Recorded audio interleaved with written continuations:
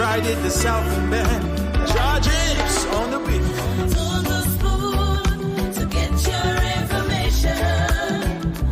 To the spoon to be part of our discussion.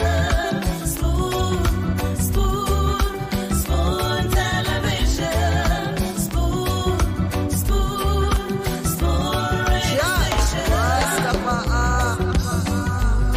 Spoon gonna tell you what is happening in Liberia.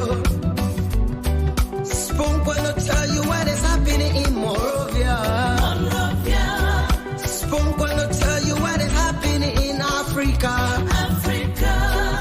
Just to spoon, you will know. If the children crying for starvation, just to spoon.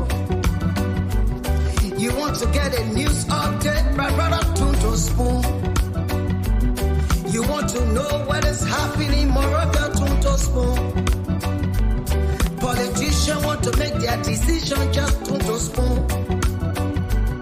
You want to know what happening in the ministry, to spoon. Yeah, to spoon. Yeah, to spoon. You from Fonjema, Maryland, to spoon. Yeah, to spoon. If you eat kepan, congratulate my brother, to spoon. You got a spoon TV, you got a spoon radio, to spoon. Yeah, to spoon. You want to get a news update, to spoon. What? Yeah, Rastafari. Kilibamba, kilibamba, kilibamba. Kilibamba, kilibamba, kilibamba. What I want? This one you bought today, Spoon TV. Spoon. this one you bought today. Spoon. Beseku. Spoon TV. Spoon. Ba. Spoon. Skidibidi dabado. Spoon TV. Spoon entertainment. Kuwa.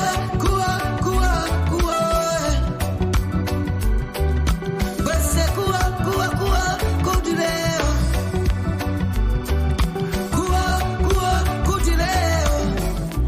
To the spoon to get your information. To the spoon to be part of our discussion. Spoon, spoon television. Spoon, spoon radio station. Spoon television.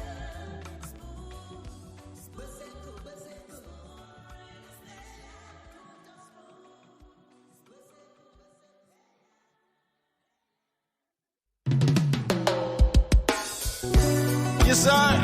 A special one from the CEO, Stan Tunnel with the spoon. And your boy, right at the South Bend. Charges on the beat. To the spoon to get your information. To the spoon to be part of our discussion. Spoon, spoon, spoon television. Spoon, spoon, spoon radio station. Spoon gonna tell you what is happening in Liberia. Spoon gonna tell you what is happening in Monrovia. Spoon gonna tell you what is happening in Africa. Just to spoon, you will know. If the children crying for starvation, just to spoon.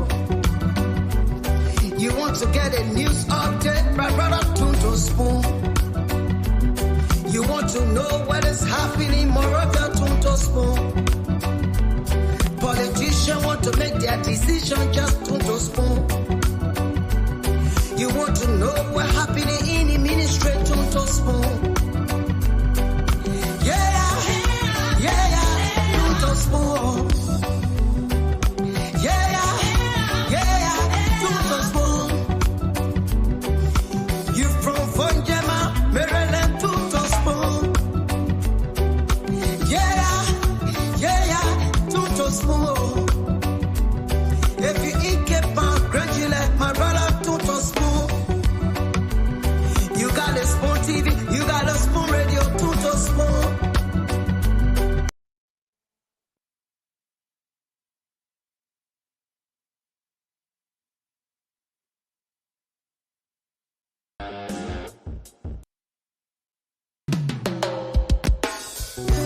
Yes, I, a special one from the CEO, stand coming with the spoon.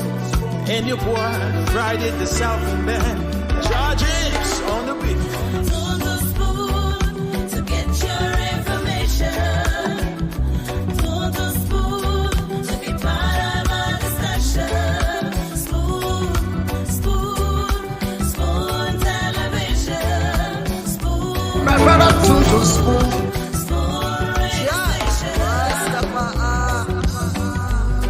Spoon when the politician want to make their decision, just go to spoon. You want to know what happening in the ministry, to spoon. To spoon. To spoon. You from Funjama, Maryland, to spoon. To spoon. If you eat keep on congratulate my brother, to spoon. You got a spoon TV, you got a spoon radio, to spoon. To spoon.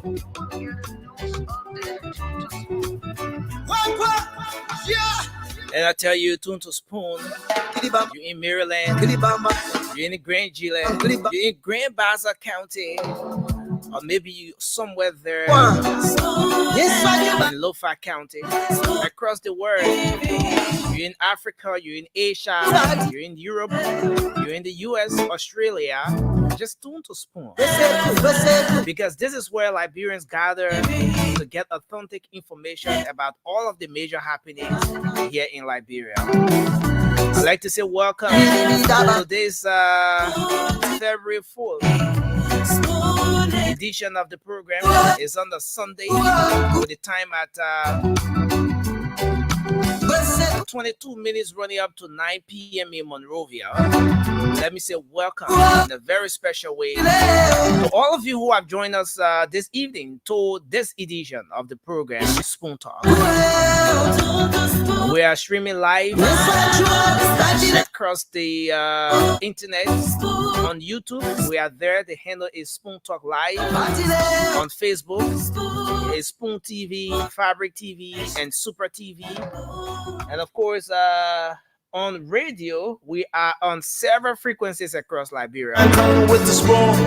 And your Spoon 107.5 FM, Fabric 101.1, and Super 95.5. That's for the Spoon Network. We are also being relayed on several radio stations across Liberia. Punch 106.7 FM, Premier FM in Bon County, Trust FM in Bomi County, Trend Radio in Grand Crew County, and of course Gibi FM in Kakatama, Gibi County, plus other radio stations that relay most times without even letting us know. We appreciate you for being a part of this journey. We're joining to ensure that Liberians are informed, bringing them up to speed with the happenings across the country. So my name is Nelson Colette. I'm here this evening, making sure that you get the sounds, the visuals. And I will shortly be opening the line so you get to speak out on those different issues that are of concern to you. What is happening, As we are with the CEO and the rest of the team to come on, we will certainly dive into the talking points. There are lots of interesting conversations that will be on the table for tonight. And you don't want to miss this edition of Spoon Talk. Kindly share the program as you come on. Get glued to your radio, join the conversation, and let's have a good show here tonight. Well, we're gonna move straight into the program now. We are going to open the lines, affording you the opportunity to talk about those different issues of concerns. What is it that you want to talk about? Is it health? Is it education? Is it the regular political issues? Just whatever that issue is, you're gonna have the time to talk about it. But let me say this: today is Sunday, and I don't know how many of you have taken notice of this, especially you here in Liberia. There are two churches now in the country. that are that are if you were to do your ratings and everything, the most visited churches in the country. Two. One is the Effort Baptist Church, the church of President Joseph Yuma Boakai.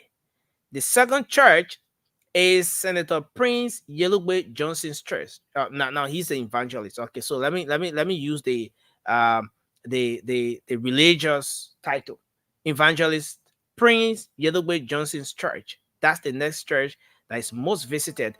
And in fact, if you want to see majority of those different officials of government, people who will be named, people who will be nominated, and all of that, visit those churches. I don't know whether it's a free publicity, but yeah, that's why it is.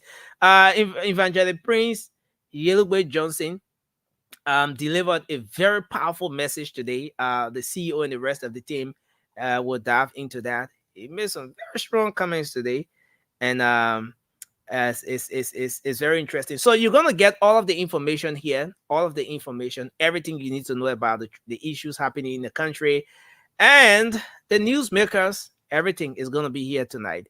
But let's go on now. Open the lines to take your calls. Let's get to know what those issues are that are on your mind. Yeah, someone says it's true. Yeah, it's true. The Efforts Baptist Church and Christ Chapel of Faith, Evangelist Johnson. Those two churches, no.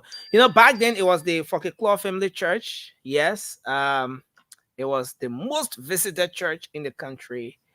Where if you wanted to take a communication to any of the officials of government, you just go to Fokeklo Church. You do that. But today, yeah. But let's go into the interaction now. Let's get to interact. Let me activate the lines so we get to take your calls here tonight. The CEO and the team will be here shortly. They're gonna kickstart the conversation. I don't want to go in depth into any of the happenings here, but just keep following. Start by expressing yourselves, talking about those different issues you want to talk about. I did listen to the CEO last evening when he said that today you will be given the opportunity to read your government.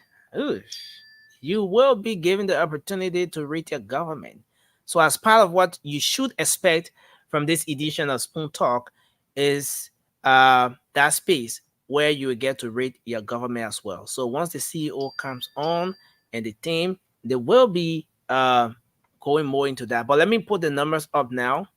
Well, this is the number you can call and express yourself, whatever that issue is that is of concern to you. We want you to call in now and speak out. So it's what's on your mind. What would you like to talk about at this point? So let's do that. Taking our very first call here. So the WhatsApp number is up, and the local number to call is 0555-101075, and you'll be live on the program. Let's take our first call here tonight. Hello, you're live. Your name and where you're calling from, sir? Yeah, how you doing, Nathan? Yes, sir. I'm doing well. It's good to have you on. Hello, are you there, sir? Yeah, but my concern here got something to do with the CEO and the representative and senator in the house. Okay. Because these people, we elected them, but they're not respecting our country. Okay. They go over there to discuss important things, but when somebody stand up to, get an agreement, say, and they're making noise to water side. Okay. That's bad. It's not good for our country. They got to stop it. They got to restrict people over there. When representatives stand up to talk, or senator talking, representative talk, they must fine them $500. So when you do that in the Senate, I think people will be control. And the second thing, look, Tessio, he's my business partner, but I call him, not calling me. I don't like that. Okay. He did respecting me. Thank you, sir. Thank you, sir. Nice. Thank you. God bless you. I will tell your business partner. In fact, your business partner is watching. Thank you very much. I appreciate you. Let's take another call here. Hello, you live. Your name and where you calling from? You're live on the show. Hey, man, how you doing, my man? How was the Sunday? Yes, sir. My Sunday was good. How are you? Oh, it was great, yeah. Okay. We are calling from Massachusetts, Boston. Okay. What's on your mind? Yeah, well, on my mind, I listened to American talking about the government. He said something about only one Muslim in the cabinet minister position. So my concern is to this issue is that the tribalistic government or the Christian and Muslim government they're running. You know, it's not good at that. You know, this government, the way they're proceeding is the right way. Everybody have to have part to play within the government. So it's not about Christian, how many Christians there, how many Muslims there. No, we should not be doing those things. Okay. We should focus on the country. If you start to do that thing and then you show a clear picture that there is high today or tomorrow will give you a higher position than what you're going to do to put all the Muslim people there. So we should not run the country on. That's a very great point. We at this point we should not be about the religious, this whole religious thing. We should it should be about the country, Liberia's interest, and and stuff like that. But I appreciate you. Thanks for sharing your thoughts. Thanks a lot. Let's talk to this person. Hello, you're live. Your name and where you calling from? Hello, are you there? Hello. I'm sharing your thoughts. Thanks. Hello. Yes, sir. You're live. Let's hear you. All right, Nelson. I just want to make something clear. I've been hearing this power struggle thing. You run with me, and I'm not giving you close to where. But if our intention is about what gets on our body, is not about what the future looks like, then I think our effort and motive of making change was an error. I want to be very clear because now it's the new cookies in town and everybody's taking a bite. I helped Joseph Walker. He's selecting and he's not putting my name on. It's not about who put the name on. Okay. Joseph Walker want a flowery color. So when he get a rainbow color, that means he get a beautiful design. And secondly, something about, when I'm calling him businessman, what's going on? He got to get back to his businessman. You mind the business partner county region. Boom breaker's a boom breaker. He got to get to his businessman. Thank you very much. All right, who the businessman? What's his name? Who the businessman? What's his name? Moses Colley. Moses Colley from where? I think Minnesota or something. Yeah. He says he's calling you. You're not picking up your call. I'm looking at my phone. I'm looking at my phone. He's not calling me. Have my phone over here. I'm looking at my phone. He's not calling me. The man say you're a business partner. He's been calling you for days. You're not picking up his call. Man, leave that man, man. That man want me to get in business with him. They made business that funeral home business. I can't do funeral home business.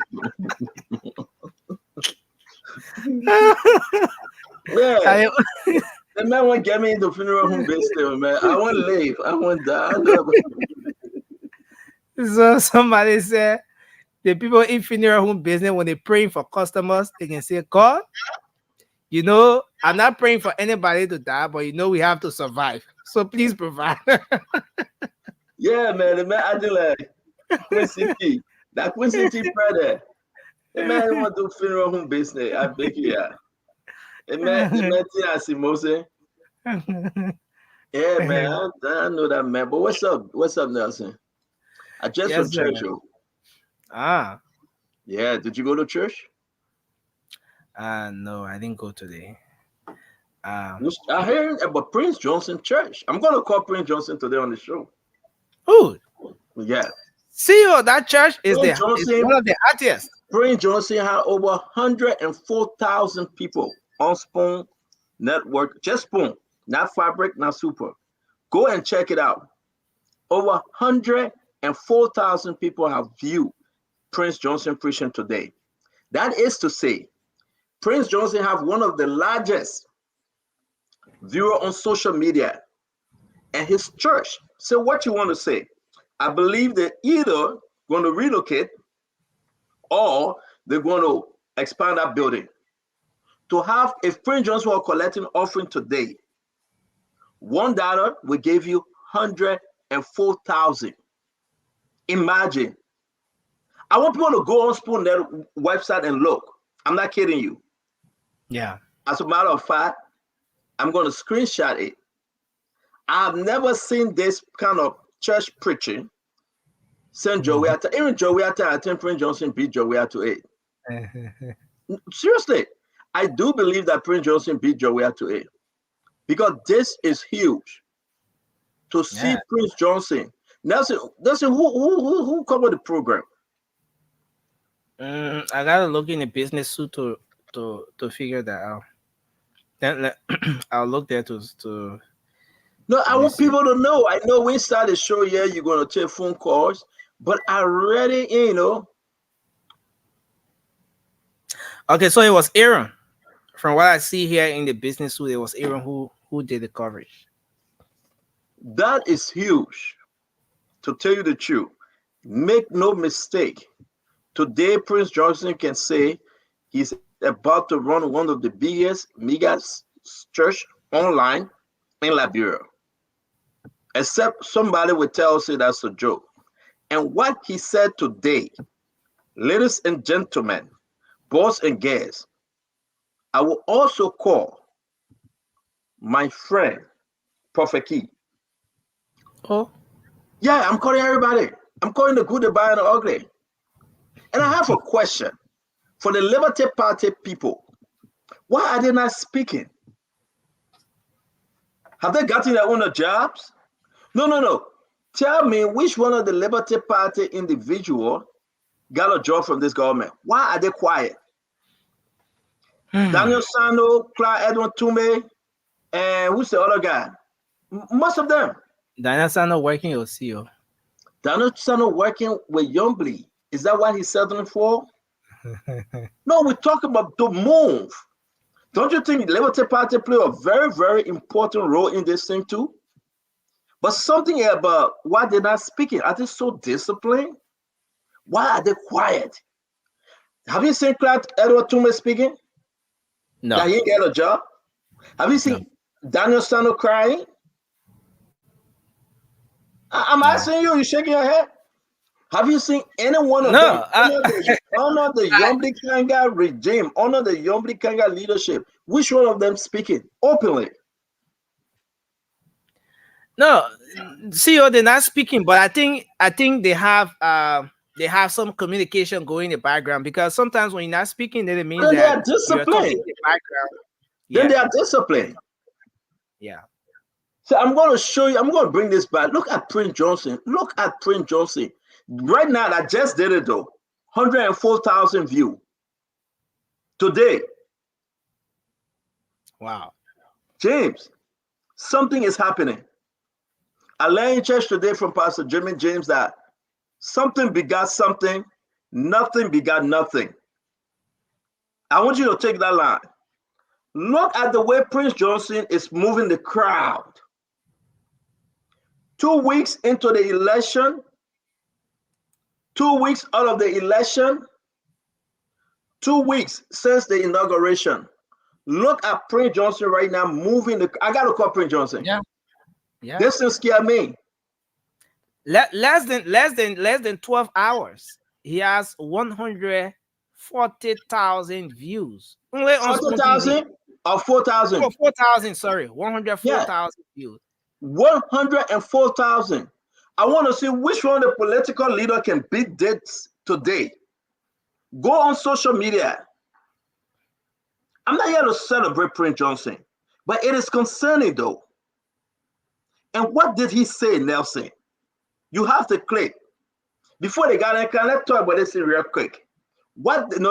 I got to go find something to eat and come back. Nelson, don't fool me again me in the thing early, man. You fooling me, right? yeah, Lola, you fooling me. We ain't even start yet. Ain't even, how you call it? 9 o'clock yet. We even take call yet. So yeah, but why you fooling me the kind for? That's what you do to me. A business partner me to come. I need a business partner. That's the most thing you won't go open. I just open funeral home. That may be mad at you right now. You mad, man? You only behind me when open funeral home. I tell you, it's a funeral home, man. But let me tell you something, Nelson. This is important. I want people to see it. Prince Johnson, if you go on the Spoon Network, 104,000, less than 12 hours, 104,000 on the Sunday. People are listening to Prince Johnson. All the political leaders begin to speak. All the political, what's going on?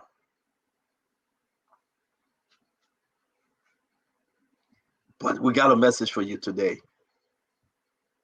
And I'm talking to my team. Guess who texted on my team? That Musa Berete. Musa Berete, you better leave me. Not your best friend. I mean, I'm a best friend, man. Send the man won the senator seat. The man said him, I said, I'm French no more.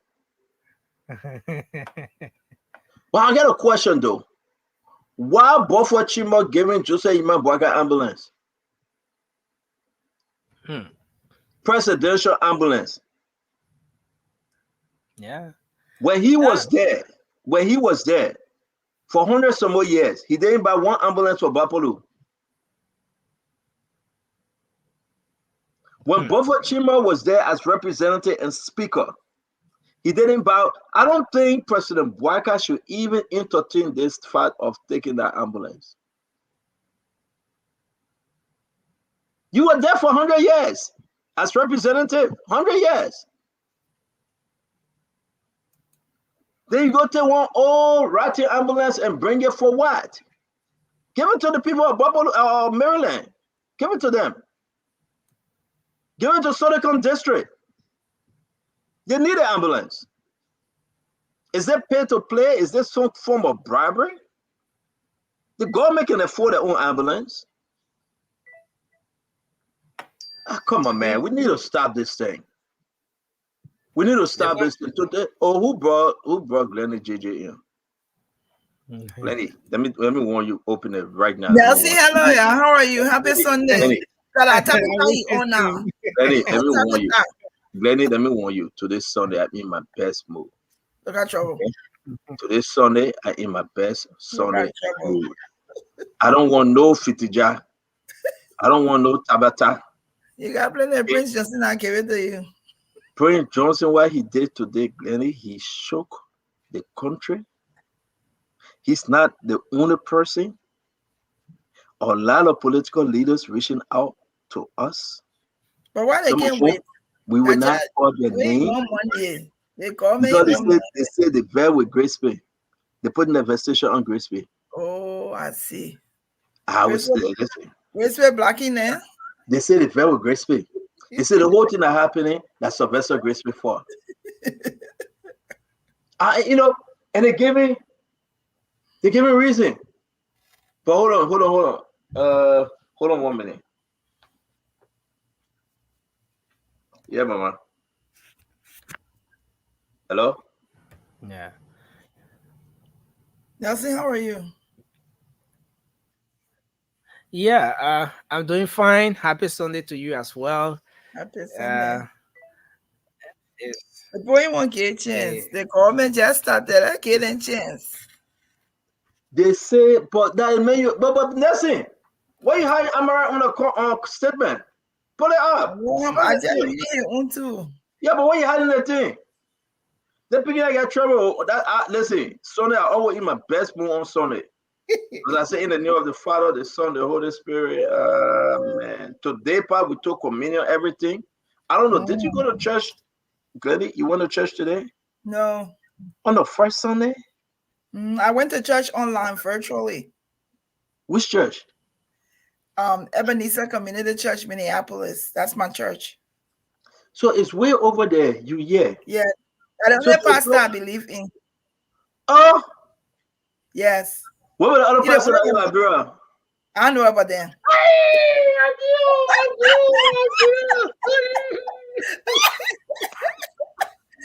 I'm going for the judge.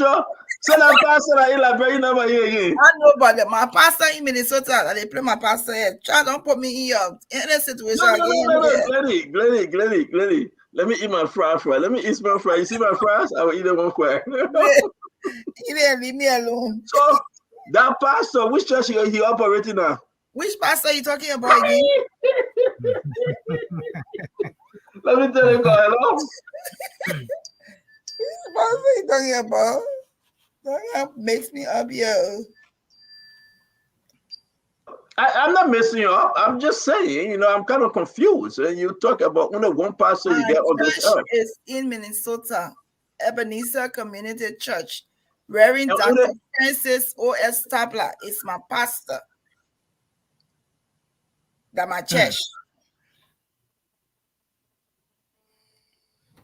Wow. That's mine.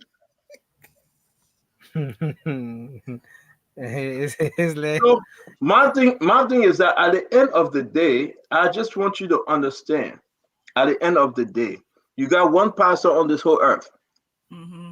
I got a lot of pastors that I feel, but my pastor proper is Reverend Dr. Francis O.S. Stabler. That Quibble. Quibble. That Quibble man. Yeah, he's from the southeastern part of the world. So that Quibble man, right? Yes. Why you believe in him? Why? Why? I've been knowing him a long time. I believe in his doctrine. I believe in his stance. I believe in the life that he has lived. He and his wife, they are both of my pastors. Shout out to Ebenezer Baptist Community Church in Brooklyn Park, Minnesota. You go out, you kind of like play my church head. I'm my pastor in there. I know nobody else. So my thing is that at the end of the day, when that pastor there, when everything took place. I don't know what you're talking about. We're on the show for something else. I don't know where you're going. No, I'm going because that pastor. I have no memory. No. Let me ask my question. I will ask my question. You know, I'm not. You want to interview me today? But that's I'm concerned that you're leaving where you are, attending a church in Minneapolis. Yes. Online. Yes. Believing in one pastor instead of one God. I didn't say that. I said that is the pastor I believe. Let me finish. Okay, go ahead. Oh, that man get trouble. Go ahead. I want to say something about the post when I say. Go ahead. Minnesota, no, I want to say something. ECC in the house, yes. The people that you see there, some members on the pew that say ECC in the house. So did they go to church too? On a serious note, Pastor Topler and I was in school from 3rd grade in United Methodist School in Buchanan, Lower Buchanan, Grand Bassa County. And he subsequently transitioned here. We lived in Richmond, Virginia, and they started a church in Minneapolis. I go there periodically, maybe. Why not in Richmond, Virginia? Why? Well, I don't live in Richmond, and they don't live in Richmond anymore. So where I live, you're in Maryland. I don't live in Maryland either. The church in Maryland. No, I'm not. The church that I've chosen to be my home look at church. Your phone number with you where you live. I have your phone number. Crazy. No way, I will get your granny phone number. I will get your granny phone number. We'll see where she lives. ECC all the way, yes. You see, a lot of our members. Where the church name? Ebenezer Community Church is started by a Liberian. It's a multi-million-dollar church. We got over almost 800 members. I know. I got folks in that church. That's my church. Some of my old Christian brothers and sisters from Liberia, you know, they're part of that church and they're doing extremely well. Our greetings to the pastor, and the leadership of the church. Yeah. And we pray they can continue to do that which is right in the eyes of God. Amen. Do you send your tithe and offering? I do. How you send your tithe? Both service. By Cash App? No, they have that online thing, the online link where you can give. Yeah. So do you send your tithe? I do.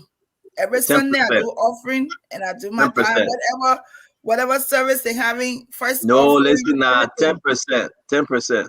I reached the 10% by sending offering. Hey, Lord.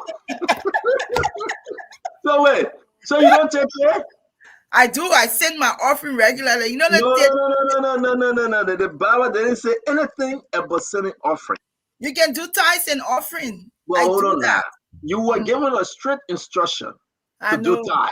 10%. Do you say a 10%? I don't send 10% regularly, but every Sunday. Pastor Tabla, come, please. Pastor Tabla, come. This member is breaking the law. 10%. I know.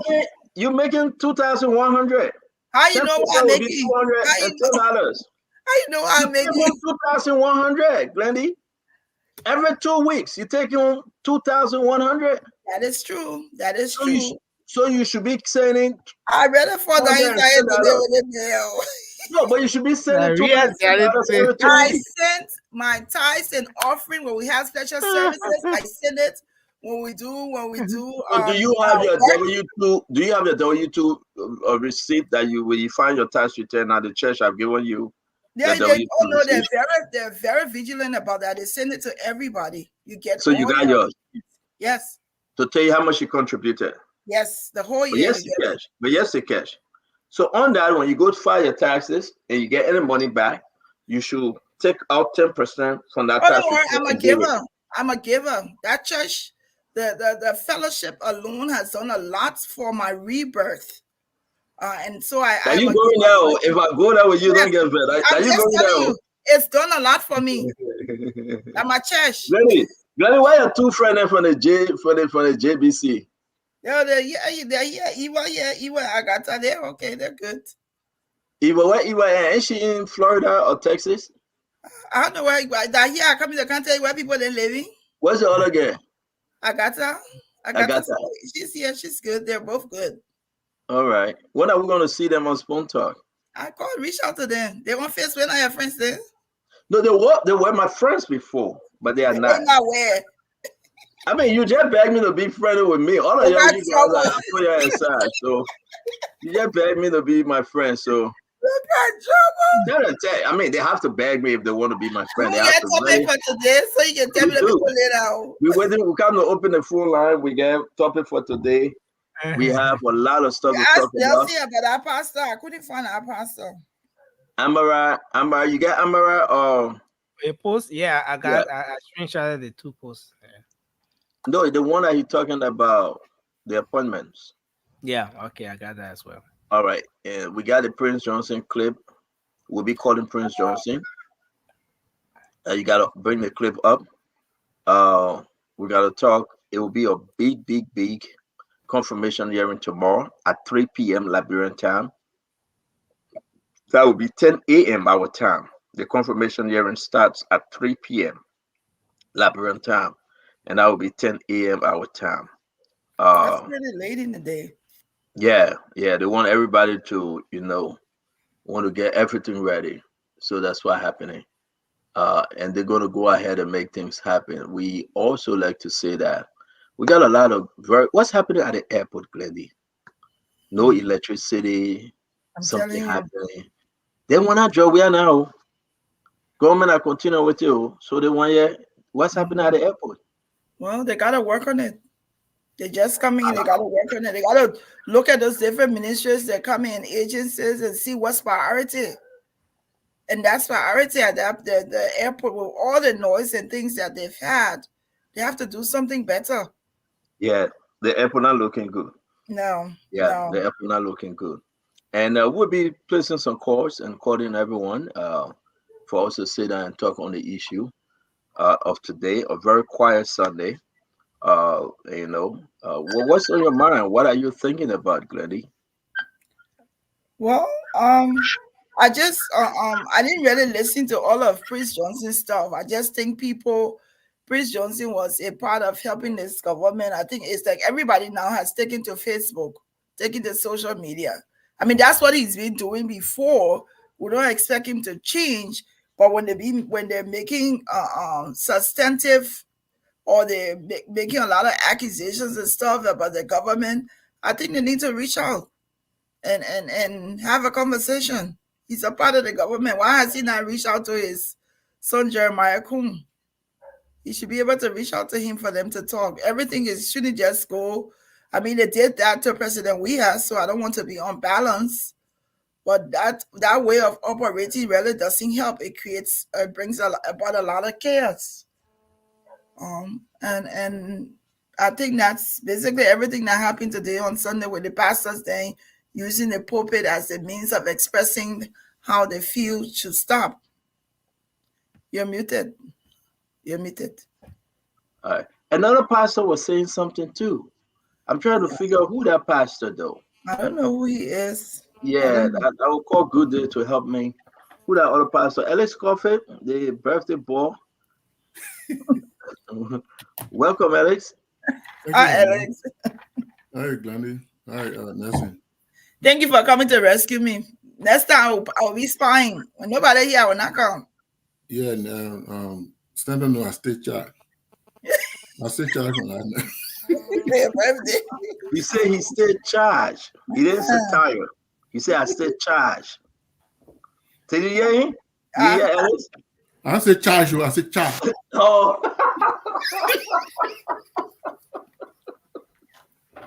I heard you said charge. So, but Ellis, it's good to see you, man. A lot of stuff happening.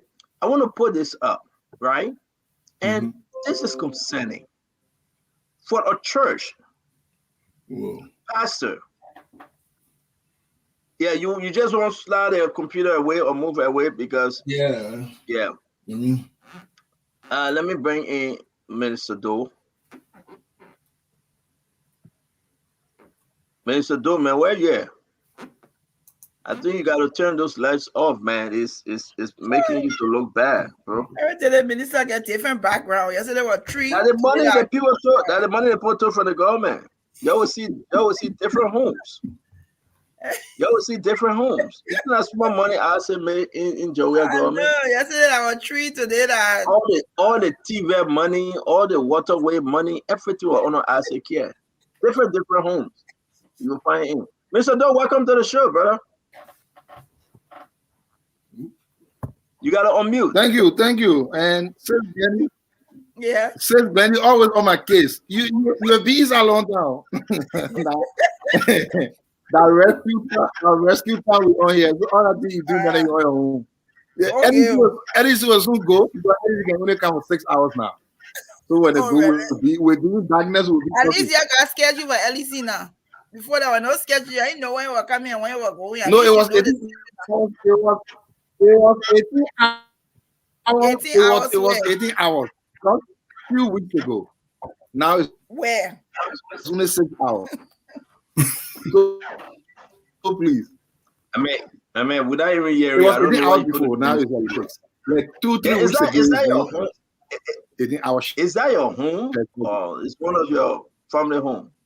In the Republic of Liberia. Is that your home?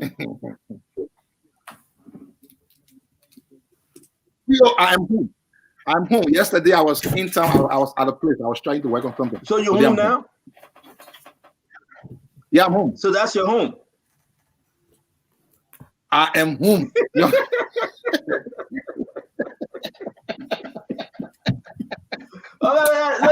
if I ask Alice Coffee, Alice, are you home? Yes, I'm home. That's your home, right? Yeah. Okay, Glennie, are you home? This is my office, actually. Yeah, but you're home. Yes, I'm home. Glennie, are you home? I'm home. I say, are you home? No, I'm not home. I'm not home. I'm at the rescue mission office. I mean, the money I have for the government, plenty. Look at I say on the office. I say office look like in Minnesota. So, what I want, Mina? I'm not a. I don't know how you call that thing. What it is. I just say, but CEO, are you home though, or where are you? Yeah, I'm home. I'm home. I'm right Your in area the. Looks like a millionaire place. I'm home. I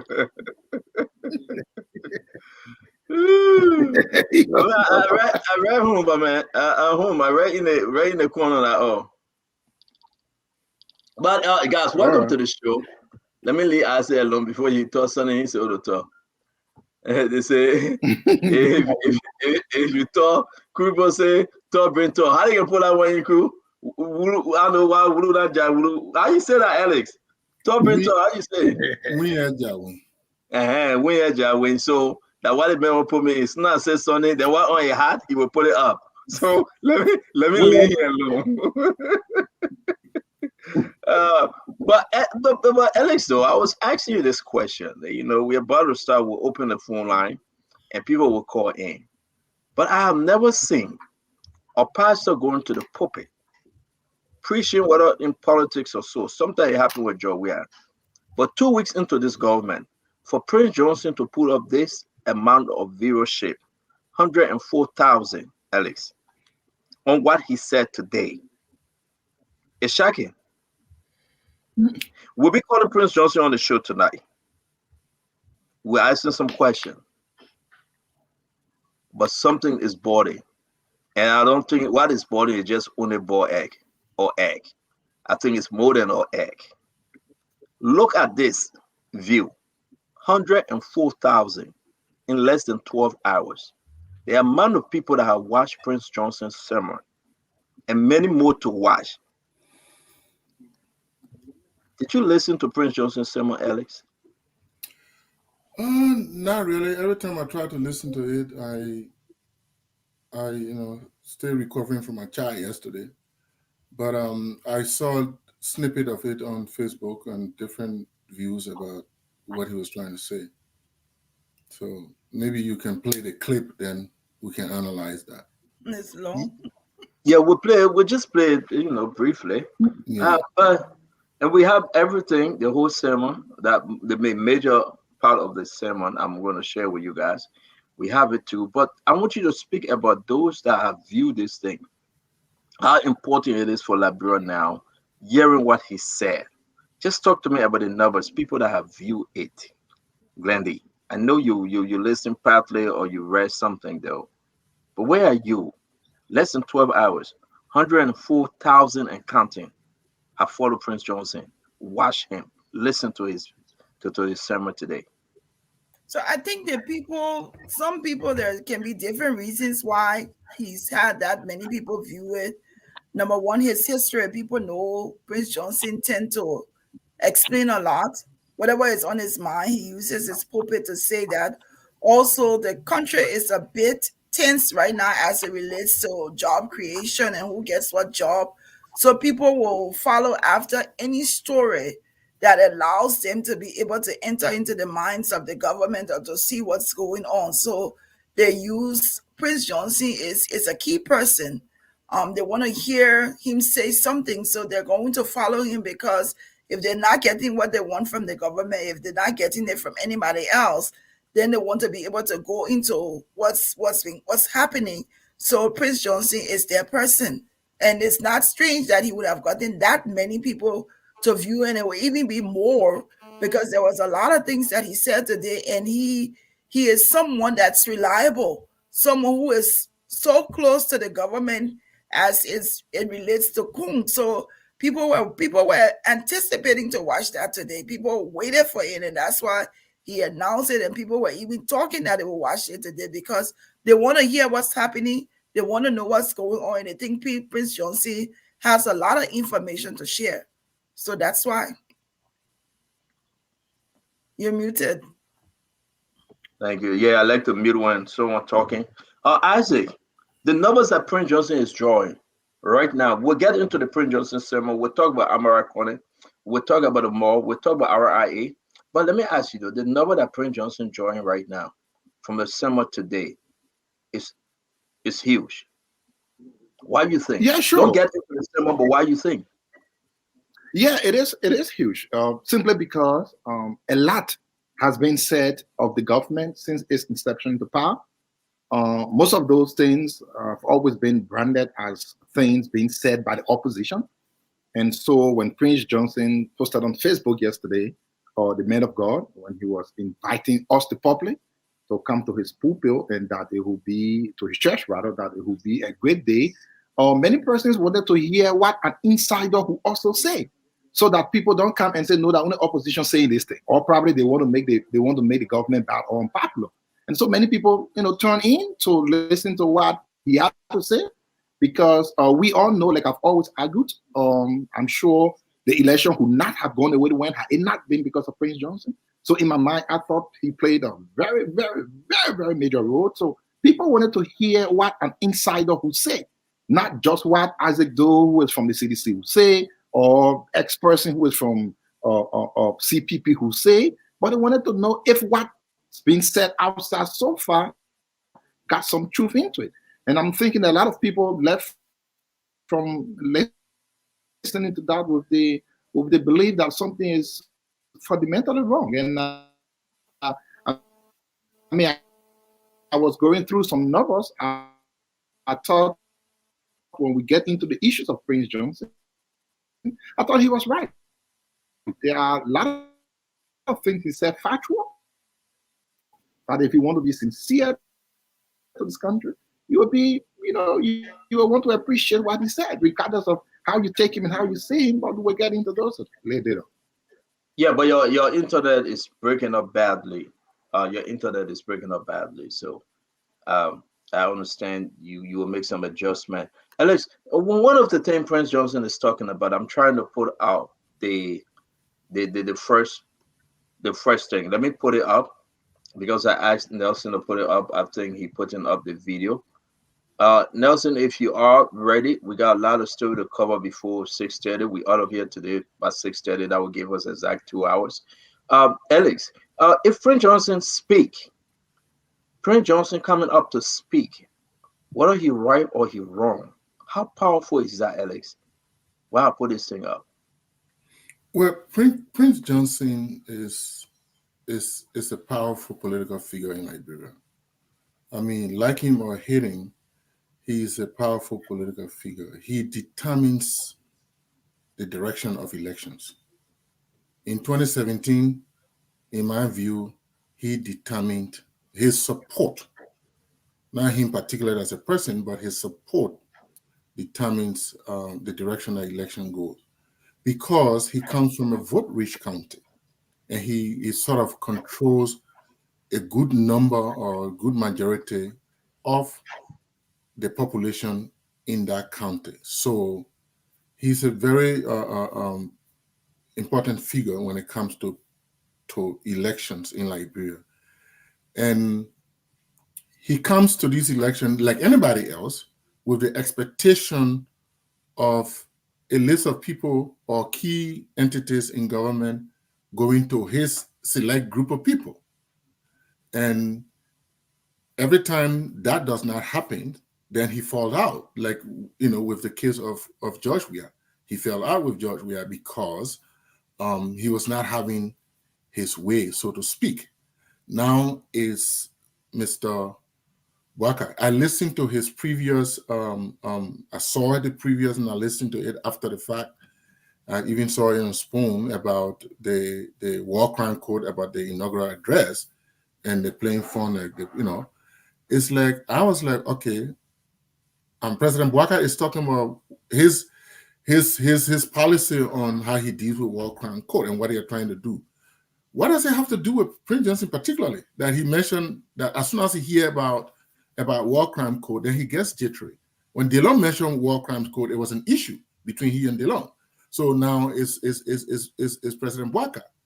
Now it's the same thing. So Prince Johnson is a very staunch figure in our political dispensation. So therefore, he makes the news. The fact that he supported Bouaka, and it is understood that he was the one that recommended the vice president and stuff like that. So it becomes important. And with the way things are going over the last 2 weeks with these appointments, everybody will be concerned to listen to Prince Johnson. And as Glendy said, clearly, that is why you have I mean, 104,000 views in just 12 hours, and we're still counting.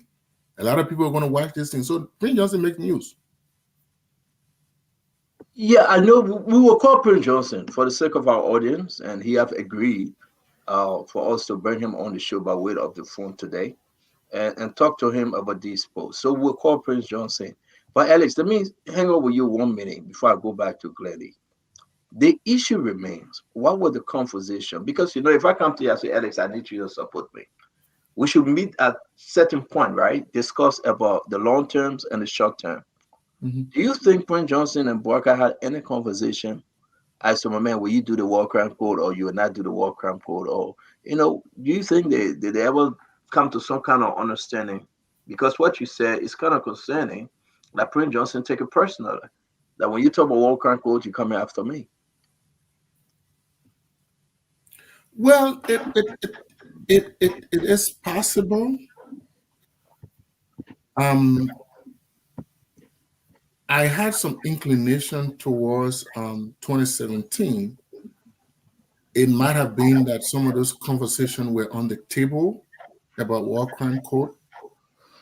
And I'm not too sure about the conversation between he and Joseph Walker regarding war crime code.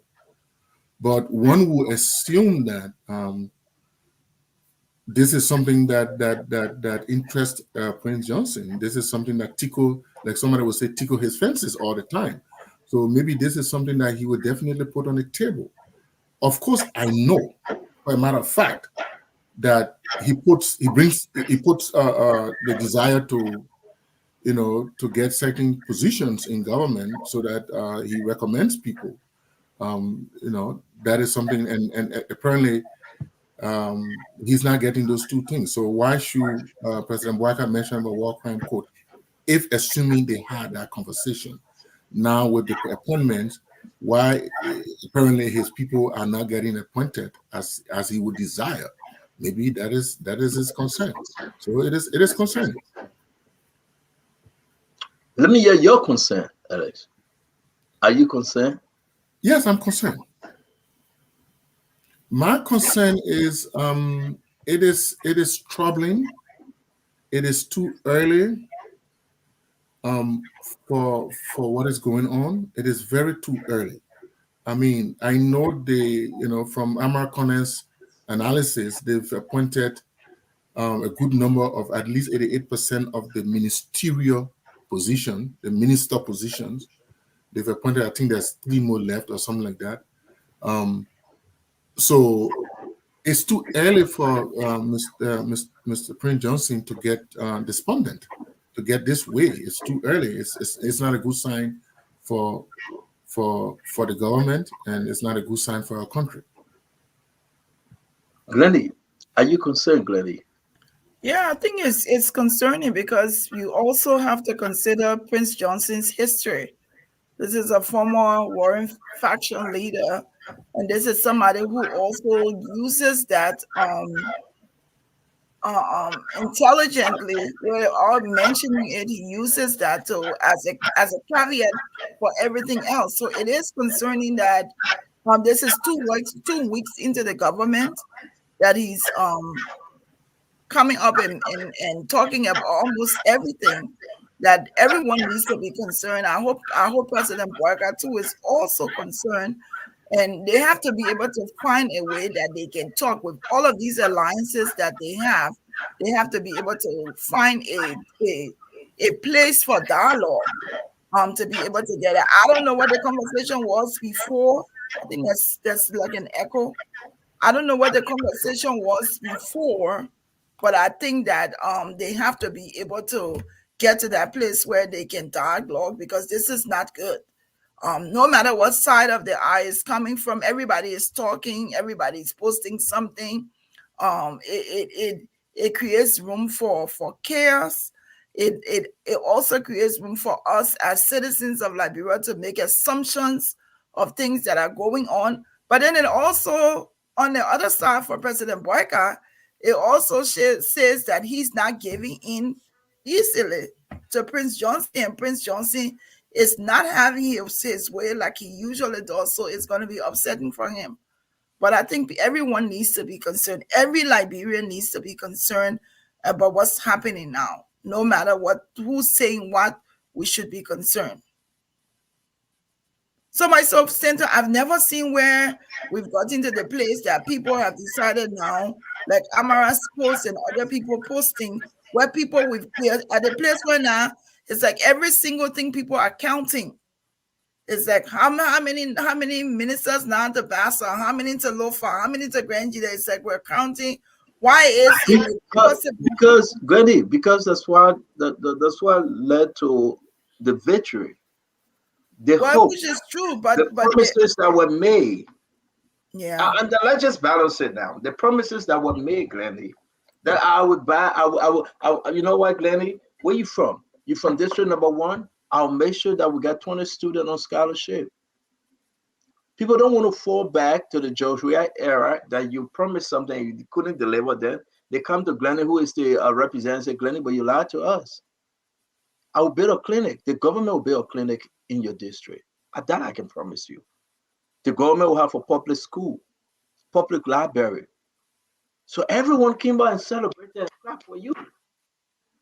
They said, we trust what you said. But 2 weeks into it, they have not seen anything, no sound. I know it's really early. But that's the fear. That's the fear. Because let's go back to, I'll bring in American post, Alex. But let's just bring Prince Johnson. Let's break it down bit by bit. And we're going to call him. I want us to just look at the message that he put out there today.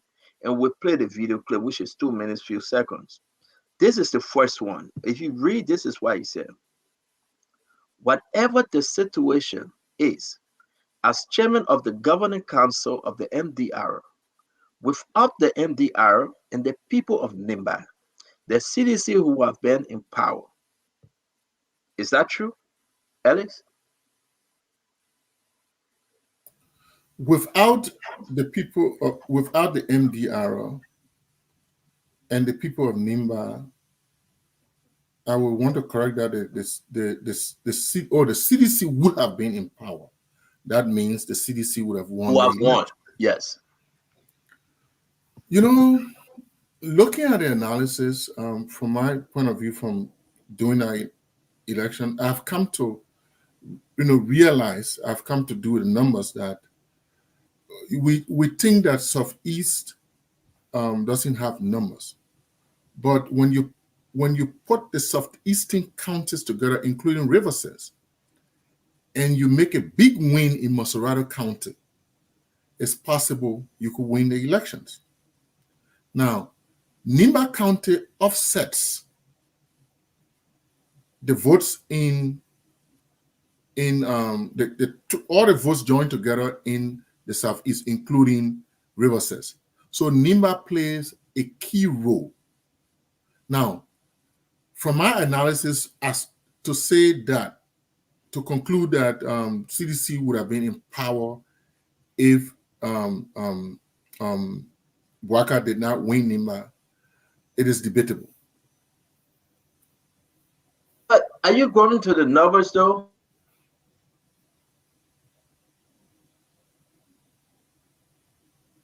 Are you going to the numbers because Nimba brought in extra 94,000 votes?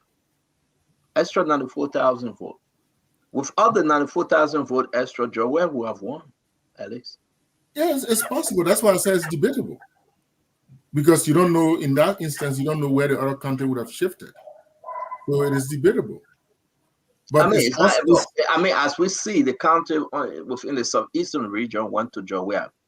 Bon Yes. Council went to Joel. Big time. Rembasa went to Joel. Yes. So understanding that this was going to be a victory for Joel if Joel were to win Nimba County. In that So, instance, yeah. In that instance, then I agree, especially with the fact that the difference was just 20,000 votes. Yeah. Yes, Yeah. CDC would have been in power. If UP did not win Nimba the way they won Nimba, yes, I agree. All right. So the same with you, Glenny? I think so. I think if Prince Johnson, CDC had their way with Prince Johnson and how he they were able to influence him before, I'm certain that CDC would have won. I think they've contributed a lot towards the victory. But then you don't know, maybe like Alex is saying other counties would have shipped it, but based on what we know and based on no, we know. Don't say we don't know. We know because all those counties never they did it. But some counties that they lost this election didn't go with where we are before. No, we're talking about this election, not 2017. We're talking about 2023 election. Yeah, I mean, I think CDC would have won. Yeah, go ahead. Alex. Yes, Stanton, more besides to add on, if because we're talking about Nimba County, if Prince Johnson had stayed with CDC, we're not even talking about George. I mean, Joseph Boakai presidency. Correct. Definitely. Correct. If Prince Johnson had stayed, we're not talking about CDC would have won outright. So then, Prince Johnson's support to the United Party was critical. Correct. So let's finish the first thing because Prince Johnson will be joining. Folks, we're going to call Prince Johnson that he can take instant questions from his preaching today. And we're going to talk about other issue, but we are yet at only 6:30. That will be, of course, 10:30 Liberian time. Turning down of our efforts and recommendation may be made. I ask you to remain calm. We are not discouraged. MDR is strong. The people of Nimba are very strong and have resolve to support the devil they dress. The world is watching. That is very clear, by the way. Our journey to the 6 years presidential term is stormy, cloudy. It's characterized by so many disappointments, hopelessness for some, hope for some. People have to manage their expectation. The sky may be dark. You may not see your way through. You may be disappointed. Alex, this is huge. Yeah, I mean, Stanton, this is huge, and it is too. The sky may be dark. You may not see your way through. You may be disappointed. Yeah, I mean, even a stalwart of the United Party is also disappointed at this point, even though it's too early. But with the way the appointments are going, even stalwart of United Party, you saw what happened with the chairman. People go into the chairman's house and demonstrate, and you know the statement he made that, hey, I turn you back to go to President Boakai's house, right? Because he too feels disenfranchised, right? So the disappointment is all over the place. You mentioned certain names here, certain guys. Now there's a joke about Mary Sharp versus Cigar Bar and 1-1 or 1-0 and all that stuff.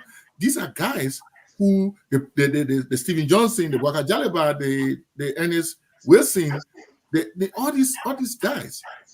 What is happening? So it is too early to determine some of these things. But again, it is not just happening to Prince Johnson. But mind you, if we go to the Anna Connors analysis, Nimba County, Nimba as a county has got some of the positions. But what I hear the argument is the MDR as a party. So it's about Prince Johnson's list. It is not about the county, Nimba County. Now we're talking about the whole Southeast combined, only one ministerial position, right? You're talking about Nimba, Bong, Bassa leading Lofa, Bong, Bassa, Nimba leading the pact.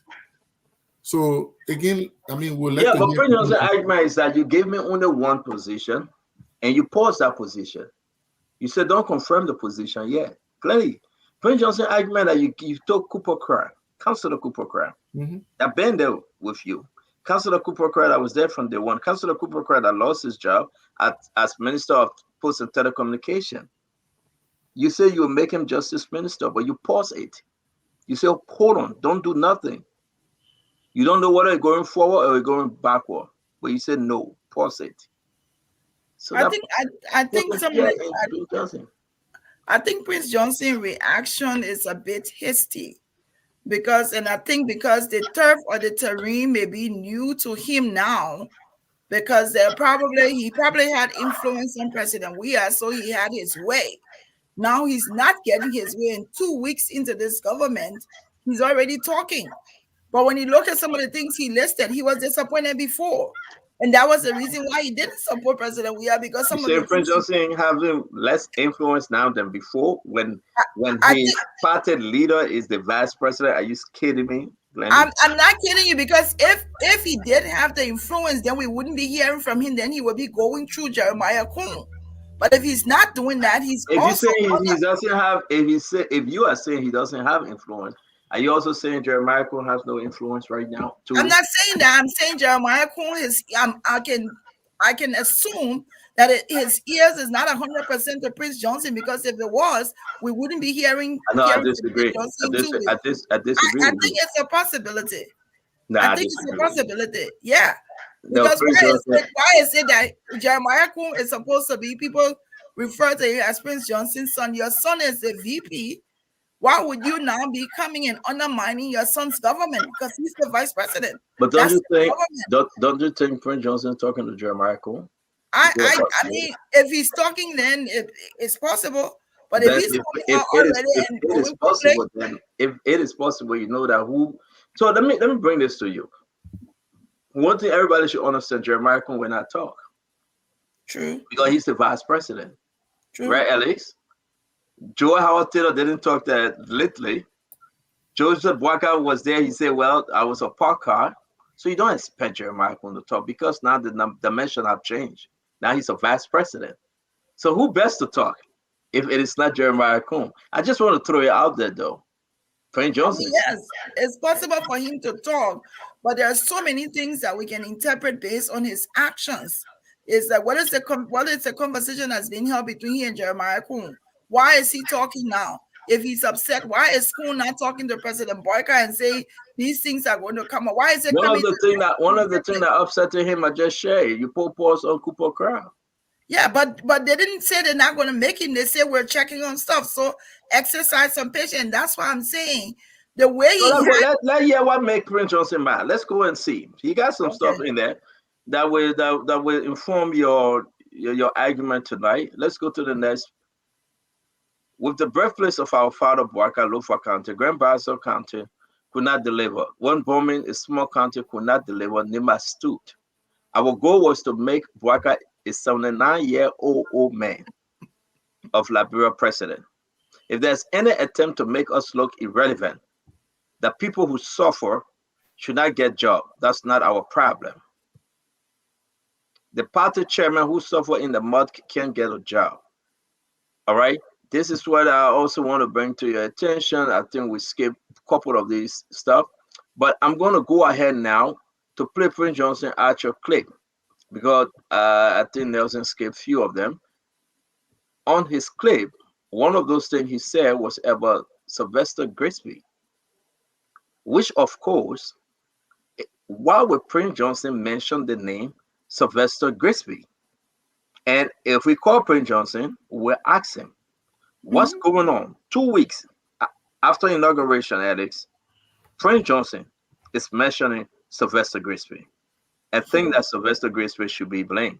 So let's play the Prince Johnson clip. Where is it? There you go. Go back to support. When he became president, the Perkins, the Sylvester Grisby, he was also Minister of State in Ellen Johnson's celebration before. They all were against Boyka in favor of communists.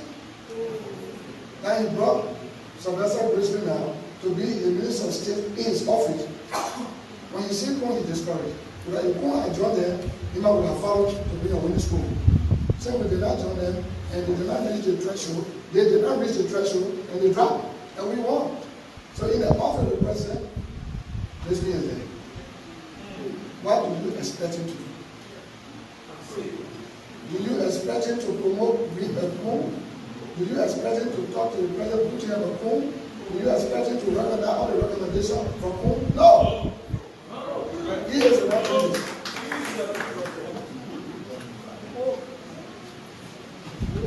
As I want to say that. Now, we did not know Owen Boyka and Sylvester Grisby were attending CW. We did not know that Sylvester Grisby was head of Owen Boyka's foundation. So with all the good relationship between them, why didn't Grisby support Boyka bid for the presidency? Why did he want to come in? And after we win, he go bring the coming group and we refuse to support. So do you want us to be the victim? So you think about it. You press, you support, it's not working out. We can't blame him. But you should know better too. He's a police opponent. Help the man. Boss. When your friend, your friend who works for you is our political advisor. And you are very political advisor in the camp of coming now to be your secretary, the chief of staff. How will you look at all who did not support him? What the problem is. So we are watching and praying our Father, my dear brother, will protect our interests. This is huge, Alex. I want to come back to you before bringing our sister Glennie. This is big. A direct hit on Sylvester Grisby. Prince Johnson, we didn't know Sylvester Grisby had this relationship with Joseph Boyka. A direct hit on Sylvester Grisby. That Sylvester Grisby went to Prince Johnson on behalf of Mr. Cummings. How do you think the party, Unity Party, and her alliance feeling right now, Alex? That Joseph Boyka, something is happening with President Boyka? If, and only if, Sylvester Grisby supported Mr. Cummings, Sylvester Grisby not only supported Mr. Cummings, went to lobby for Jeremiah Kuhn on behalf of Mr. Cummings. That is Sylvester Grisby running the government today. Talk to us while we get Prince Johnson on the phone, Alex. Well, first of all, the whole going to church and making the whole church business political. And not even church. There got to be a separation between church and state. Yes. Right. So this whole culture over the last 6 years that about Prince Johnson on the one hand using his church. I mean, your crew brother did it to you. Blame him about move from your back. Your crew brother Joey did it to you. You are celebrating for him. But wait, let me learn. Yeah, man, don't you. The woman get a check way in Minneapolis. She here living in Maryland or Washington. I'm not political person. I'm not in the government. Wait, go ahead, man. This whole Prince Johnson on the one hand using his pulpit to talk politics and stuff, and Joria too was, Joria is was now, so I want to go into his business, but for the sake of the conversation, saying you brought my cool brother Benet inside. Yes, Joria on the one hand too was using his church, but again, Joria gone. So let's leave Joria Benet. Let's talk about what is happening now. So this whole thing about using church, to come, I'm a little bit concerned about that. But let me go into the substance of what Mr. Johnson is saying. I think he was calm, and I think he's making some points, right? Even though I'm not in favor of this whole fight for job, fight for position, we must divide the position. Yeah, there's some kind of warring fashion, government of national unity during the wartime stuff. But again, politics is interest. So when people work during the campaign, there got to be some kind of return. That's politics. We now see the chairman of the Unity Party. One of the things I say is when you're a party and you win election, there are certain positions that you got to put party stewards. You got to put party stewards there. The reason is when those party stewards get there, they are also able to feed the flocks in terms of appointment. It's for example, if you are put and the party chairman at NPA, for example, at least there will be some kind of 10 or 20 openings that he too can hire party people to keep the party life going, right? To keep it going. You regularly put the party secretary at FPRC. he too will help. Party Stewart needs to go to internal affairs. Party Stewart needs to go to certain places so that they too can help the folks by employment, and also they too will get, by their employment, they will get money and also help the party, right? So while it is true that everybody came on board to help, but there are certain positions you just have to give to Party Stewards so that you can quench some of the noise that is going on by the grassroots. It can help. So with the way the team going, I mean, I think Prince Johnson make a point. Even though I'm not too in favor of the whole fighting for over job business, but in the context of when people help, they also have to get some reward. Yeah, but Alice, you're not answering my question. I understand all that thing you want to be a diplomat. My man, to the Sunday, we finna take our communion. So let's get into the other way here, Alex. Prince Johnson is making a very strong argument. I have spoken with so many party leaders, permanent UP members. They are angry. Though, like you say, it's too early. Like Glendy is saying, it's too early. Chill, give a couple of weeks. But they are angry. How early it is to see Prince Johnson's own argument on that video that this Sylvester Grisby, and we need to find out from Sylvester Grisby whether it is true. So we must be very fair to Sylvester Grisby. But this Sylvester Grisby went to him on behalf of Mr. Cummings and said, give us Jeremiah Coon to be our standard bearer. And Prince Johnson said no. Jeremiah Coon. Give Jeremiah Coon to ANC? Yeah, CPP. And Prince Johnson said he met Sylvester Grisby and Perkins, one Mr. Perkins. Prince Johnson said he met Sylvester Grisby and Perkins. They want to ask Prince Johnson, listen, help us to deliver Nimba. Give us Jeremiah Coon to be the vice president to Alexander Cummings. Prince Johnson said, no. But surprisingly now, Grisby, but let's listen to the clip. For those of the folks that are just joining us, and I want us to stick to that because everybody that have spoken to me, unity partisan, majority of them mad at Grisby right now. They may not tell him, I'm not calling their names, but majority of them, they are angry at Sylvester Grisby. And I'm saying it in my position because I can talk to them. They are angry because they believe that Sylvester Grisby wasn't for Joseph Boakai through this fight. We agree that President Boakai friend from high school, from college, from wherever. But that's the same Sylvester Grisby that was supporting Mr. Cummings and he didn't support you. Why now he's running the party, that the party chairman can get a job? That's Prince Johnson's frustration. That's their frustration. So that's the context on which we need to hear from Prince Johnson. Do they have an argument, Alex? Yeah. I said that Prince Johnson, when I listened to him, I said that he has an argument. He definitely has an argument, right? And the Unity Partisans also have an argument, right? Because if I would put it, you're not feeding the flocks that really supported you. So they have Prince Johnson has an argument.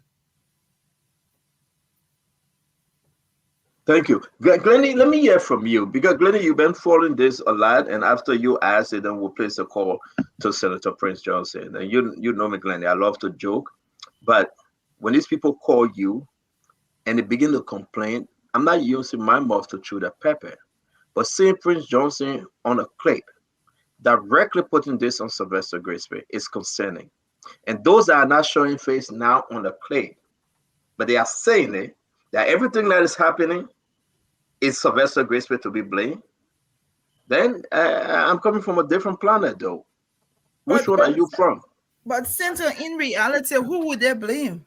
He's the presidential affairs minister, closest to Boakai, who is supposed to have Boakai's ear. I mean, literally, that would be the person that they're going to blame. They're going to assume that he's making all of the decisions. He's doing what he wants to do, and Boakai is going to be okay with number one, because like Prince Johnson has said, they're friends. They're good friends. They're like brothers. They worked together before. They were in school together before. And if he's the one that's the presidential affairs minister and everything is going through him, everybody's going to blame him. With or with, and whether it's the truth or not, that's an expectation that will blame me. And then also it's going to come up now, because when you're seeing that the party chairperson hasn't gotten a position, you see key Unity Party people that have not gotten positions, they're going to think that, oh, Boyka wants to give them the position, but Grisby, who doesn't want to give them, and where was Grisby? So this where was Grisby before is now coming to surface, because they're thinking now, he wasn't with us when we started, and all of a sudden he's coming out and making the decision, but he's the presidential affairs minister. There's nobody else they can blame except him.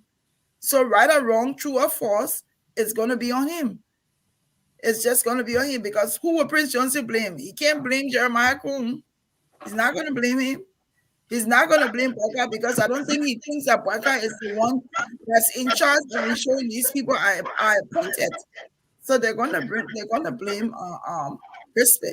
Now, whether he has President Boyka's ear or not, that's something left for us to see. But it's concerning. It's something that they need to pay attention to, and they need to, even the senators, all of them need to listen to this. They need to pay attention to what Prince Johnson, and this is what Prince Johnson does. When he can't get his way or can't get people to do what he wants, he takes to the airwaves, because then people will hear him more. He's going to get public sentiments, and that's what he's going to do. This is what he does. So let's play the Prince Johnson clip before we bring in Azido. Those of you that are joining us, and after Azido, we'll call Senator Prince Johnson from Nimba County, and he'll be part of the show. After Senator Prince Johnson, we'll talk about the RIA, the situation at the RIA, which is so concerning. And we'll talk about Amara Conan and the confirmation that is scheduled for tomorrow. Folks, we want to say thank you for joining us. Like always, please share our program. This is The Spoon Talk. Go back to support. When he became president, the Perkins, the Sylvester Grisby, he was also Minister of State in Elliot Johnson's regime before. They all were against Boyka in favor of communists. Now he brought Sylvester Grisby now to be the Minister of State. So let's take that first line. They all were against Boyka in favor of communists. Prince Johnson saying Perkins and Sylvester Grisby, they were all against Boyka. As evident by they went to Prince Johnson to ask for Jeremiah Coon. They were all against Boyka. They all wanted Cummings to be president. What's changed? Let's listen, folks. Go back to support. When he became president, the Perkins, the Sylvester Grisby, he was also Minister of State in Elliot Johnson's regime before. They all were against Boyka in favor of communists. Now he brought Sylvester Grisby now to be the Minister of State in his office. When you see Coon, he discouraged. But if Coon had joined them, he might would have followed to be a winning school. So we did not join them, and they did not reach the threshold. They did not reach the threshold, and they dropped, and we won. So in the office of the president, Grisby is there. What do you expect him to do? Do you expect him to promote reform? Do you expect him to talk to the president, put him on the phone? Do you expect him to recognize all the recommendations from home? No. He is a representative.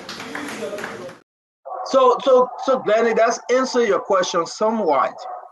The argument you and myself were making, you don't expect him now to take anything from the vice president, because this vice president said no to him when he went to ask this vice president to be a running mate to Mr. Cummings. This is getting deeper. So say your piece. I said don't talk. Let me go put those dogs outside, please. I mean, I think it's just what I've said. We expect this is not a new trend for Prince Johnson. This is what he does.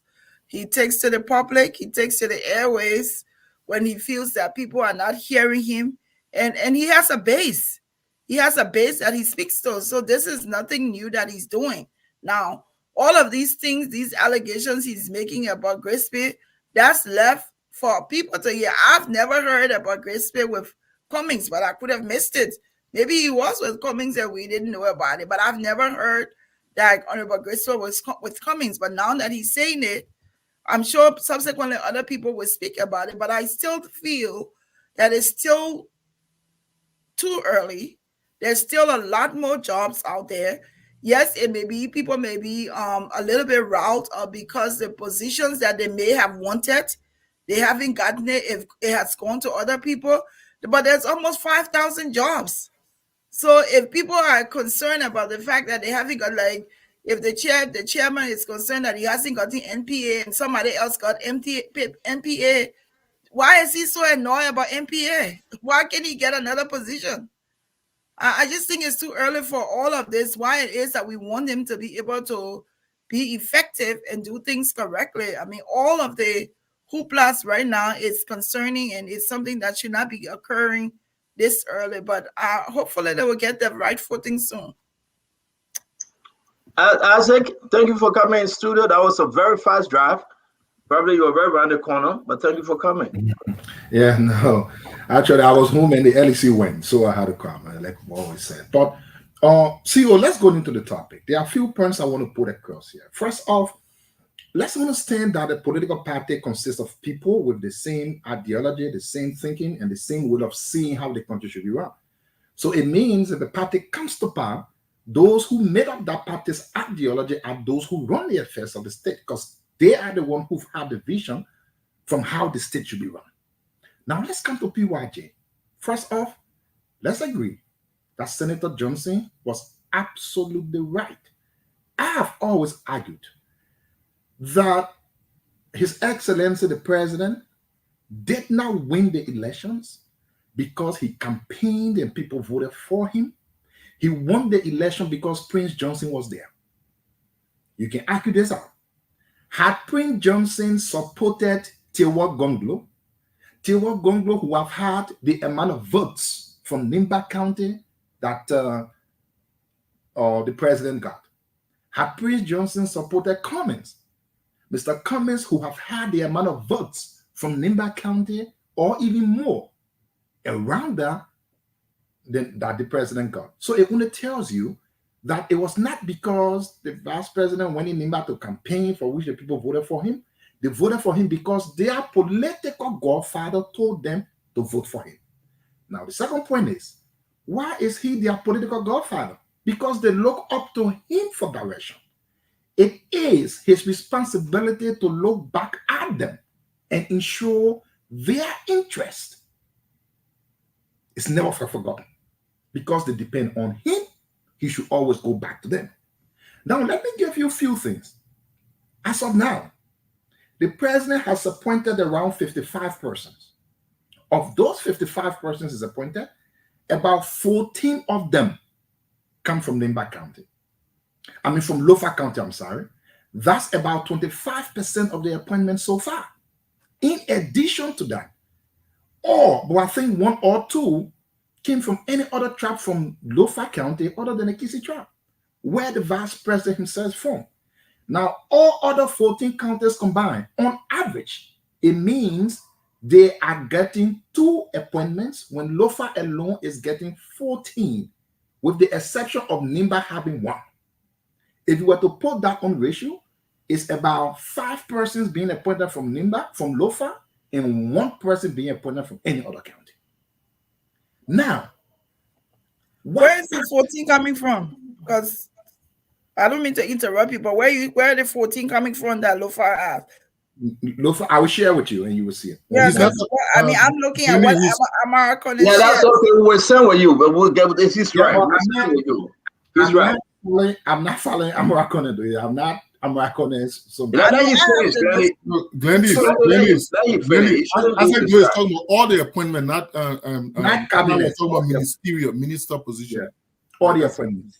And so, CEO, where is ACOP? Where is MDR? Where are all these people?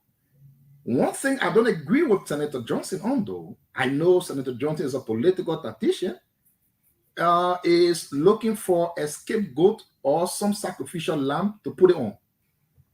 When has the duties and responsibilities of the president shifted from the president to his chief of office staff? The bus stops from the president. We were on this very platform, and everything done in the CDC government was always President Weah's fault. How is it now that Sylvester, or whatever his name is, I just forget his name now, is the only person bearing the responsibility? Even if the Minister of State goes to Mr. Bwaka and says, do this, it is Mr. Bwaka's constitutional right to say, no, do this because he has the authority to do. So I would just want to say, on this public forum, to end, I want to, people will say that politics, but it's not politics because I know what it means. I want to call on the partisans of the United Party to fight and take their party back. In my mind, that party is being hijacked. And if you keep going on with that mentality that it is still soon, and those strangers who are hijacking the party take full hold, you will get no space to go into it. I know what happened, and I've seen it myself. This is about time you ensure you take it. You believed in the United Party. That's why you were on the rain, in the sun, the day, the night, to ensure Mr. Bwaka wins. And today, if you are sidelined, don't forget, there were seditionists who were disenchanted and thought the grass was greener on the other side, so they joined you to vote for Mr. Bwaka. Those seditionists, I predict, will come back home very soon. You will be left alone to defend your party. And if you were to sit back and just allow it, oh, it's still soon, let's wait, and that's still soon, they lack guests around that place, you will get nowhere to enter. If you think I'm being political because I'm from CDC, let it go and see what happens later. That's 6 years. They gotta wait. All right. So Glennie, why you always interrupt Asido? That's 6 years. They gotta wait. But why you always interrupting him? Why saying, people have to wait for CDC. Just wait, Glennie. Wait for your time to talk. People have to wait for CDC. They will wait for UP government. Glennie, stop. Today's Sunday. They put our Christian hat on. Wait for your time to talk, please. Okay, I will wait. You are annoying Asido. He's not happy. Asido can annoy people too with his constant thing about CDC. So, and it's okay. Glennie, we cannot interrupt. Glennie, stop. We cannot interrupt each other on the show. You have to wait for your time to speak. Glennie, wait for your time to speak, please. I will wait for you. But if you're talking something that don't interrupt him, just take your pen and paper and you can correct him later. I said, I will give you another 1 minute. I will take that 1 minute from Glennie and give it to you. Please. She interrupted you. Also, let me ask you a question. Right. What Prince Johnson is saying, the focus of this Sylvester Grisby, the focus of Sylvester Grisby, I know you are not a unity partisan. You ever thought that you think Joseph Bwaka knew about Sylvester Grisby arrangement, and he stayed appointed him as chief of staff? I mean, as a minister of state. Do you think he knew of those arrangements by Sylvester Grisby and Perkins? I want to believe so. See, this is the thing. In the political space, there are certain things that happen at a certain level, and people who are at that equal pie usually have an idea of what goes across. And so people were meeting PYJ, and people were also meeting George Weah, Cummins, and all the other people. At the certain level, they know who was doing what. So I don't want to believe that the president now had no idea whatsoever of Mr. Grisby's involvement into the Cummins scam. I really don't want to believe that, and I want to bet that he knows of something, and this is frustrating. And like PYJ said today, that in the early stages of the government, there are a lot of doubts, clouds of darkness hanging over the government, no hope for 6 years, and he used a lot of strong words. That in my mind, the folks from the United Party will need to slow a little bit and see what direction they want to go. I know my sis here always, want to come with this campaign move. Campaign has passed now, but 6 years is just very much around the corner. I was just looking at my inauguration picture when President Weah was inaugurated, And it just seemed like 2 days ago.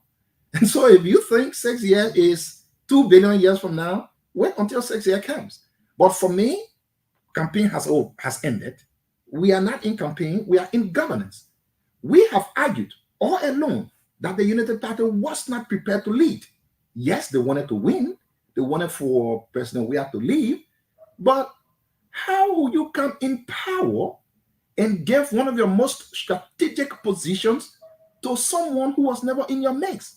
It only shows that you did not have an idea at all of what should be done. And let me just tell you this other stuff you may know, or I don't know. I'm aware very well that on Thursday, when the president had meeting with his party people, they thought that, which of course, one of the places I want to commend him, it shows like a person who is writing for a real thing. I really want to commend the president in this. Came from there that the party's chairman will have to account for the $365,000 I was given him, and then they will go from there.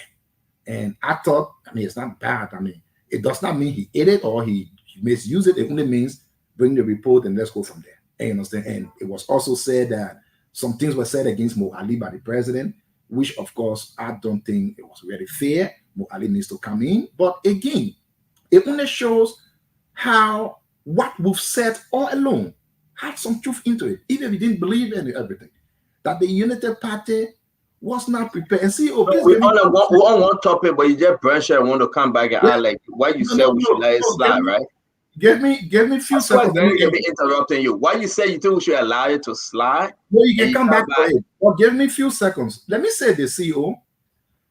To all respect to former President Sirleaf, when the United Party was in power, the 12 years they ruled, let's agree on one thing. The Liberian government at that time was almost being run by international partners.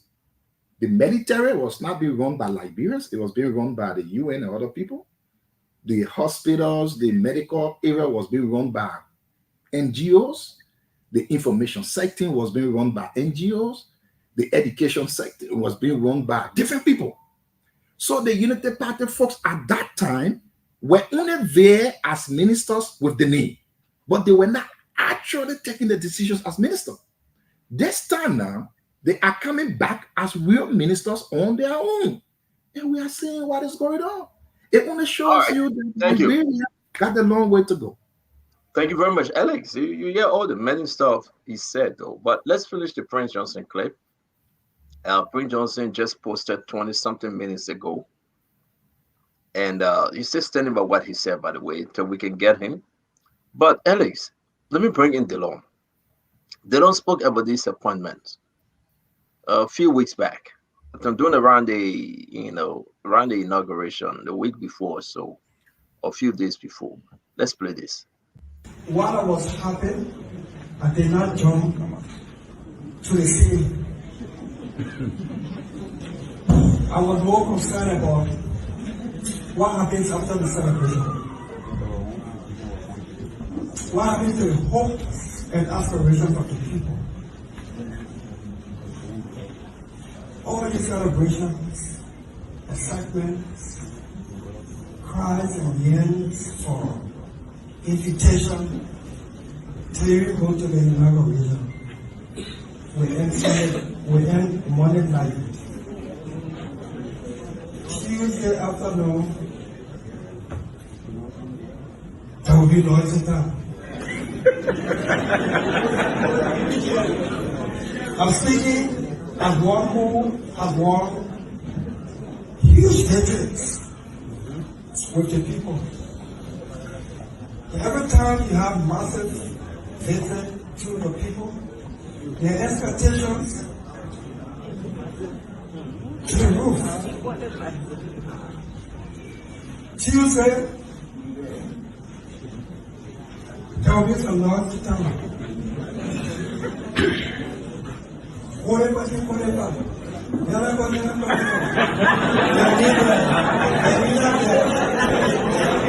Exactly, bro.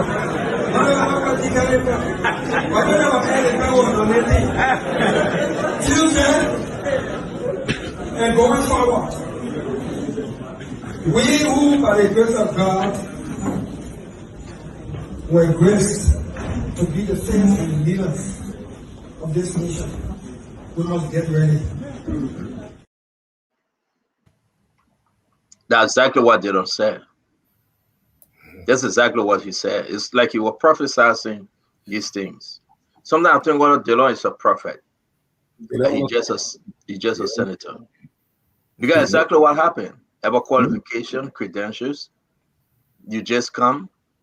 You're not supposed to be part of it. Why are they giving you this job?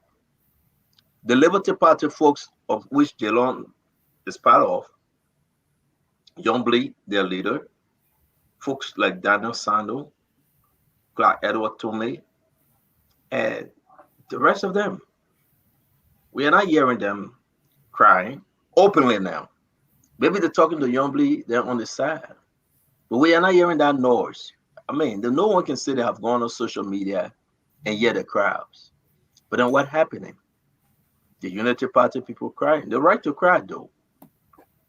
Prince Johnson putting this on Sylvester Grisby, which for fools the whole week since Prince Johnson clip came out today, Alex, I received a lot of calls from political party leaders.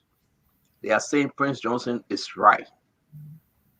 They are saying they cannot come out to say, but what Prince Johnson is saying and what they are saying, Prince Johnson is 100% right that President Bouaka shouldn't have brought in Sylvester Grisby. After Sylvester Grisby ran with comments, and they sent Sylvester Grisby paying them back. It's a payback to them. So here we are, and Delon is saying the same thing, and this thing is getting messy. But then people say, give it another week and give it another 2 weeks. Do we have time for another week to 2 weeks, Alex? Should we wait again? Was that be new creation of jobs that we should give it another week and 2 weeks?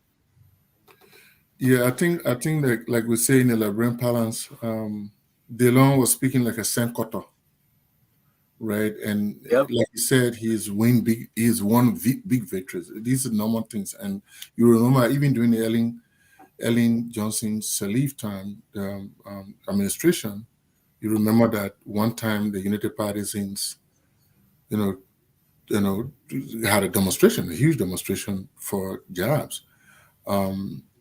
This whole job business is where we are as a country. I mean, we don't have a private sector led growth. We don't have a lot of jobs in it. So government now has become the biggest employer and the biggest entity that gives out money through procurement and other things. So everything is about government and job, and everybody seems to be going after government job, and that situation.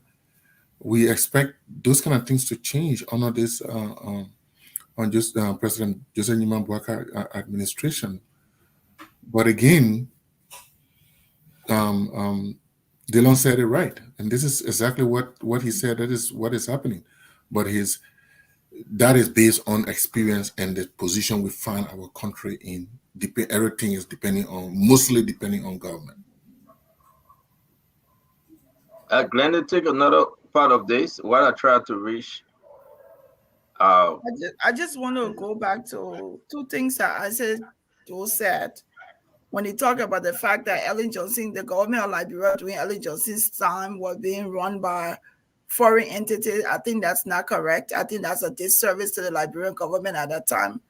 And to also reference Mook Ali, that has nothing to do with this conversation that we don't have no proof of, I also don't think it's fair. To come here, say that the president said Mo Ali did this and he needs all of that. I think what we need when we're here is best to stick to the issue, but to constantly sway from the issue and go on different topics and go off different topics, I think that's not correct to do. Says Glenny, you were explaining tire for 6 years, so no evidence. You were doing the same for 6 years. Like but the truth is, when we were here, I told you people that the justice minister's position had some problems, and you said the same thing. So you will always be saying the same thing. No, I didn't say the same thing about the justice minister. No, I didn't. Let him finish. You will come here and talk. Let him finish. The reason why we are all here with equal terms is you say yours. I said mine. Whoever is to be believed is love of the people. Listen, it is okay for you to think what I'm saying is not true. I am sure you yourself will want to believe I too will have the same thing. Or since I've been here even before, not a day I've come to say, oh, you're not saying truth. No. I will say that I know even if I will counter you, then the people will choose. But I'm only telling you, I will not count on the national point. Like I've always said, my politics is not disrespect, and that's why I don't insult no one. I won't talk harsh at anybody. I will disagree with you on the issue. You want to believe what I say or not, it's up to you. I am only telling you what is the truth. Says Grisby, if you have any class within the UP, like 2-3%, whatever aspect, kindly call them to verify. And probably after 2-3 times, you will understand what we're talking. Now, if I were to say it again, today, I've been speaking with a lot of, just off the top here a little bit, a lot of other senators who told me they have about 19 to 20 senators waiting to confirm Sarah Beslow. You will say, oh, don't talk it. By the time we reach, you can go and do your own thing. Call them, the people you know yourself. I'm not the only person with contact. I'm sure you do have a lot of contact. You can verify those things. But I only appreciate that when I say mine, it's okay. You can say yours, and that's fine with me. I'm not, that's what I think. I mean, I don't have a problem. Thank you. No, you said Glenny, wait. No. Glenny, you got. No, you said that I will come back. We gotta wait. Glenny, you gotta wait. You gotta wait. Yeah, but because you gave, Glenny, wait, sister, wait. Don't interrupt. We'll come to you. I beg you, wait. Don't interrupt. The thing is that let's do it one at a time for the sake of our audience. You and I will go back and forth, but let's do it structurally. Okay? I'm going to ask a question on your time. You can come and respond to Isaiah. It's up to you. I want us to move away now from Prince Johnson and talk about this airport. When you have your time, you can come and talk about Isaiah. But before we do that, since it's in line with Amara Corner Post, let me bring in the Amara Corner Post. I come to you and you can address it all, Glenny. All right, this is what Amara Corner posted. All right, the president promised a minister for each county. Clearly, this promise would not be fulfilled. None of the 15 cabinet ministers appointed so far to head ministry is a Muslim. That's one of his points. The Southeast, which has 6 counties, Grand Jida, Sando, Maryland, Grand Crew, River G, and Riverside, has received only 1 ministerial appointment. 5 counties, Lofa, Bombasa, Nimba, and Bumi, about 88.2% of all cabinet appointments so far. Those of us who supported President Bouaka must remind him of his promises, quietly and publicly, when it becomes necessary, to help him deliver the promise he made when he campaigned for president. Change means change. And on the Amara Corner post, if you go through this post, people are saying, but then some of the people that Amara Corner had recommended their imposition today, they are not from those counties he is complaining about. Let's have this conversation. And Glendy, I will start with you, man. Amara Corner, why it is that I appreciate him and his position. I think if these are concerns of his, I would have loved for him to not discuss it in a public forum. I would love for him to have it addressed directly to the president. If these are serious concerns that happening, why it is, yes, we appreciate the information, but when you put it out there, who is the message going to? If the message is intended for the president, then it needs to be addressed directly with President Bouaka and those that are in the position for hiring, then expressing your views outside of where it's supposed to go. And that would be my comment for Amara Corner. I'm not when I'm responding to Isaac, I'm not going back and forth on him. I just don't want him to continuously slip in information that has the propensity to create chaos and cause and devour the truth Because when you're coming on and you're saying that the Ellen Johnson's government was led by foreigners, that is not correct. And that's not something that we should just let slip by. That is my point exactly. That's not to go back and forth. And then when you're also adding, it's like every time you bring a topic, let's stick to the topic. I understand, and maybe he's trying to, I mean, he may know all of this, and because he may know everybody, may know more people than I do. But still, this is not, no one's gaining any grounds here. We're not trying to fight for positions or to gain grounds. Stick to the issue, speak to the issue, stop drawing conclusions. We haven't even reached it tomorrow. You put in Sarah Bester. We're not talking about Sarah Bester right now.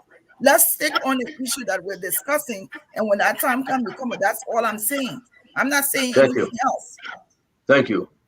Thank you very much, Glendy.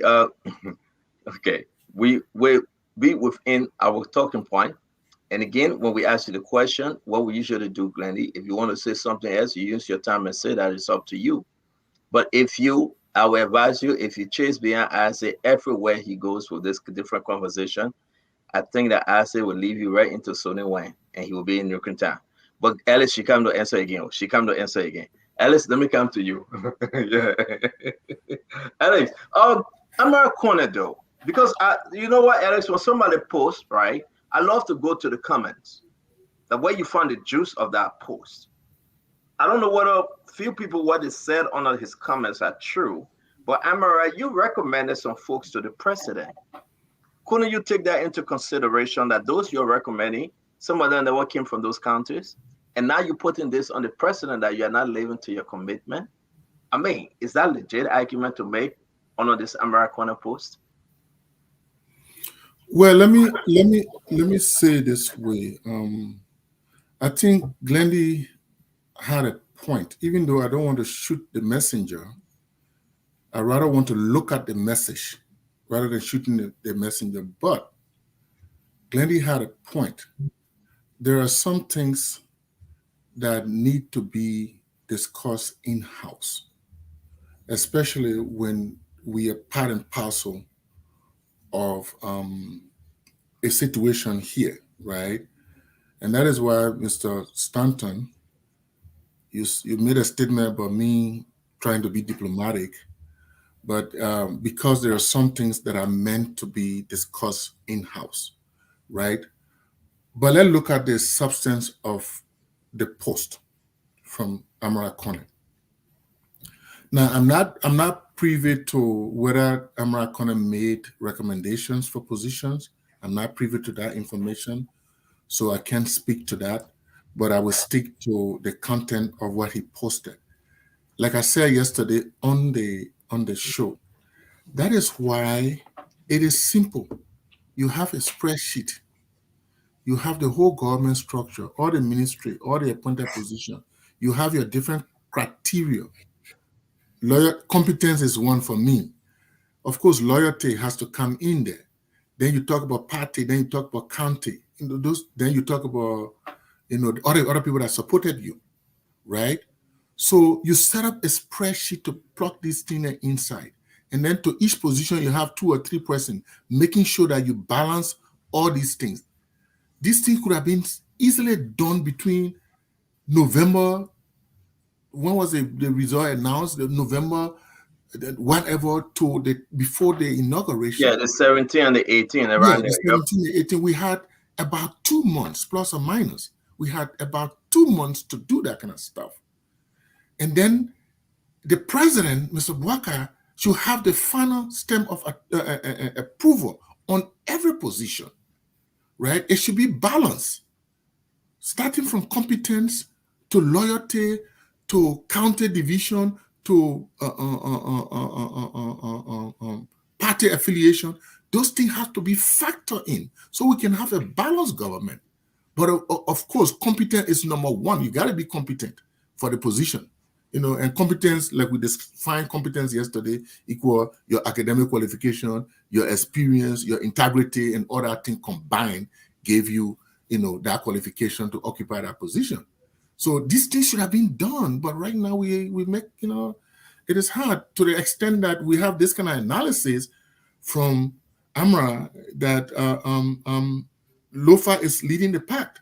like my Jim brother Isaac said here, that he was trying to analyze all the positions. He said 55 positions, and he was doing analysis there of everything else, which I thought was good, right? But again, if you look at Amarati, I'm looking at it right here. It is not balancing. That's why some of these early noises are coming about, and it's too early for this noise. It's too early. It can cause distraction. That the actual agenda will be stifled from the beginning, and it would take some time for us to rebound. So you are quite correct. I said though, is Amara playing smart here? I know he's a smart guy though. Is he really playing that smart kitty? Yeah. Well, first off, I say you gotta mute yourself. Mute yourself, I say. Okay, I think I'm good. First off, I want to tell the senator from Bapolu, Mr. Conan, to lower his expectation. He has to be in a position to manage his expectation. But let's leave that joke aside. Let's leave that aside a little bit. Let me say I don't know the senator in person. I've not spoken with him, but outside of politics, I think he's a smart man, and I doubt that the senator did not speak or did not try to speak with the president before coming to the public. A lot of things happen from the back. People who didn't say, sometimes they get over frustrated and then they come outside. I'm very much certain that Senator Connor may have tried numerous times, 1, 2, 3 times. Either he was denied or he was not listened to before he came up. And of course, I'm not sure he said anything outside of the barrier. He was only restating what was said before. It is unfortunate that we take everything to be political now. During the campaign, the then candidate Joseph Waikai promised just that. So I'm thinking Mr. Connor was only reliving what the candidate then, now the president, had promised. There are other promises that were made that we will also be reminding the president about.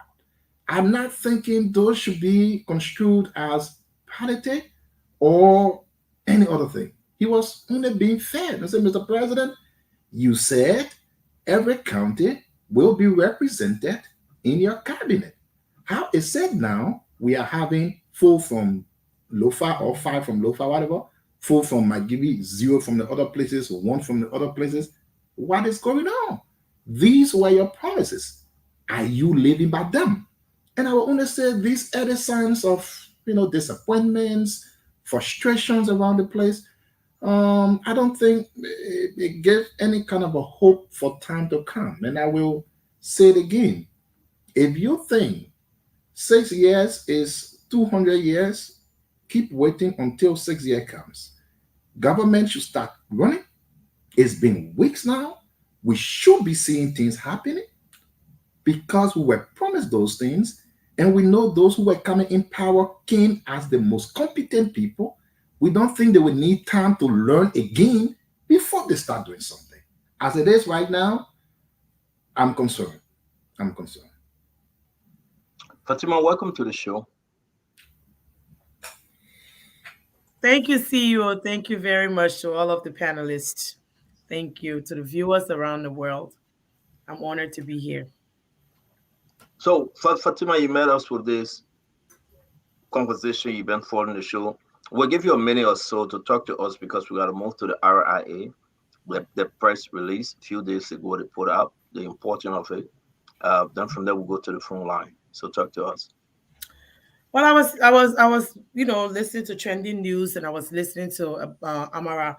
I think Amara was just stating facts in the president's agenda of arrest. He actually mentioned that he will make sure his government is reflective of all of Liberia, not some of Liberia. So I think he was saying that just as a reminder. But I know we're being reminded that 6 years is not 1,000 years. I mean, it seemed like that for the last 6 years. When people were in power, they thought it was eternity. So this government just went into play.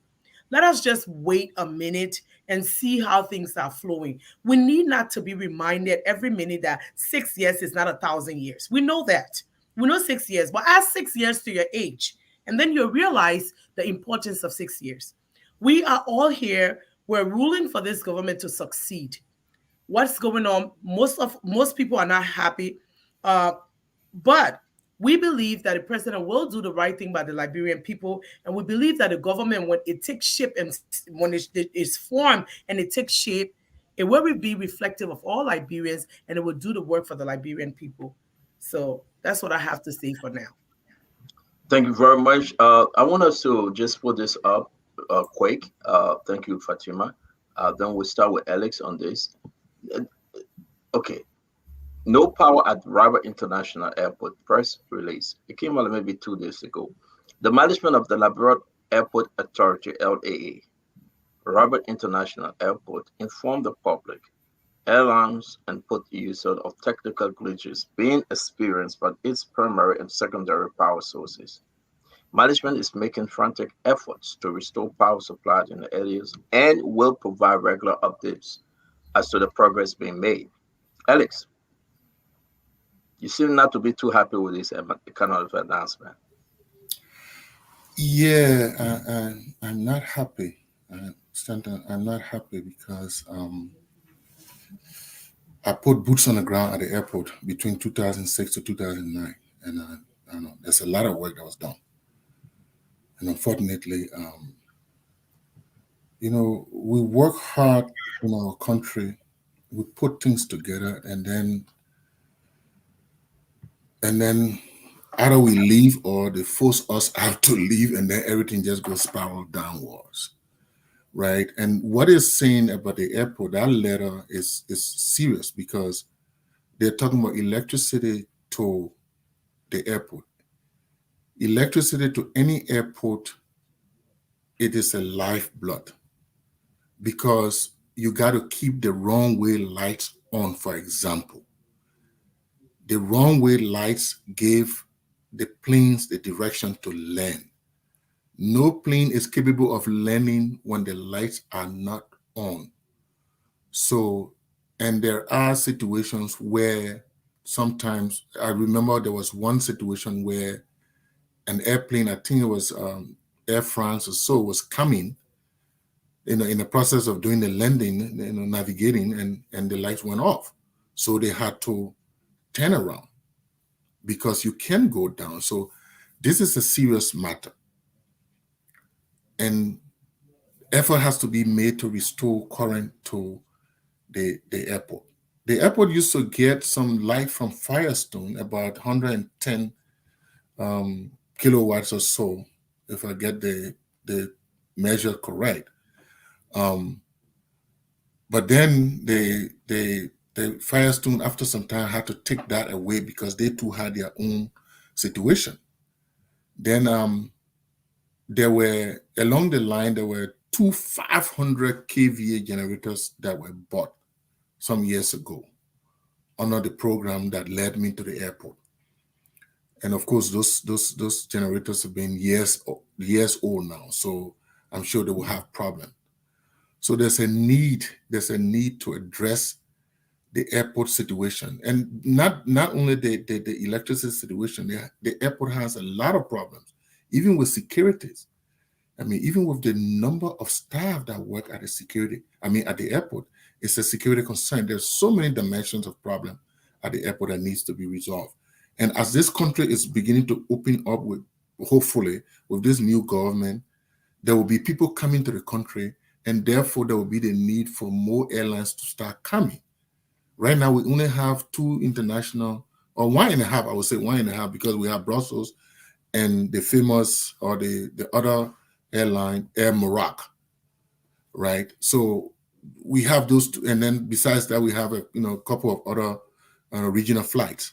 It is not enough for the airport to make money. The airport needs to have more airlines coming in.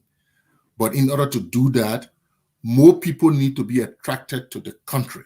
If more people come to the country, therefore more airlines will be attracted to come to the country in that direction. But we need to fix the airport situation in different dimensions, not just the electricity alone. So, but the issue is that this is not new, okay? Under President George Manawaya, these things were happening. Right now, we are in the transitional period of appointments. What would be your advice to this government on the short term till the new management take over? Well, the president has appointed an officer in charge, and there's a lot of work on the officer in charge. There are already people at the airport. Normally, the airport has an airport manager. Every airport has an airport manager. This whole Liberia Airport Authority thing is just an addition. It's like that Liberia Airport Authority is supposed to be the authority that will manage all airports in the country, right? But right now, we only have the Roberts International Airport, the RIA, working, and to some extent, the Springfield Airport working. And I think we have one or two other airstrips in the counties where the private plane go from Springfield to that. So there's a need to put that management team in place to start doing the heavy lifting. There's a lot of heavy lifting that needs to be done at the airport. And how the airport gets light from the national security, the national electricity grid has to be addressed. All these lights that we say we are getting, to the extent that we even heard that light was being exported to Ivory Coast, we need to get some of that light to the airport, that electricity, part of the electricity grid. That will solve the problem. You can put the new management in there, you can put everybody in there, but if the people you put in there don't have the funding and the facility, it ain't going nowhere. It's going to be the same problem over and over. It's going to be the same problem over and over, but we need to fix it. We need to put the electricity. I suggest we need to, somewhere find a way to, but immediately we need to bring maybe another 2 500 kVA generators to replace the old ones that was there.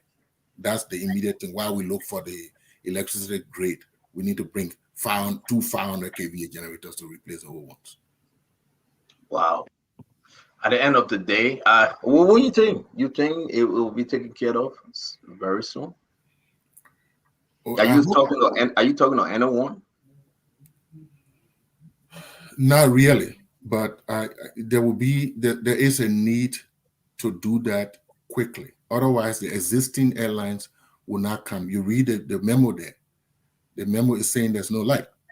So that means, in my estimation, in terms of talking to people, yes, I've talked to some people at the airport directly. I talked to some folks. I've spoken with some folks about the airport. So I did. All right. So there's a need if getting the airport on the country electricity grid is going to take some time. There's a need to put some money up front right now to get those generators into RIA to start working. Thank you very much, Alex. Grandy, what's your take on the airport issue? So I'm listening to Alex, and I had to chuckle that we could prioritize taking electricity from Ivory Coast for the cities, but we couldn't do it for the airport. I don't understand how we function as a government.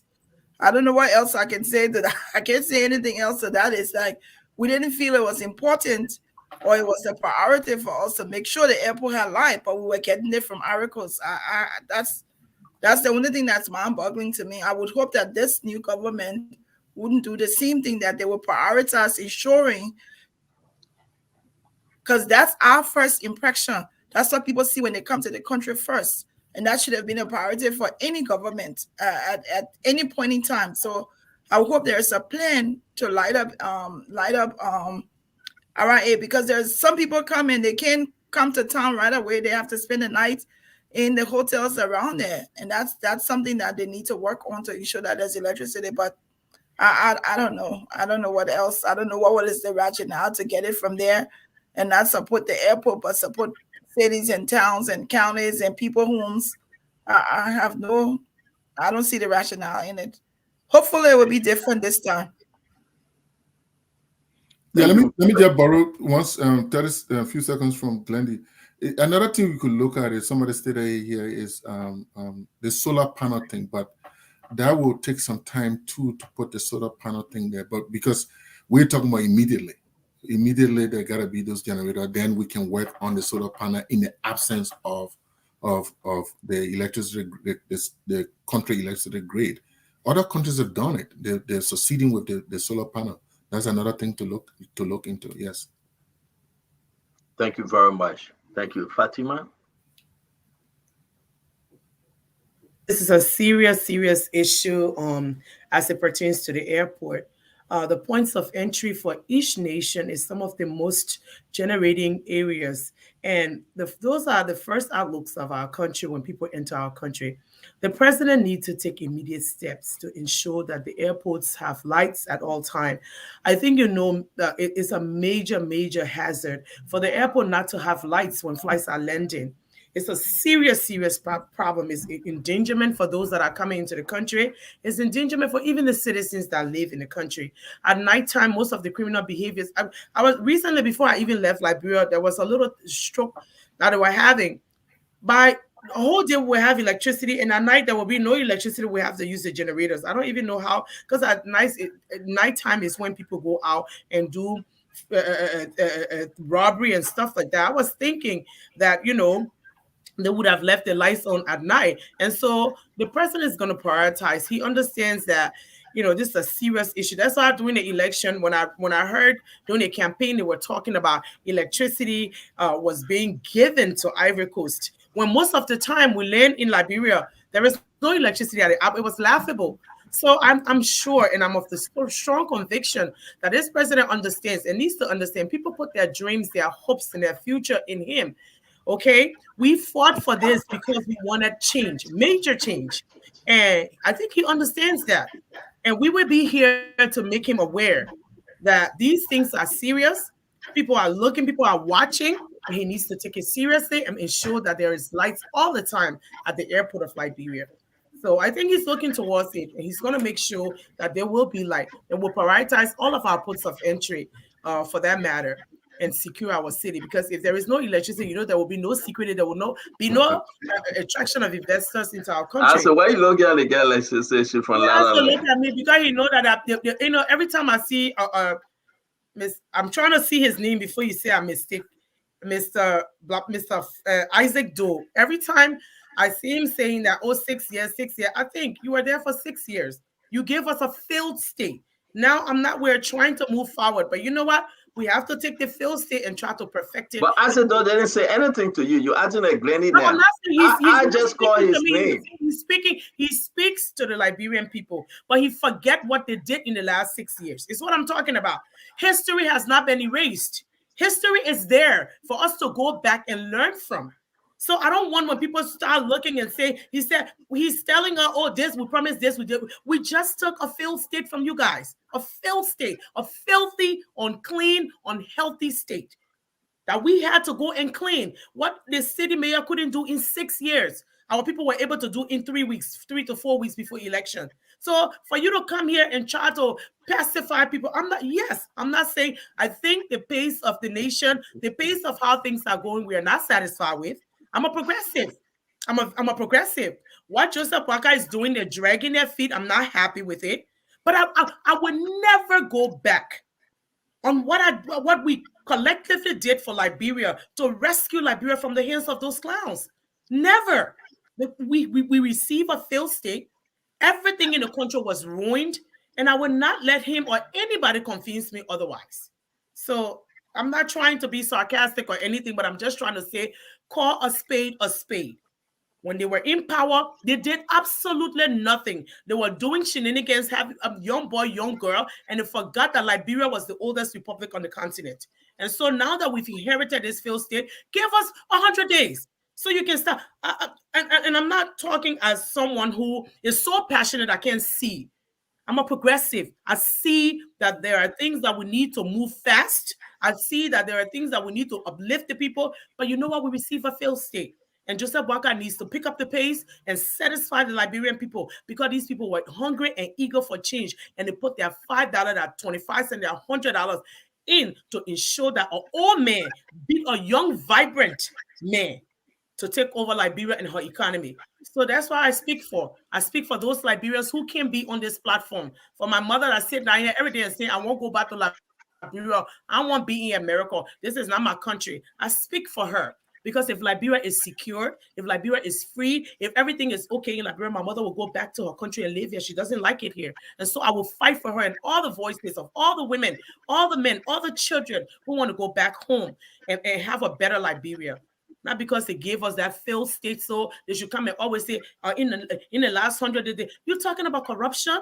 Don't let me start listing the amount of corruptions that went on in the last 6 years. It gives you 6 years when you bop your eye. No, 6 years ago, I was 4 years old.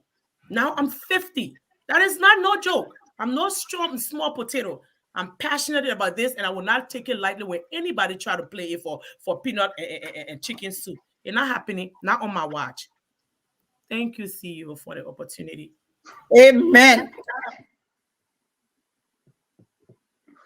I gotta take a sip on that one. I said, though you put the woman on fire. But that's the thing, though. Acido said nothing. No, I thought Acido no, he didn't say anything. I was listening to the show before I came, CEO. I was listening to the show before I came on. And I heard he always come with talking points. Why is it that they never saw these talking points in the last 6 years? When a young progressive president, our president is 79 years old. He doesn't have the youth on his side. Okay? I'm not saying ageism is something, but the fact is that our president is a 79-year-old. When we have a 50-year-old Macrata Ball in there, why was the electricity not there? They even said that we have abundance of electricity that was supplying at the Ivory Coast. These questions were never answered. So now when you try to nitpick and pick, I'm not satisfied with the status quo. I'm a progressive. I want a better Liberia. I live a better life in America, as you can see. I'm not one of those that you can come and pick point. But I live a great life in America. But you know what? Liberia is my home. It's where in Samuka town, my neighbor strings were buried. It's what I love. It's dearest and closest to my heart. I went there 6 times to ensure that I took George Weah out of power because I felt that he did absolutely nothing for Liberia. Not Mischief Park. You come and build one little park here. No, we are progressives. We don't want park. We want a better Liberia. We want electricity, education, empowerment for all. We don't want parks. Parks are mischief. This is what dictators do. They come and blow and bite. They build one little kitchen for you and they tell you it's a house. No. We are progressive. You can fool some of the people some of the time. You can never fool all of the people all of the time. And so this is why I'm a little bit. I'm sorry. You know I'm passionate about these things. I'm not angry at Mr. Blamado. I'm Mr. Isaac Doe. Mr. Isaac Doe. I'm sorry, sir. I'm sorry. I'm not angry at Mr. Isaac Doe, but I want him to take when you are speaking, you should have a reflection because some of us are not halfway educated. I keep reminding people I'm an Ivy League, first top of my class degree. I graduated from Seton Hall University. So nobody can brush it and turn it and twist it and dish it out to me. Because I can eat kasali, I can speak Va, I can speak Pele, I can speak Madingo, I can speak all of it. So you can't come and twist it and give it to me because I will serve you back. That's all I'm trying to say. I'm not angry at anybody. I just wanted to understand that we all understand what they're trying to do. Please, I said, don't know Fania, Brahma Toko Numa. Thank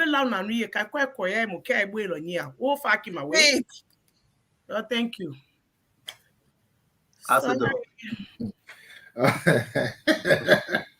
You know, and let's come in one laugh, but he's choking and laughing. He's choking and laughing. You can laugh. So, CEO, let's go forward on those things that matter for Liberia. we are not going backward on those things said. We're moving forward. So, CEO, if you are driving and I tell you, oh, you know how to drive, man, would be driving, you know how to drive, would be drive. It means I know how to drive. It does not mean I should get in a car before I start learning how to drive, and then I say, no, give me 2 minutes, give me 3 minutes, I mean, Lord, no. That's not the way it is. See, we went to an elections a few months ago. The Liberian people said, President Weah, thank you, you have done your part. So we'll vote for you at 49%. But we think this other person can do better. So we'll vote for him at 50%, meaning he will steer the affairs of the state. Everything President Weah did in this country was wrong. Okay? The people now are saying, please come and correct the wrong President Weah did. They did not say, come and learn, then later you correct the wrong. That's the reason why when now President Boakai was campaigning, he who always say, I will get the country running from day one. I am sure if he needed 20 days, he would have said, give me 20 days. When it passed, then I'll start getting the country running. No, he didn't say so. That's why you have your 100 days of plan. If 100 days end from now, we say, oh, that 100 days, that was for 101 days. You know, we are not in that game of political voices. Like I've always said, if voice can build a country, Liberia who have been the best country on earth. Because anything that is said today has been said before. We have since passed the era of words. We are now on the era of actions. That's why you see, I don't go back and forth, man. Panelists. You tell your if for you. I thought my own, but people so they everything I thought they won't respond to it. That's okay. If you want to take us a day for us to compare result to result, equal time from President Weah's turn, I will be right here. If Mr. Boakai has been in office for 15 days, we can come here time by time and compare things President Weah did in 15 days to what President Boakai is doing in 15 days. I don't see myself here as an opposition like I've always said, or a CDC. CDC ain't paying me. I use my gas every day to come here. They ain't give me nothing. I leave everything I'm supposed to be looking for, my under daily bread, and I come here all the time. When I'm outside, the internet I use, CDC ain't give me nothing. Nobody gives me anything. I come here simply because I feel we have to be here for our country. And so the argument that, oh, the time you were there, you're doing, so to me, it's a flawed argument from anyone who actually has Liberia as a country they want to help. The only reason why President Weah did not win, because the people said, thank you, you did something, but there's no do it better. They didn't say, come after 5 days, then you start doing it. So the only thing I want to ask, we all have to put together. When I came here, I thanked President Boakai for saying 365,000 should be accounted for. That was a good thing. I praise him on it. Sarah Beslow Yanti, I always talk about her. President Weah didn't appoint her. It was a Unity Party president that appointed her. That only tells you I am not this quote-unquote kind of a CDC or opposition kind of guy. Unfortunately, we will be here every single night to tell our side of the story. And one thing I can say, while it is true that President Weah's administration was not bread and butter, we've never argued that was bread and butter. There were challenges in the government that we recognized. We are proud for what we've accomplished. And that's the reason why, over 6 years, we can tell you expansion of rules, we can tell you the improvement in the educational sector, we can tell you improvement in the economic, we can tell you improvement in every part of this country. Though there were challenges, our part has come and gone. Now is the time for Unity Party to take the ball and start doing things. CEO, on this platform, you guys beat on President Weah for the airport not getting covered. If that place is one of the most critical places in our country's economy or whatever we do, one who have thought that one of the first actions of the president would be to tackle those things that are priorities. You will say, wait. Let me hold you there, though. Let me hold you there. Alex, I want you to take it from where Minister Doe left it. Man, but 14 days. And as those saying it should be priority, Joseph Barker should work miracle now. We should have the best solar system running electricity from RIA to ERW Junction, from RIA to Firestone. Is acid Doe under some kind of delusional spell? Let me before I answer your question, let me recognize a statement made by Singwe Colley, and he stated that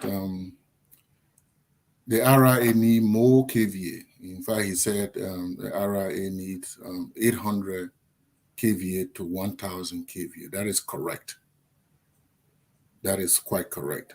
But when I say 500, I said 500 KVA generator that make it 1,000. So what we do with those 2 KVA, you synchronize them to produce the current. So, but he's right about saying they need more because times have changed from the time I was there. Times have changed and they might need more. So again, that's where we are. We need those emergency. But CEO, this whole, you know what? For me, we have dawn of a new day.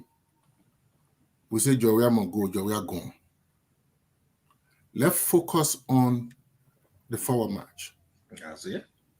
I am not into this comparing Joria and stuff because we said that Joria should go and we brought in Walker.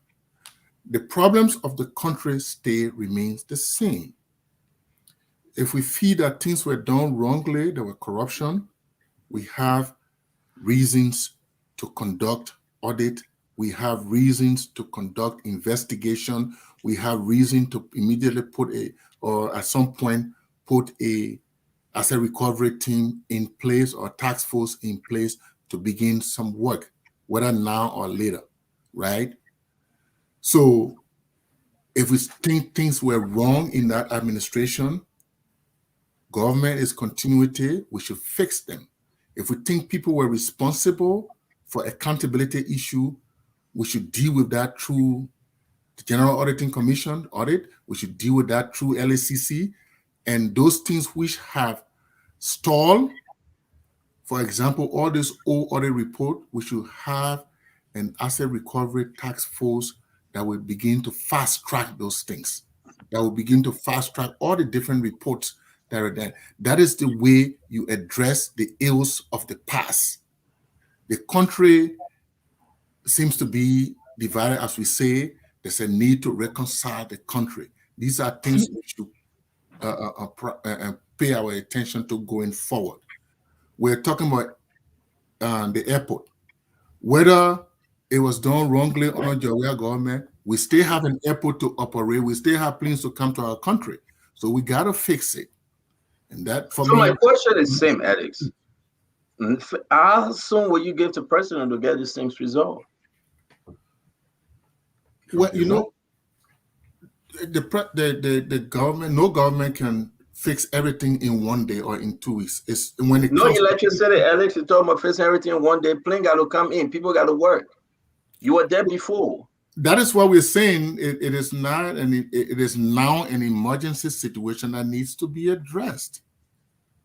And I'm sure that's why we have contingency funding or things like that. Or we can go across the aisle to talk to our international people. So that is an important thing, because sometimes you have a plan, right? You say in 60 days you do this, in 100 days you do this. But when some things happen immediately, like what is happening at the airport, you need to address that right away. You need to have the 800 kVA to 1000 kVA instituted right away.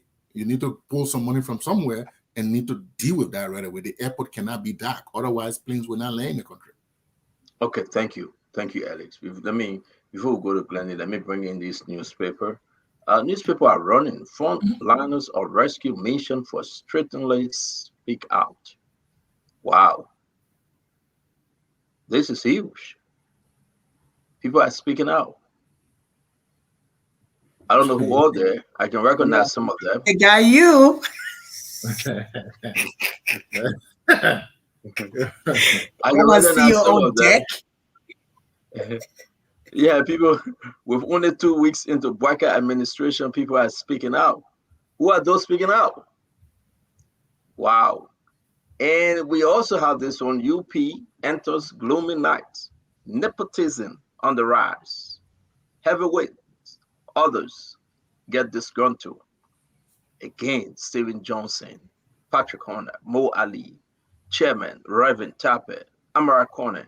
Who's the guy in the middle with the graduation gown? That's Paddy. That's Paddy. So people are speaking out, though. It's true. These things are, they are getting disgruntled. Here we are. Glennie, I don't know why you are not in the paper. No, you are not a UP person in a way. And you're not a sympathizer either. So that's why you're not in the photo. But Glennie, imagine people are expressing it. And let me say this, though. It's no hard feelings. I think it's unique to express it now. What do you think, Glennie? I know you're saying Amara should have gone to Jade, beyond the horse, and go talk this thing. But coming up to speaker, don't you think it's healthy for the alliance? I think it's when you compare, and we always have to look at comparison because this is where we're coming from. So when you compare the fact that we have a lot of Liberians now in such an early time, including government officials speaking out compared to the last era, it means that's progress. I can only refer to it as being progress. People are free to talk what they want to talk and to say how they want to criticize the government. They are free to do it, including government officials. Why it is that it may not be a productive thing to do, but they have the will and they are able to do that. I will hope that all of the conversations that's being held outside, that someone within the government is looking at those conversations and seeing what they can do to make a difference to fix it. But 2 weeks in the game and everybody's talking, and that's room for growth and room to correct mistakes and restart. What we're looking at things now that we didn't see before. People were afraid to speak out. It was just like a cult. People went with whatever was there, but you have people now talking and speaking out and having a free mind. That's a great thing. And I think it's and I think you're right. And I think this is what happening though, Fatima. Guys, we're about to close. We'll take the phone calls and run to 6:20. Then we'll get out of here because we said 6:30. So we'll take the phone calls and then we'll leave. But Fatima, people are speaking up freely because you know why? Yes. There's no cowards. Yes. I'm not saying cowards. CDC, I said, don't will say, my man, I can't come on the show because Samuel Toy told me not to come on the show. I said, don't told me that. You see, I'm not lying. He said Samuel Toy told them not to come on the phone. And Theo, the other part of it is that we're able to face the president of the Republic of Liberia and speak to him.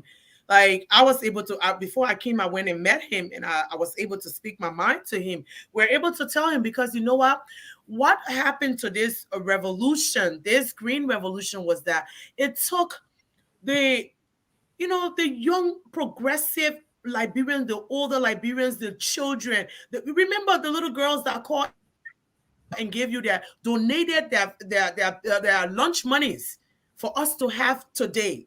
People that looked at a progressive president, a young president that was in the country, all they cared about was dressing GQ and wearing Pro-Pool and showing up on Facebook. They ran their whole entire government on Facebook every day, showing up on Facebook and showing their dress codes. Okay, going to foreign nations and getting married there, and leaving the districts and the people that they worked for and served, and going to other nations to show off. So this is what they did. You had a gender minister who never addressed any gender issue. You had other people. I know Mr. Coffee saying that don't go back, don't say this. But you know what? I'm a social worker, and we learned to say past mistakes and past errors are room where you learn and you grow and you develop for future advancement. So we look back into the future. We look back and see that these mistakes and errors were made by a young man. So the old man that not come and taking a broom to sweep it now, he's allowing us to voice our opinion. I will sit here and I repeat myself to you, CEO, with what went on for the last 6 years in Liberia.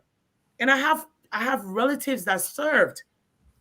As you can see, and President's personal bodyguard Kalasco was my cousin, and my brother Hassan was a deputy minister of gender. My people served in his government. But you know what? It was only a few. There was nothing upliftment of all Liberians. And that's what we are praying for. That's what we are hoping for. So there's change. They hope they chose all kind of names to try to corrupt the minds of our people. He was saying something else that I wanted to address. He said 49% of Liberians voted for George Weah.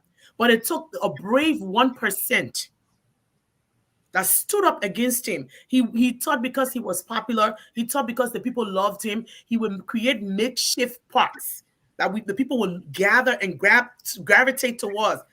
If you're hungry, you don't go play football. If you're not well, you don't go play in the park. He was playing in the park because he was eating the Liberian people money. And so the Liberian people realized that their lives matter. We educated them on this platform. We told them that they are the first person who gives the power and authority to the president, and they listened and they changed. Fatima, yes. you carry on, this kind of speech and ceremony, because in all these things, though. But yet, and still, the people that brought Joseph Yimabwaka, president of the Republic of Liberia, to power. They are not being welcomed now. They feel that way. They're not happy. And let me hold on now. I'm early disenchantment from party leaders that came into the alliance, like Prince Johnson speaking. Okay, from independents like Amara Conan, from chairman of a party, Unity Party, or now people calling him Chairman Molu because he had been Salah. You saw what Joe Weah did to Chairman Moba Molu. And all the generals within the party, they have been Salah. I know Glennie itching to talk. But I can say to you, Fatima, as early as it is, they have this enchantment. They are not satisfied. They are not happy. Early demonstration. I can address the CEO. We're not allowing. It's not on CDC though. CDC not in the year. No. It's in the Unity Party in it. So leave us to do all of these things. No, I'm not putting him in it. I'm putting it. I'm putting it. And let me ask you. Yeah. How long you think the Prince Johnson blaming Sylvester Grisby and Perkins? That Sylvester Grisby is a loyalist to Alexander Cummings. He felt deceived and betrayed by the president. That the president didn't tell them that he was in a working relationship with Sylvester Grisby all this time. Sylvester Grisby went to Prince Johnson home, begging to have Jeremiah Kuhn to be the VP to Mr. Cummings. Did Joseph Walker knew of all these arrangements, and yet it still brought in Sylvester Grisby? That when Sylvester Grisby look at the list and see some name that he doesn't like, though they are Unity partisan, he said, I cannot put this list out because you have X, Y, and Z on this name you give him position to, and I'm not going to do it. And so list is stuck with Sylvester Grisby with 2, 3 days, 4 days, and it cannot come out. Liberty Party people say we are not talking, but we are crying in our sleep that they're stepping on our names for the appointment.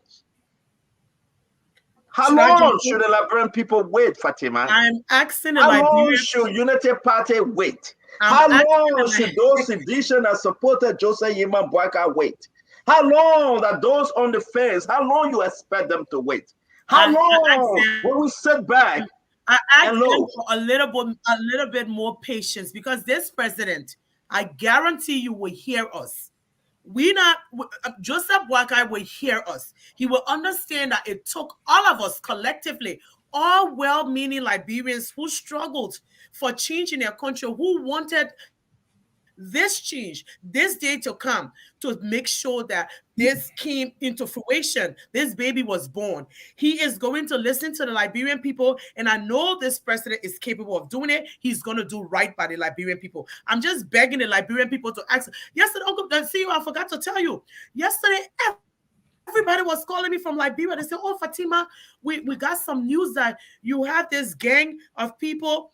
You're asking to go against, I don't know, Sarah Beslow, to something against her." I said to them, my only interest in Liberia ever was to remove George Weah. I'm a supporter of women. I'm an advocate for women. I support women who are progressives. I would never do something like this. Is the rumors that take around. I'm telling Liberian people, I beg you. We fought hard. Some of us we almost got beating. They were in their chat room, were telling them when they meet me anywhere, they will punch me in my face. This is what they wanted to do to us in Liberia. But also, all of that, it's not interesting. I'm just trying to say, be patient. Joseph Boakai will listen to all Liberians. Nobody will punch you in your face, because not they punch you in anymore. your face. If you're gonna come and beat them, we will not do that. Don't put us in a situation. Don't put us in a man. I beg the Liberian people to get you. There's an issue. This will be running tomorrow. The Grisby issue that Prince Johnson have brought out. A unity party people sitting and listening. I will address it. A unity partisan calling me. Leaders from all the political parties say we didn't know. But that thing was public knowledge. The president will address this issue. No, it was public to you, but some people didn't know. I didn't know. The president will address it. Did you know, Fatima? Did you know? I did not know. And I will reach out to the president, and the president will address it, because you know what? Like I keep telling you, this was the grassroots party. Everybody put their time, their effort, their money. That we call our family, we threaten them in Liberia. We say, if y'all vote for George Weah, we'll have absolutely nothing to do with y'all. We beg people, we went from whom to whom. And so this is the people's party. This is the people's revolution. Joseph Nimba County will listen to the Liberian people, and he will do right by the Liberian people. And you know, CEO, you know what I like about this? This shows that this country is getting more progressive. It's getting more to the center. People are able to verbalize their opinions without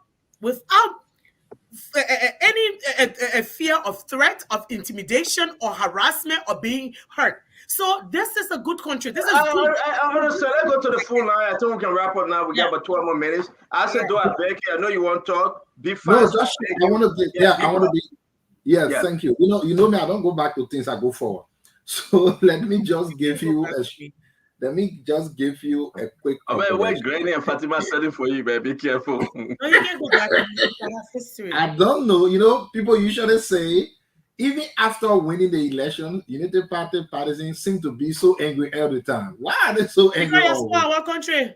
No, I'm not talking to you. I'm just talking. No, you can't talk to me, but you're talking in general, and I'm responding. You're talking here. I can be quiet. Fatima, let the brother speak. Let the brother speak, but it's for our country. Why are you acting like you know the thing? Fatima, but let it be so now. Let it be so. So, CEO, when President Weah won the elections, the almighty and powerful Fallow chairman Nathaniel Mangio was the chairman, not Mulu. And we all know Chairman Mulu was one of the first appointees. So please don't compare what they're doing to the Unity Party chairman to us. You know, it's okay to just say things, but they are facts. You can't be entitled to, because those are there. So Chairman Mangio, I call him Fallow, was the chair. He was the winning chairman of the and you're giving job. So no, you're making chief of staff. No. I don't want to correct that. That's all. So let's go on. CEO, we'll go to the line very quickly. Again, I will say this.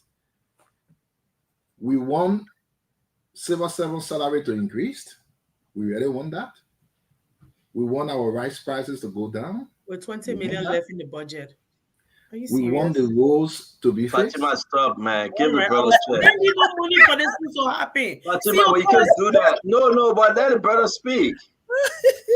That's why he say y'all stay crying. Though y'all won, but y'all stay crying. What's going on? The demands that are going on. The demand you get on job, we are what you want me on boy. Okay, so let me go. You know, I wish our people can understand that I think they don't really go. I don't respond to them, but they always. Also, we gotta go to the phone line. We gotta go. Yeah, bro. no. Let's go to the phone line because 20 million can't pay everybody and do everything and bring electricity. You know, when you got over 100 million for Ellen Johnson, you want to talk to your panelists that this should be okay. You know, they hear that 6 year things. All day you yelling, you vest. I don't know. Me, I will be laughing all day. I don't get angry. Me, I said, let's go. Let's go. Folks, we want to welcome every one of you. Will be going to the phone line. Then we'll close.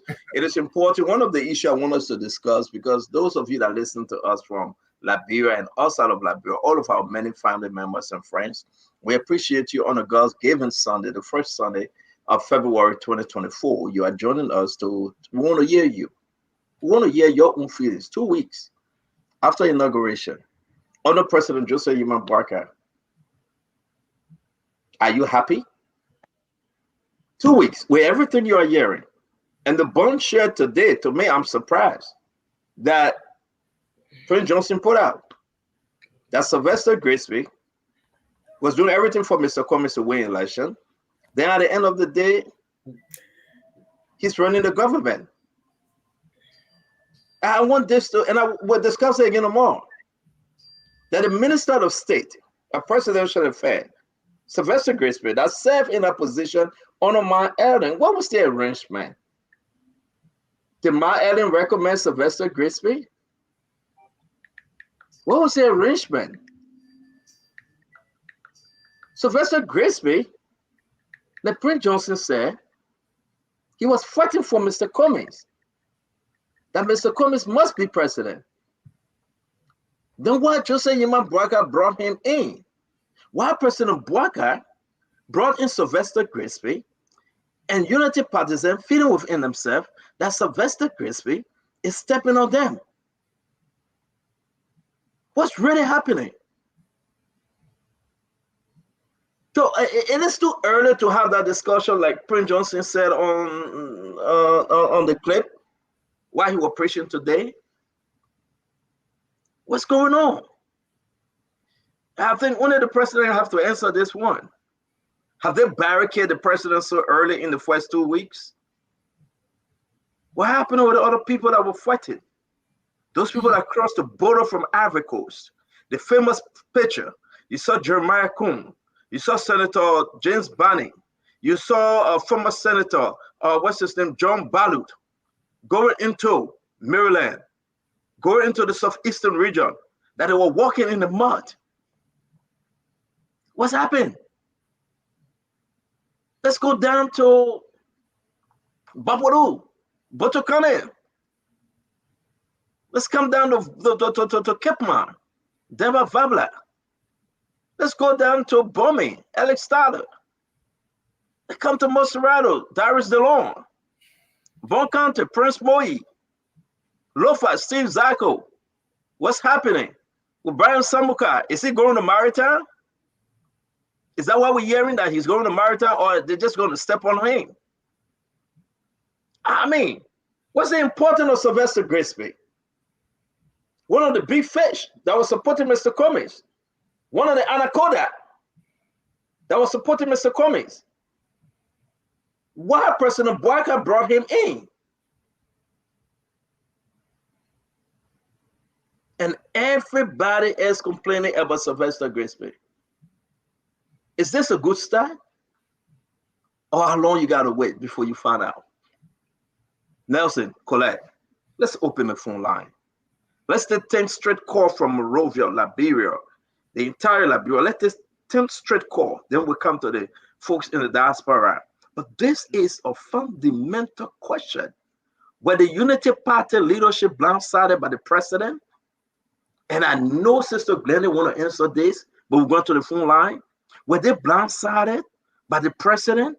Were Chairman Reverend Tapper blindsided the Mo Ali, the Secretary Amos Twag, the other alliances? Were they blindsided? Look at Madonna Cooper from a political party, Yombli Kanga Lawrence and DeLong from Liberty. Look at Apatow. Were they blindsided? Was that part of the agreement that you must go into the CPP camp and bring in Sylvester Grisby, a loyalist to Mr. Cummings? Talk to us, folks. This is the Spoon Talk, and we got to discuss it now. Open the phone line, Nelson. Let's have a conversation, please. Okay, so the number is 0555-101075, and we have our first call here. Hello, you're live? Hello? Yes, you're live. Your name and where are you calling from? I'm at a man too low, man. Is he okay now? Yeah. Okay. For me, I blame the former president, which is my and she is my movement. And I think Gary and the others, like me, like you, the president, the chance. He got them up. And the month, just 2 days. Okay. I have a lot of strategy to put things in place. If you not can be shaping things, do so much at the time that we are one election. We gave it time. Thank you. Thank you. Thank you. Thank you. Thank you, sir. Hello, you're live. Your name and where you call from, please.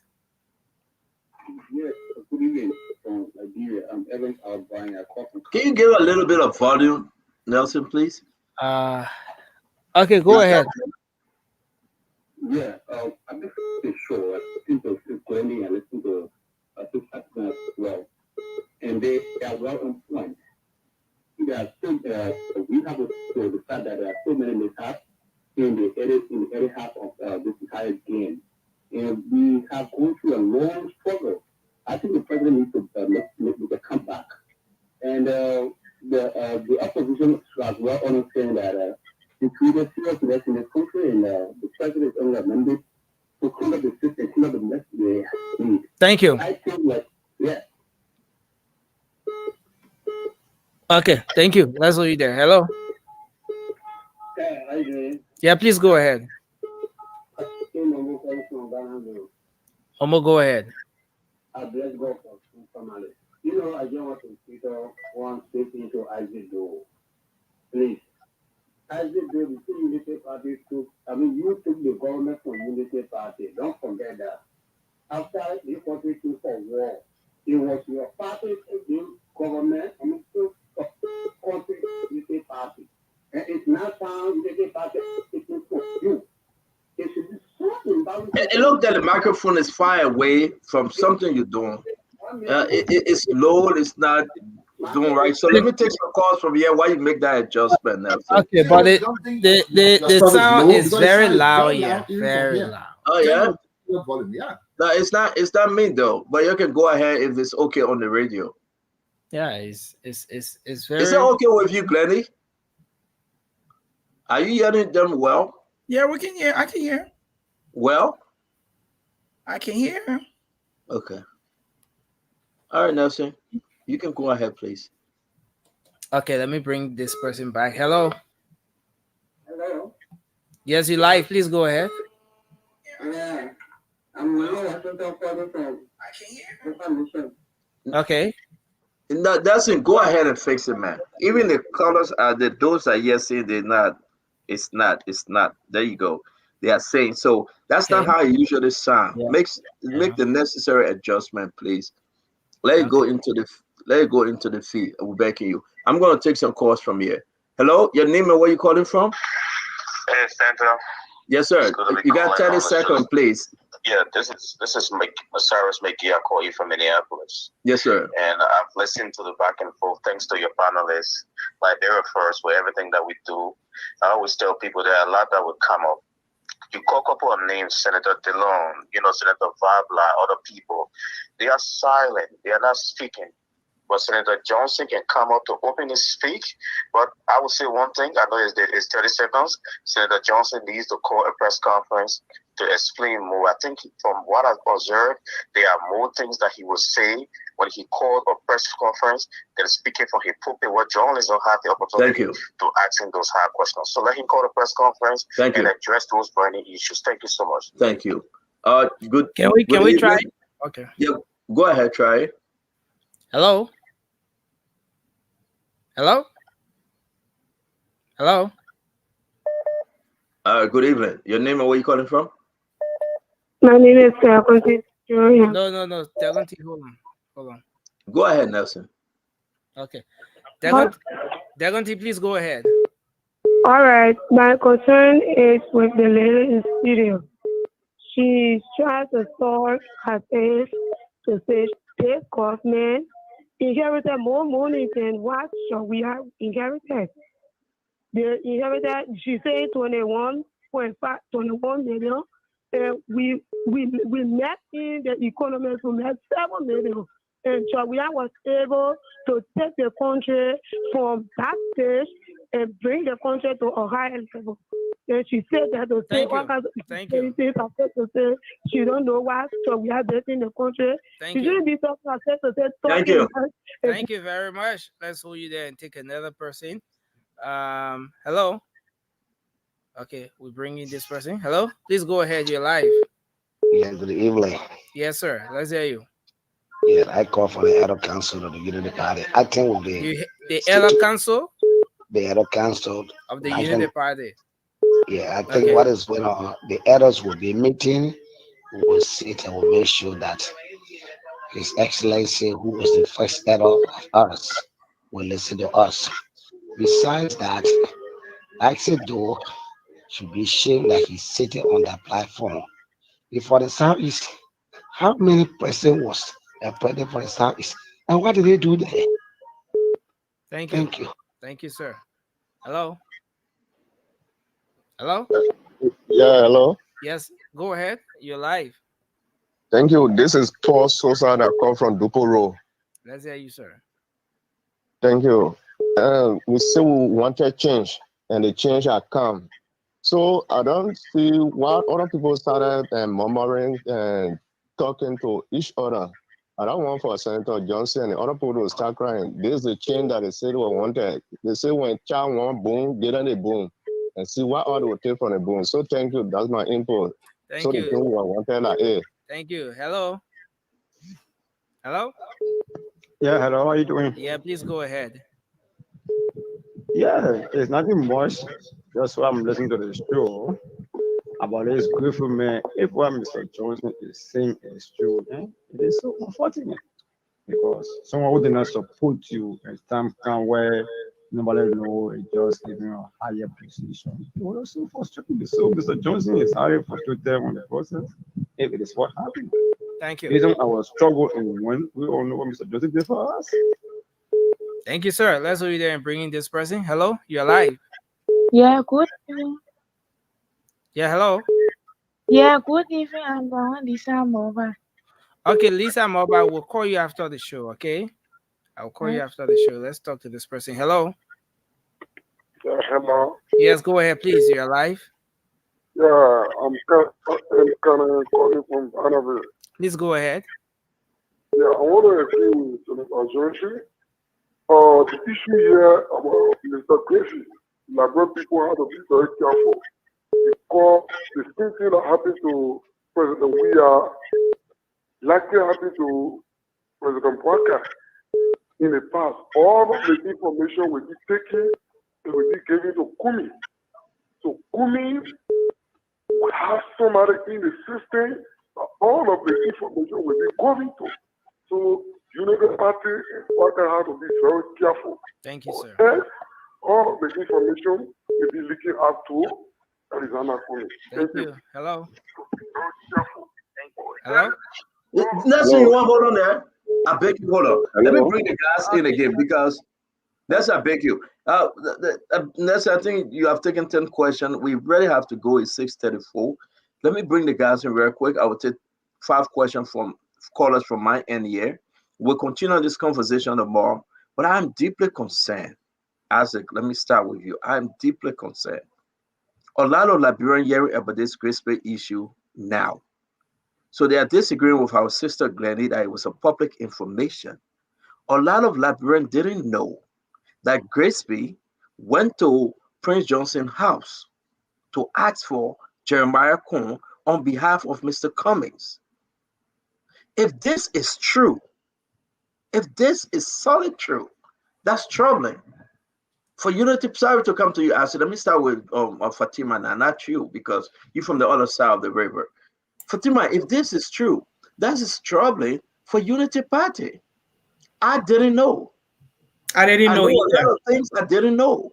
But that's why we need to call Prince Johnson to explain further that if Grisby was on the side of Mr. Cummings, working hard for Mr. Cummings to be president, working against Joseph Yeman Boakai and the leadership of the Unity Party Alliance, why is Grisby now the co-pilot? He can't be. In my belief, winner takes it all. I think he should. Joseph Yeman Boakai needs to be in line and in sync with all of the political parties that got together, work hard, and elected him president. If it is true, let's hear from Prince Johnson and also hear from Grisby. If this is true, I think, Joseph Boakai should rethink his appointment, because if he was advocating for Cummings, the 1%er, to become president, I really don't think that there is any justice for the Unity Partisans and the collaborating parties. This is disturbing. If it is true this happened, Joseph Boakai needs to recall him. That's how I'm coming. Prince Johnson is not hiding his own clip. Yeah, but we want to hear from Grisby. If this is true, that Grisby and Perkins, Alice, Grisby and Perkins, and everything we say that we can hear from Grisby himself, he got to be straight up with the Liberian people. Listen, I care less. Grisby is a Liberian. He's from Sano. I'm from Sano. Seriously, Grisby from Greenville. These days we are holding their feet to the fire. This man is from somewhere they call Boot, I don't know, Bato, or where Ellis from. I don't know. I don't know Sano like that. I'm from Murrayville, my man. You're from Lexington. I'm from Murrayville. Yeah, somewhere around that corner. But here's the issue. If Grisby were 100% supporting Mr. Cummings and CPP, then what President Boakai brought him in? We need to know that. That's what we need to know. Then why President Boakai is now giving Grisby the power? Like they're saying, Grisby is suppressing them, denying them jobs. The word on the street was, CEO, that he was a buddy of the president. And you have to trust someone. But I understand that word on the street. Let's talk about what Prince Johnson is saying. Yeah. And I will bring in Prince Johnson again. I will reach out to Mr. Grisby to explain. And I think Joseph Yeman Boakai, the president, owe it to his party. Yep. Owe it to the Liberian people. That President Joseph Yeman Boakai must have well just bring in Mr. Cummings to be the Deputy Minister of State for Presidential Affairs. I think, if this is true, it's troubling. That's number one. Number two, Joseph Yeman Boakai, one thing I have to say to you, CEO, is that Joseph Yeman Boakai is the man who will listen to his people. He will address the Liberian people with no malice, no kind of, you will not hold any grudges. He will be able to address the Liberian people and ensure that what we are hearing, if it's true, I think you need to recall him. Let's bring in Ellis before I take my 5 calls. Ellis real quick, and Glendy and Minister Doe. Then we all of you after the 5 calls. Alex. Yeah, look, Stanton. The position of Minister of State is like the president's chief of staff, and the president has to be sure that that person is loyal. So I wouldn't sit here and Let me hold you 1 minute, Alex. And that's why you see I can come in. Yeah, come I've heard a 5.5 million individual President Boakai been in government for over 40 years. Only one person he got to be his best friend. One person, and that one person, if it is true, turn his back on the president during this difficult period that people were stepping in poo-poo water. And if it is true that one person say, I don't want to make you president, I want to make Mr. Cummings president, that the one person you will bring back? Come on, man, Alex. So, yes, so we got 5.5 million people, but only one person can occupy that position, right? Now, why it is true that even though I don't like the medium where he made his statement in the church, but why it is true that he may have a point in his argument he put forward, but that's his word. And the direction I'm coming from is that the position there is in the president's office, and that person see the president every day. So the president have to be sure that that person is loyal. So I don't think that in President Walker's judgment, he will put somebody in that position who is not loyal to him. How can you say you are I'm loyal to you, but I don't want to see you being president though? I'm loyal to you. What I'm saying. I beg you now. I beg you, my brother. Mm-hmm. So I want you to look in the camera and let LeBron hear you for the few seconds. I'm loyal to you, but I want Mr. Cummings to be president, not you. I'm loyal to you, but I'm not in the fight with you. I'm loyal to you for 40 years. I got a friend, a childhood friend, whose name is Pius Dagba Jr. Man, we ate together. He was in St. Michael. We slept together. I have so many friends that when they take off the clothes, I wear it. When I take off my clothes, they wear it. We've been up and down together everywhere. Brother, when I go to library, they got hang around me. I have one other friend that is here today, and the rest is history. How can my friend look in my face and say, I don't want you to be president? But then in return, those that fought for me, I say I will bring that friend that was on the other side. Are you sure that person loyal, Alex? You are speaking in the position where somebody, let me just build a scenario where somebody talk to me, or somebody mentions something somewhere, and I must take it against somebody who I feel that is loyal to me at face value, and just. So you are not saying that you disagree with what PYJ say? If you say just face value, somebody brought something to me. PYJ say Perkins and Grisby went to his house. You think he's lying? I'm not saying he's lying, but you're expecting me to take it as face at that value because Prince Johnson said it? You expect Prince Johnson to lie on Grisby? Against the fact that Mr. Walker appointed this guy to be you expect Prince Johnson to lie on Grisby? So that's why I said, let's hear from Grisby. Let Grisby deny it openly. Let's hear from Grisby. Let Grisby deny it openly. Let's hear from Jeremiah Coon. See you. And the party are in a place. Now, me go to Glenny only one. I'm not beating on Ellis. I want to liberate people to hear this. The party is in a position right now. They are in a position right now. That all of the individuals are frustrated. Information, there's somebody that don't want to say that when they go ahead and say, hey man, mute yourself, Fatima. When they go ahead, I got a question for you before you move to Glendy. Yes, sir. Go ahead. You just said that you didn't know that Grisby did what Prince Johnson said. You say you didn't know. I too didn't know, right? Now, you expect me not to believe that? What you just said what? You stated that you didn't know. Oh, the conversation from Prince Johnson. Conversation, what Prince Johnson said about Grisby taking vice president to ANC. You say you didn't know until you heard from Prince Johnson. Correct. It's the same thing I too heard when you played the clip. So do you want me to form a belief now? Oh no, what I'm saying to you, Alex, and let's be very fair. What I'm saying to you, I know a lot about Grisby, but when it comes from Prince Johnson, it's concerning. Let me say this to you, Alex. I spoke to Prince Johnson after the Sermon on the Mount. I spoke to him today. I asked Prince Johnson. Didn't I say Prince Johnson was coming on? Yeah. You know what Prince Johnson said? Prince Johnson said, and the UP people and those they say I about to say, they can confirm it. Prince Johnson said, oh, they sent what's the guy name? The National Security Advisor, Kofi Woods, to me, Stanton.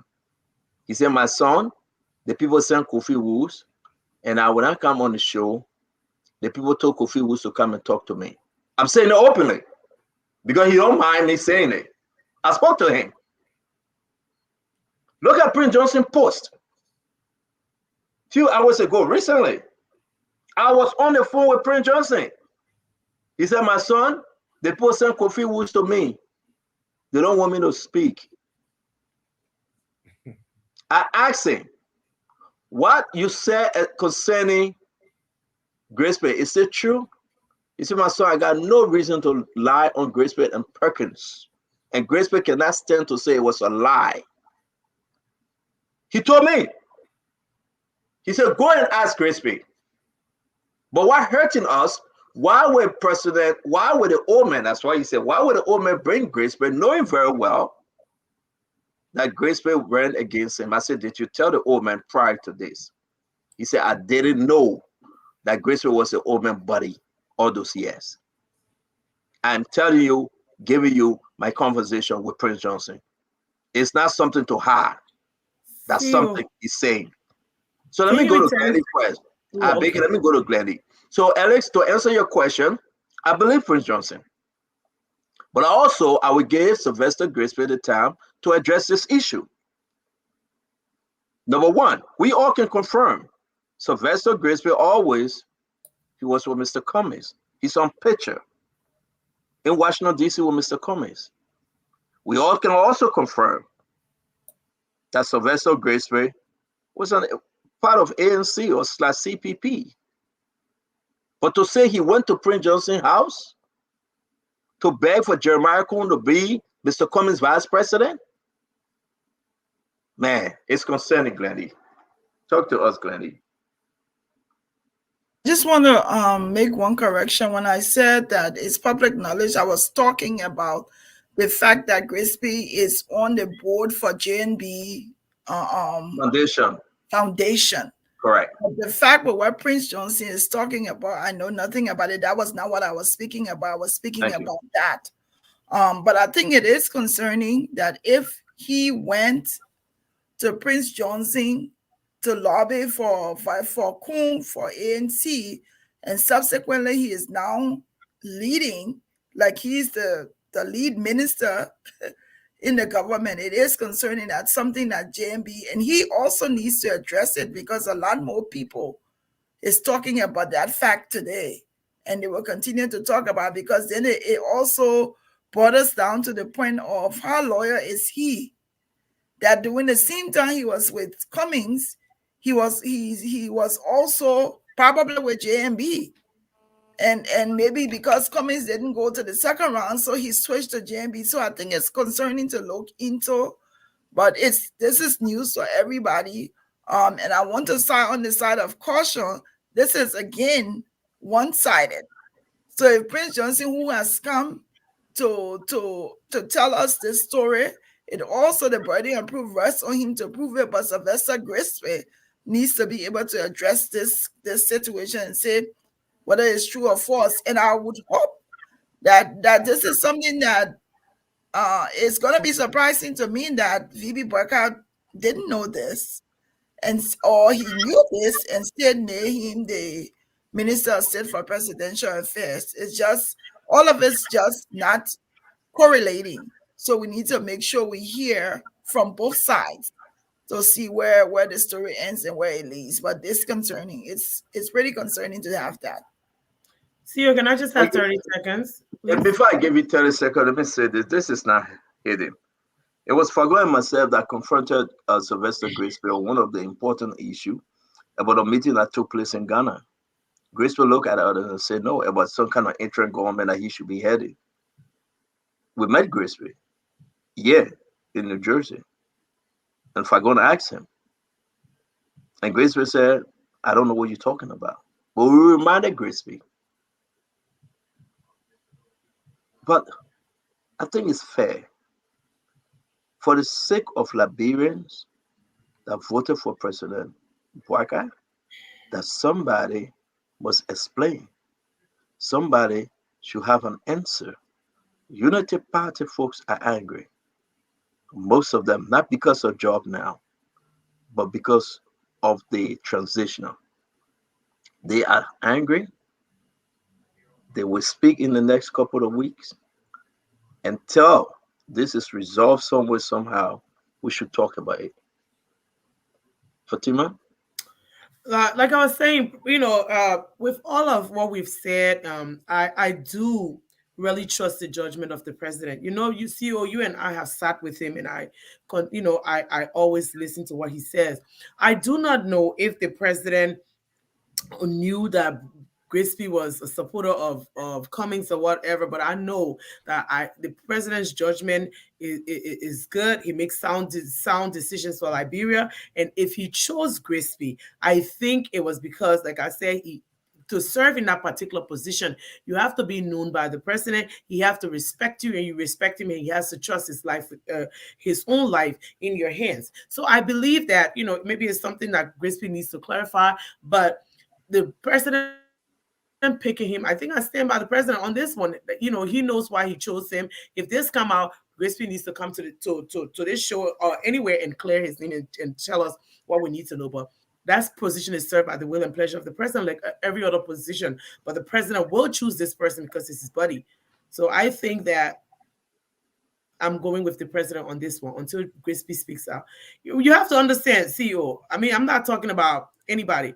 But people in these positions, when they are angry, they will say and do anything. They will say things that we have to hear from people. If we're taking it from face value, it's not going to go straight. I think we just But need to again, if you just care like that, it means that you don't believe what Prince Johnson say. But what I know, I believe what Prince Johnson said because it's no hating. And listen, for me at least, I said, though you got to close. For me at least, I will tell you the truth though. I don't think I got in this business just to be one-sided. That's not what I get in the business for. As hard I was with George Manawea, I will remain very hard on this government.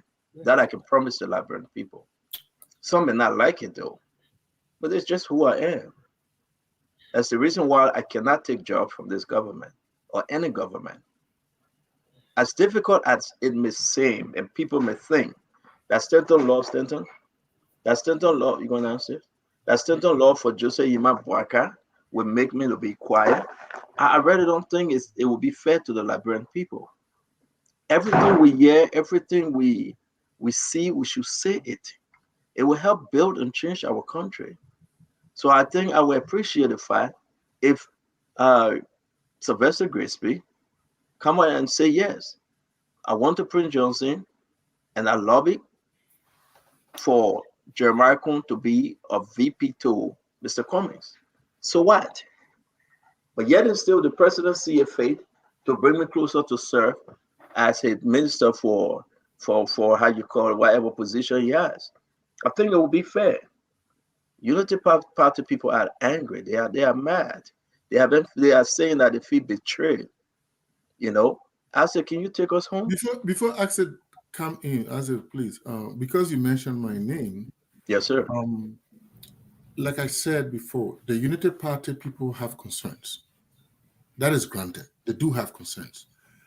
And Prince Johnson, on the other hand, have concerns. But what you're trying to do, you're trying to get me into a direction where I should cast aspiration on Sylvester Grisby and by extension, President Bouaka on something I'm not privy to, right? You in your direction, you have not even stated the proposal that you're talking about Grisby taking Jeremiah Kuhn, Vice President Jeremiah Kuhn to ANC. There's no details about when it took place and things like that. And then for me personally, I have my own yardstick of measuring.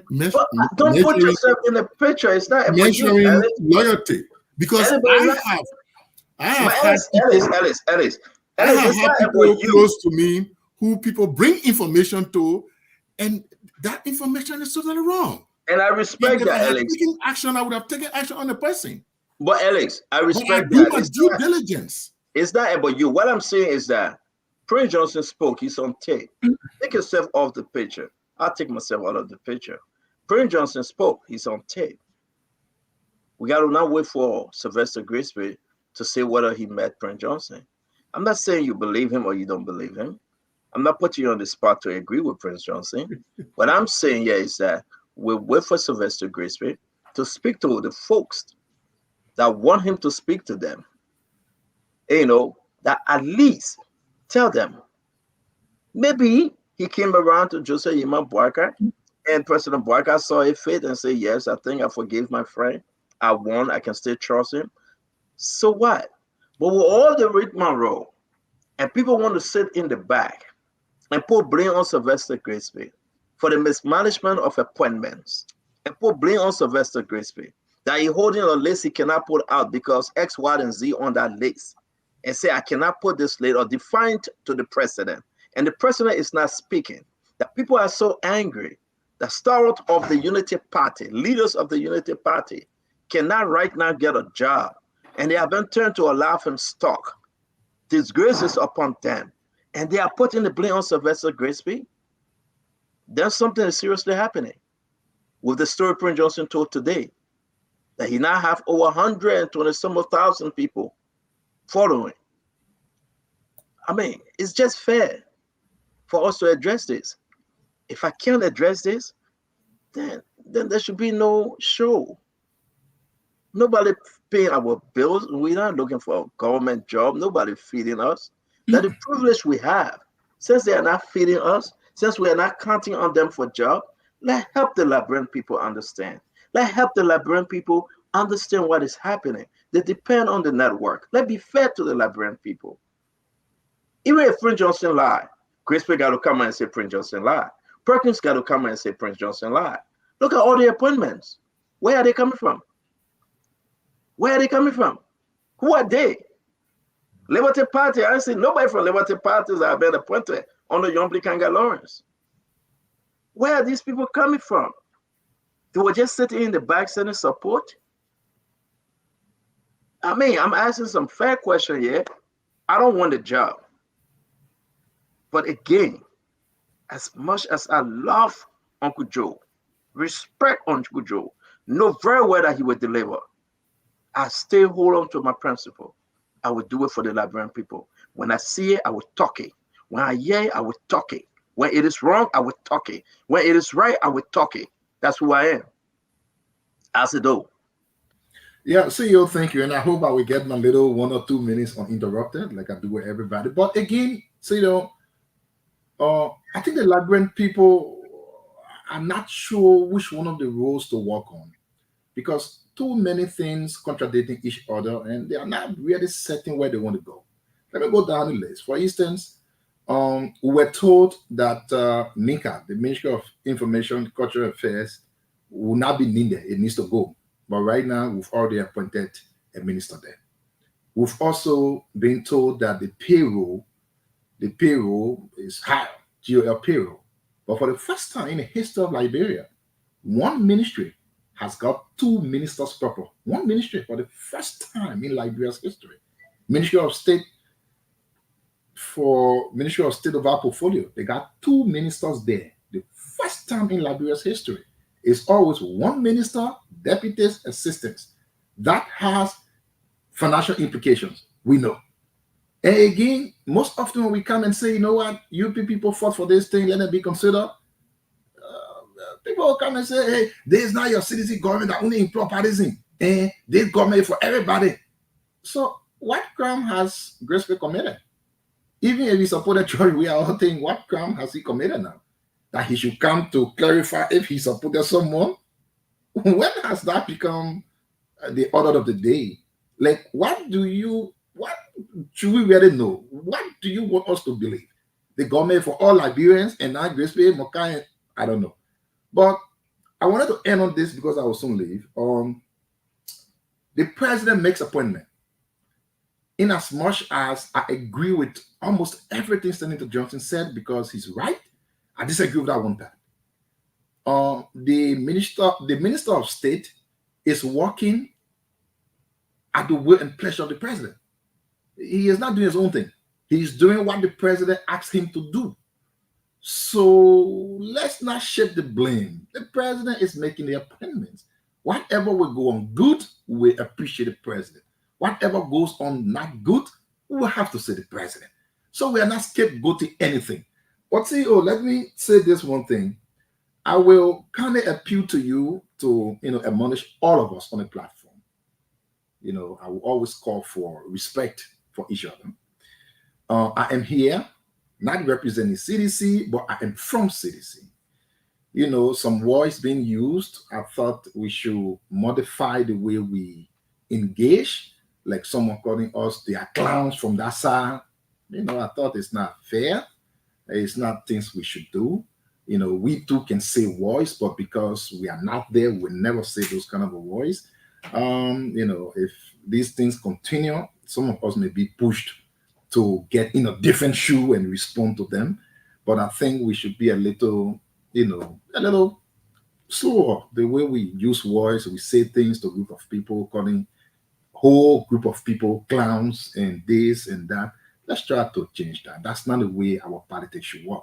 Let's be respectful of each other. Let's stop the issues and not go that route. I just wanted to appeal on that, please. Right. Thank you, guys. Well, man, if you have nothing else to say, I think we have done a beautiful show today. Glennie is sleeping. Every day she got to go because she's tired. I don't know what's going on. I'll mind my business. Alex, man, I really appreciate you every day on the show. We enjoy your contribution a lot, and that's the way it is. If you guys have nothing to say, I will sit back here. I don't have anything to do. I will open the phone line and take more calls. But that's it. If you haven't, I'd just like to say one quick thing to all the Liberian people here. Thank you for your patience. Things will fall into place. You'll give it a bit more time. We will hold this president's feet to the fire. He owes it to the Liberian people. We're begging all of you to give it. Let's just wait for his 100 days and see what happens. Things will fall into place. We shouldn't give up. We fought too hard for this revolution. We fought too hard for this green revolution, this president.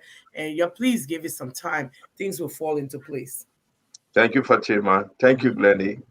Alex, thanks, man. I hope you prepare yourself for your week. After all the weekend enjoyment, I hope you're ready to go back to work. Yeah.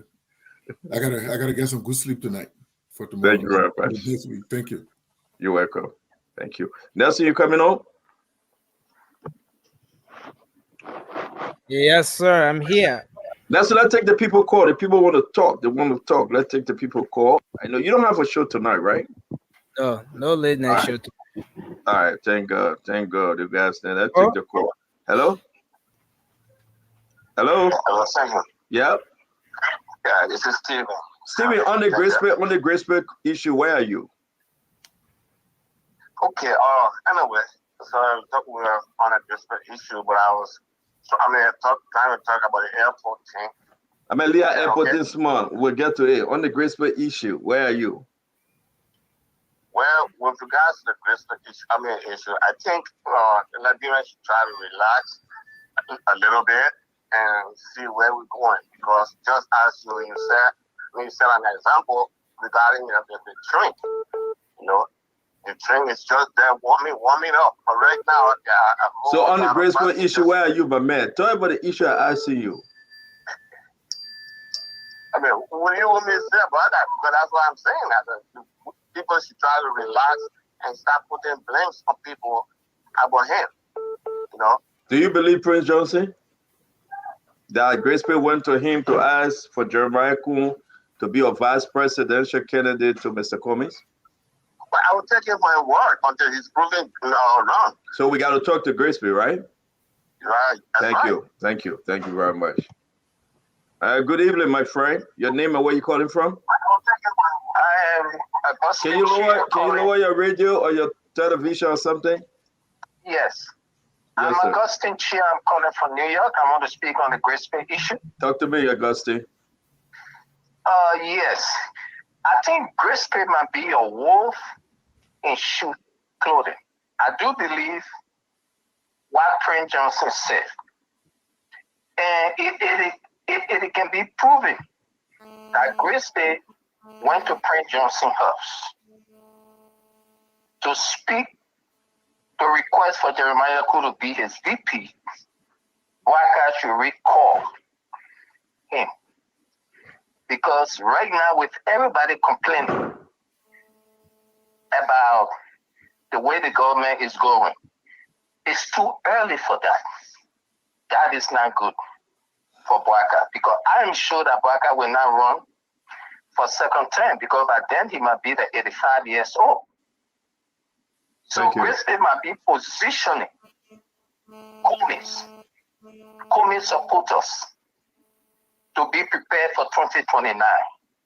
Wow. And Nimba County will always be in the position. Notice that whoever Prince Johnson support always win. Thank you. He supported Ellen won. Thank you. He supported we are won. They may get an MVP trophy. Thank you very much. Thank you. Thank you. Yeah. Hello, your name and where you calling from? Can you lower your radio? Can you hear me? Yes, your name and where you calling from, please. Yeah, my name is Mike. I'm calling from Maryland, Edgeridge to be specific. Maryland, the Grisby conversation. Where are you? Prince Johnson, did he say the right thing that Grisby were working for Mr. Cummings? And you know the rest of the story?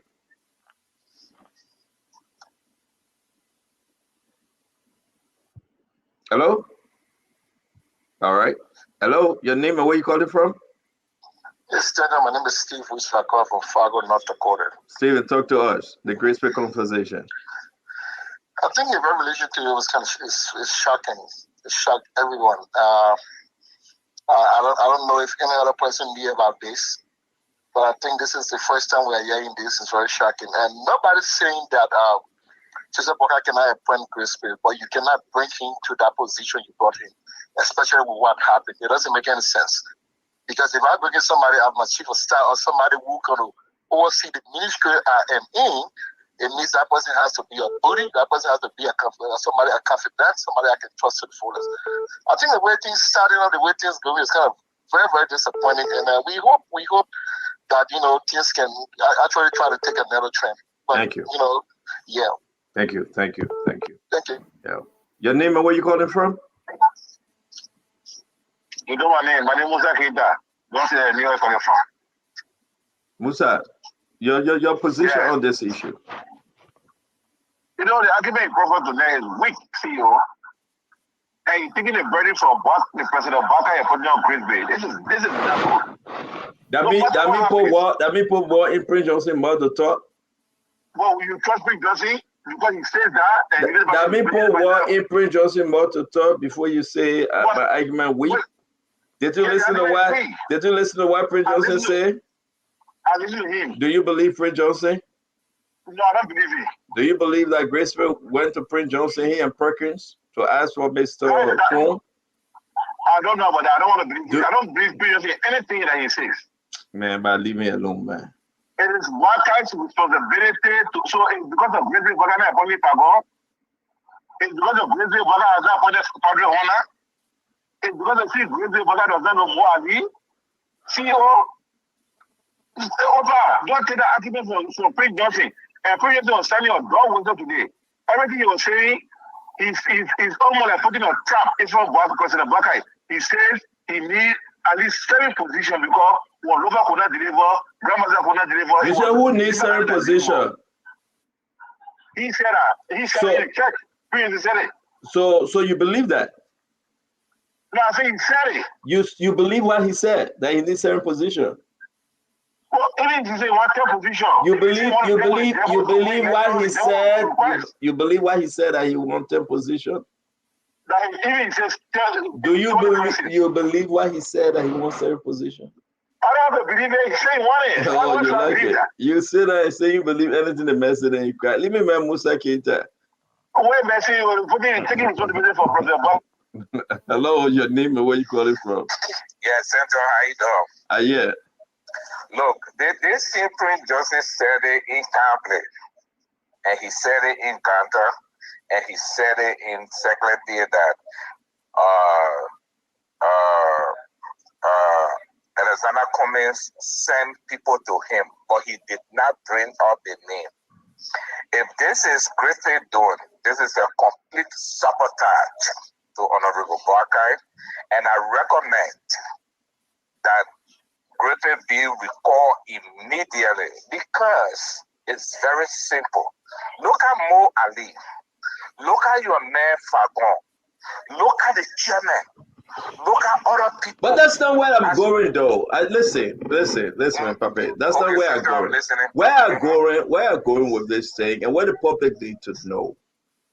Did Sylvester Grisby,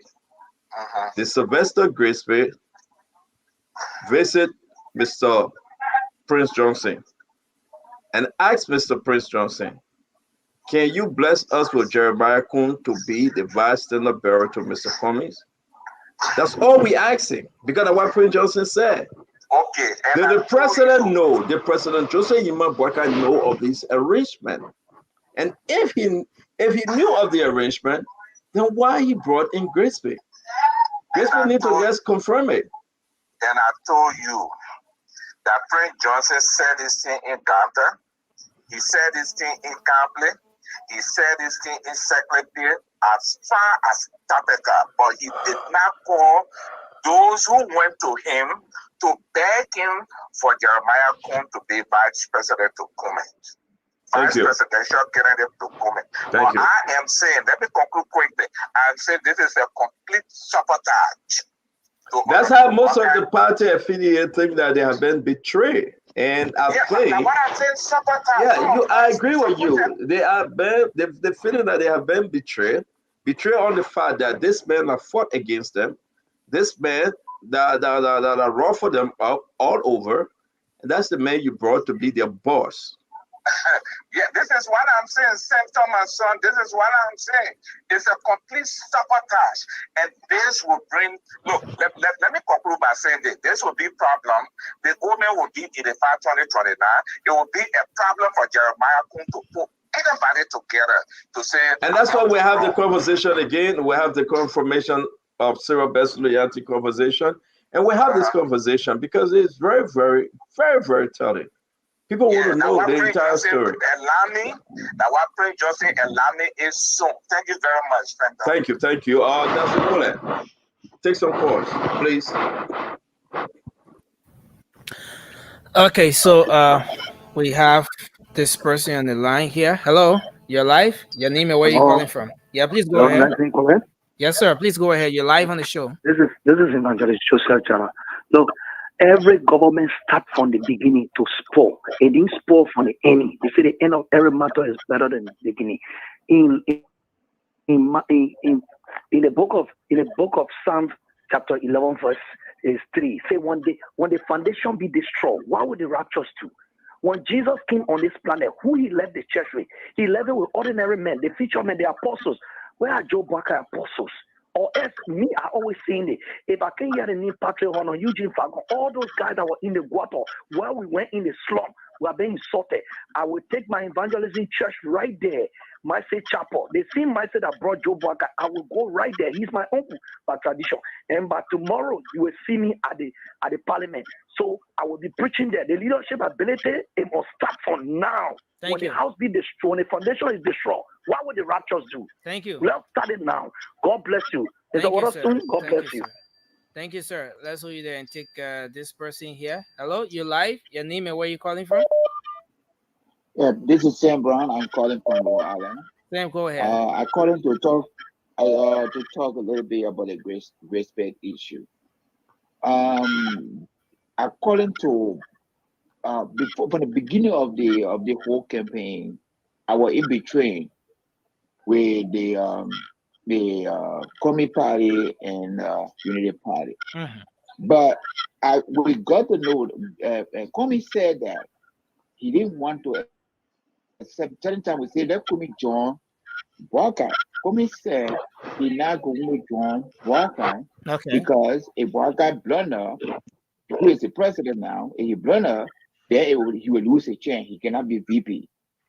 So I believe that this is a same calculation that is doing to make him unpopular so fast so that he can have the opportunity to be the president. Thank you, sir. Thank you. Let's go you there and take this person. Hello, you're live. Your name and where you call from. Yeah, my name is Prince B. Caliber. I call from a 72nd resident. Go ahead quickly, sir. Yeah, my concern, I have two concerns, but firstly, I would like for the CEO to read or invite me on the show there to be able to deal with asset do small. Okay. Then the second concern has to do with Grisby issue. We would like to hear from Grisby, and so he can make it side clear. But anything other than that, we are still listening right now. Thank you. Hello. Hello. Nothing. Good morning. Good evening. Good morning. Good morning. You're live. Your name and where you call from. Okay, thank you. My name is Alfred from Carmel, Nigeria. Go ahead. Nothing. Our president spoke about broad-based government, government inclusion. Okay, so for me, selecting or nominating or Grisby or whoever as part of the government, it's a battle. Look, we're all Liberians. Okay, no matter where you come from, where you come from, we will talk about broad-based government and government inclusion. As well as you're qualified and competent, definitely going to employ you to work for the government. Thank you. Thank you very much. God bless you. Thank you very much. We take this person here on the line. Hello, you're live. Your name and where you call from. Yep. Nelson, how are you? Yes, sir. Good. CEO concern. I was listening to him and he mentioned something. If where do we stand when it comes to the guy going to Prince Johnson? On the show earlier on, Eugene Facon said that Prince Johnson gave President Bouaka an ultimatum that he would serve for 6 years, knowing that he would die very soon, so he can take over.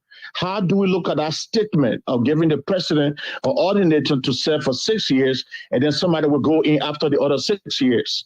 The intention of Prince Johnson, for which he's kind of putting a lot of wood into the fire about this particular man, is not something that we should take lightly. He knew that this man went to him for the vice president. What did he say then? After the inauguration, after the one that they something, he's saying the man behind the president. He have not said anything, but now, because what he wants is close to him, the president did not want anybody to harm him. Whosoever that he selected, he's doing it with the weight of his pleasure. We should respect the president and his decision, not Prince Johnson. Thank you. Thank you, sir. Thanks a lot. Let's take this person. Hello, you're live. Okay, we'll come back here and bring in this person. Go ahead, sir. You're live. Yes, Nelson, this is Harry Johnson calling for rehab. Mr. Johnson, let's hear you. Yeah, I want to speak on the issue of Mr. Griffith. You see, there is something being interplay here. Mother, you can remember Nyobli Kanga and Dillon when they were asking them to join Kumi. It was Maraseli who called it. Mm-hmm. Now it is Maraseli who have planted this Griffith man with JMB so that her interest about Kumi can go through. So. Okay. Yes, that man being with the party is a clear indication of Kumi interest. Thank you. So they have to be careful on that. Let's present this person. Thanks a lot. Let's bring this person in. Hello, you're live. Your name and where you call from. Hello, Nelson. Can you hear me? Yes, sir. You're live. Let's hear you. Thank you, man. I think all the nonsense that we are talking about on Grisby, I think these are all nonsense. Okay. Let's talk about all these things. Liberia is a broken state right now. Let's focus on how to rebuild this country rather than wasting our time on one man. Grisby is a Liberian. He's qualified to serve in that position. Why should trust Prince Johnson that much? Look, let's not waste our time here, please. Let's focus on this broken country. Let me ask you a question. Right now, rather than talking about Grisby or Prince Johnson. Just listen. CEO has a question to ask. Let me ask you a question, my friend. Can you hear him? Yeah.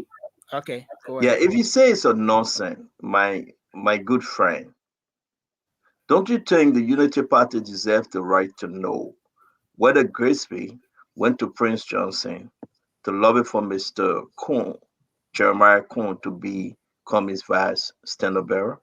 Don't you think they deserve to know that? Listen, Stanton, I don't believe in the say. Okay? No, I don't not they believe say in the that. say. No. I beg you, my friend. My friend, hold on. Nobody here talking about they say. Say Prince Johnson say. Don't say they say. Prince Johnson said it. Yeah, So it's not they say. yeah, but We put a name you to are it. also voting for Prince Johnson. Okay? No, listen now, my friend. Come on now, calm down. We put a name to it. So we cannot call it they say because Prince Johnson is on video saying it.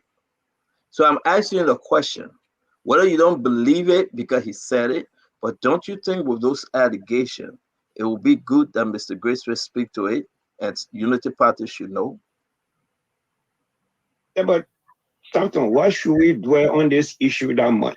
This country is a broken country, my friend. Let's move on, man. Let's move on, Thank you. Stanton. We all Thank you. want this country Thank to move forward. Liberia is a broken state right now. We are broke. Thank you. Thank you Let's very hear much, my friend.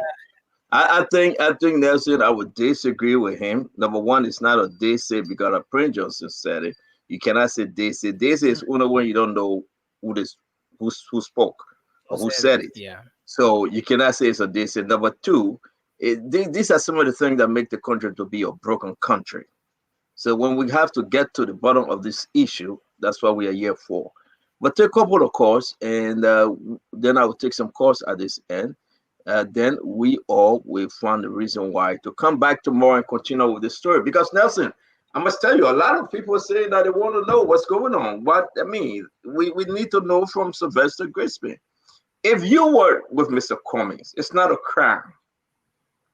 But if you were looking at these guys there and saying that I want Mr. Cummings to win, looking at Joseph Boakai and say, I don't want you to win, then people need to get into the mindset of the president as to what was the arrangement? Who asked you to bring Grisby back? What agreement you have with other people out there?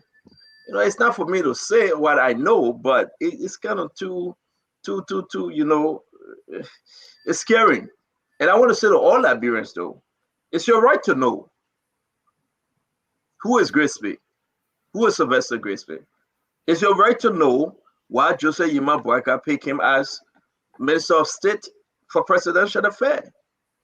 It's your right to know why he was serving Mr. Cummings, and if he went to Prince Johnson to ask for Jeremiah Coon. And I will ask Jeremiah Coon also. So we will get to the bottom of this story because it is important. Who betraying who? Who betraying who? What kind of political game is this? And that's why we are here, Nelson. And that's why we'll continue to speak on this issue. And I hope people can understand that at the end of the day, Liberians need to know everything. I mean, I think your time for no question. Well, let me take my own question, right? Yeah. Yeah. Hello, your name and where you calling from? Yes, John, this is Mamu. Mamu calling from Bismarck, the capital of North Dakota. I mean, what are you doing in the poor capital? This is where I want to be, man. Yeah, I ain't Philadelphia, man. You see, you don't even know where I am. Your capital is Monrovia. Go back to Monrovia, brother.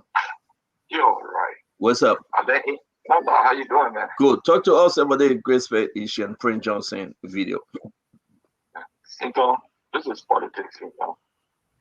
The thing you call politics is no big play. It's a game of chance. People can blame people to get their way through. Grisby, like you said, they're friend of the present president for over 40 years. And he was also friendly with Madam Ellen Johnson Sirleaf. Now tell me, he was also friendly with Cummings. Look at the triangle. These two people got something in common. They got something in common. They can relate. Don't mind the thing they tell us. So if Grisby is appointed as chief of staff to the president's office, and the men come down. They've been knowing each other. They've been through that stuff. He has a right to that position as a Liberian, and the president has a right to appoint a company down that he trusts for his life, with anything he does. But the only thing I will hold you responsible for is what they are saying, and he's stopping other people's names is true. Then it becomes the opposite. Then I will. So the issue is that he was campaigning for Cummings. It shouldn't be a concern, right? It should be a concern of politics. People can be in the party and be at the double center can be all over the world. Thank you very much, my brother. Thank you very much. Thank you. Stay in your the people capital. They're coming for you. You're all right. Hello, your name and where you calling from? Yeah, see what is Alvin. I call from Liberia. Alvin, what's up? Let me say this here. Grievous, Grievous is on his way out. Trust me. After the United Party, we will not take that.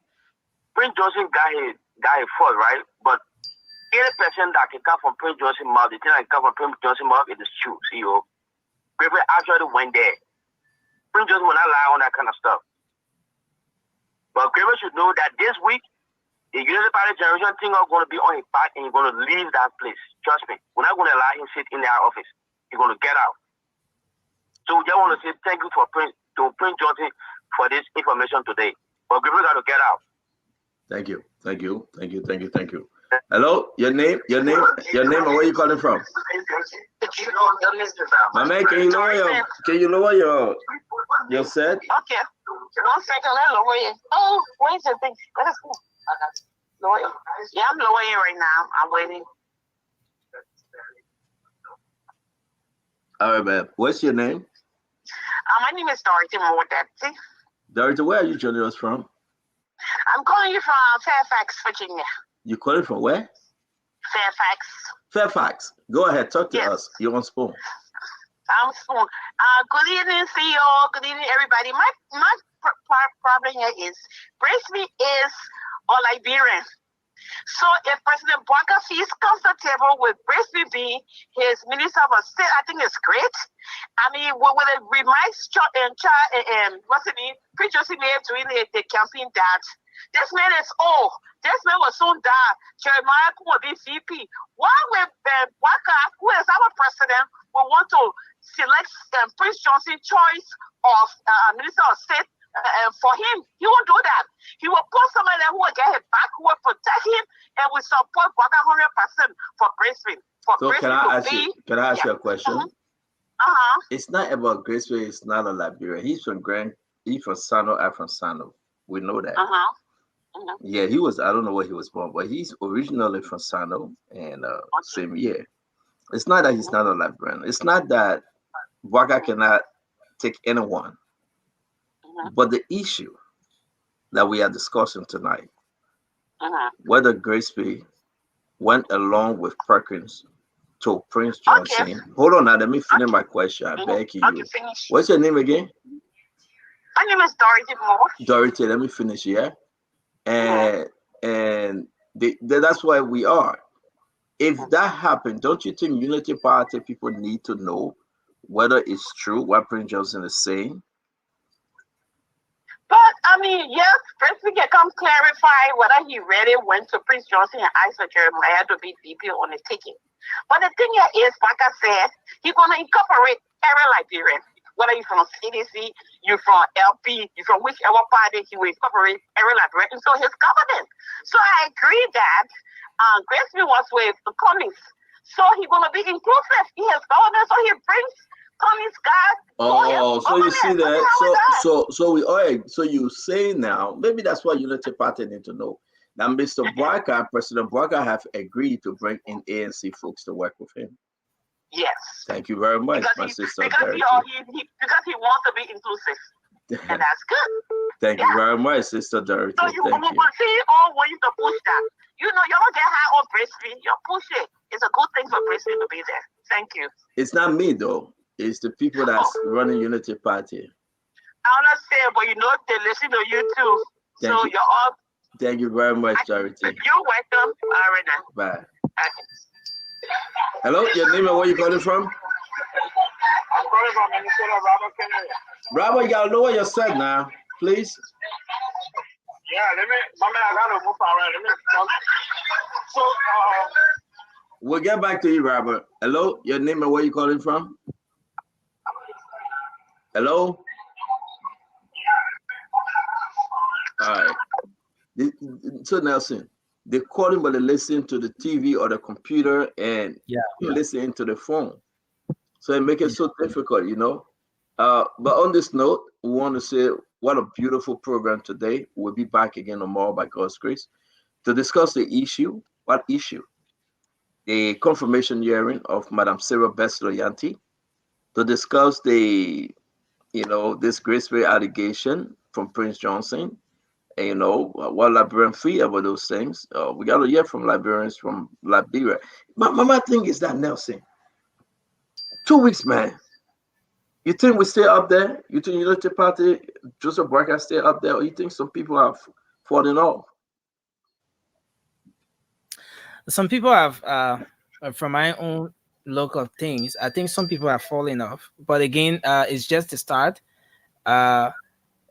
Usually things will be like this until everything settles in very well. I think this is the start of the appointment, nomination, the different selection processes. So that's why there is this back and forth. But once people get to understand exactly what Ambassador Barker wants for the country, and he starts to go maybe 50, 60, 70%.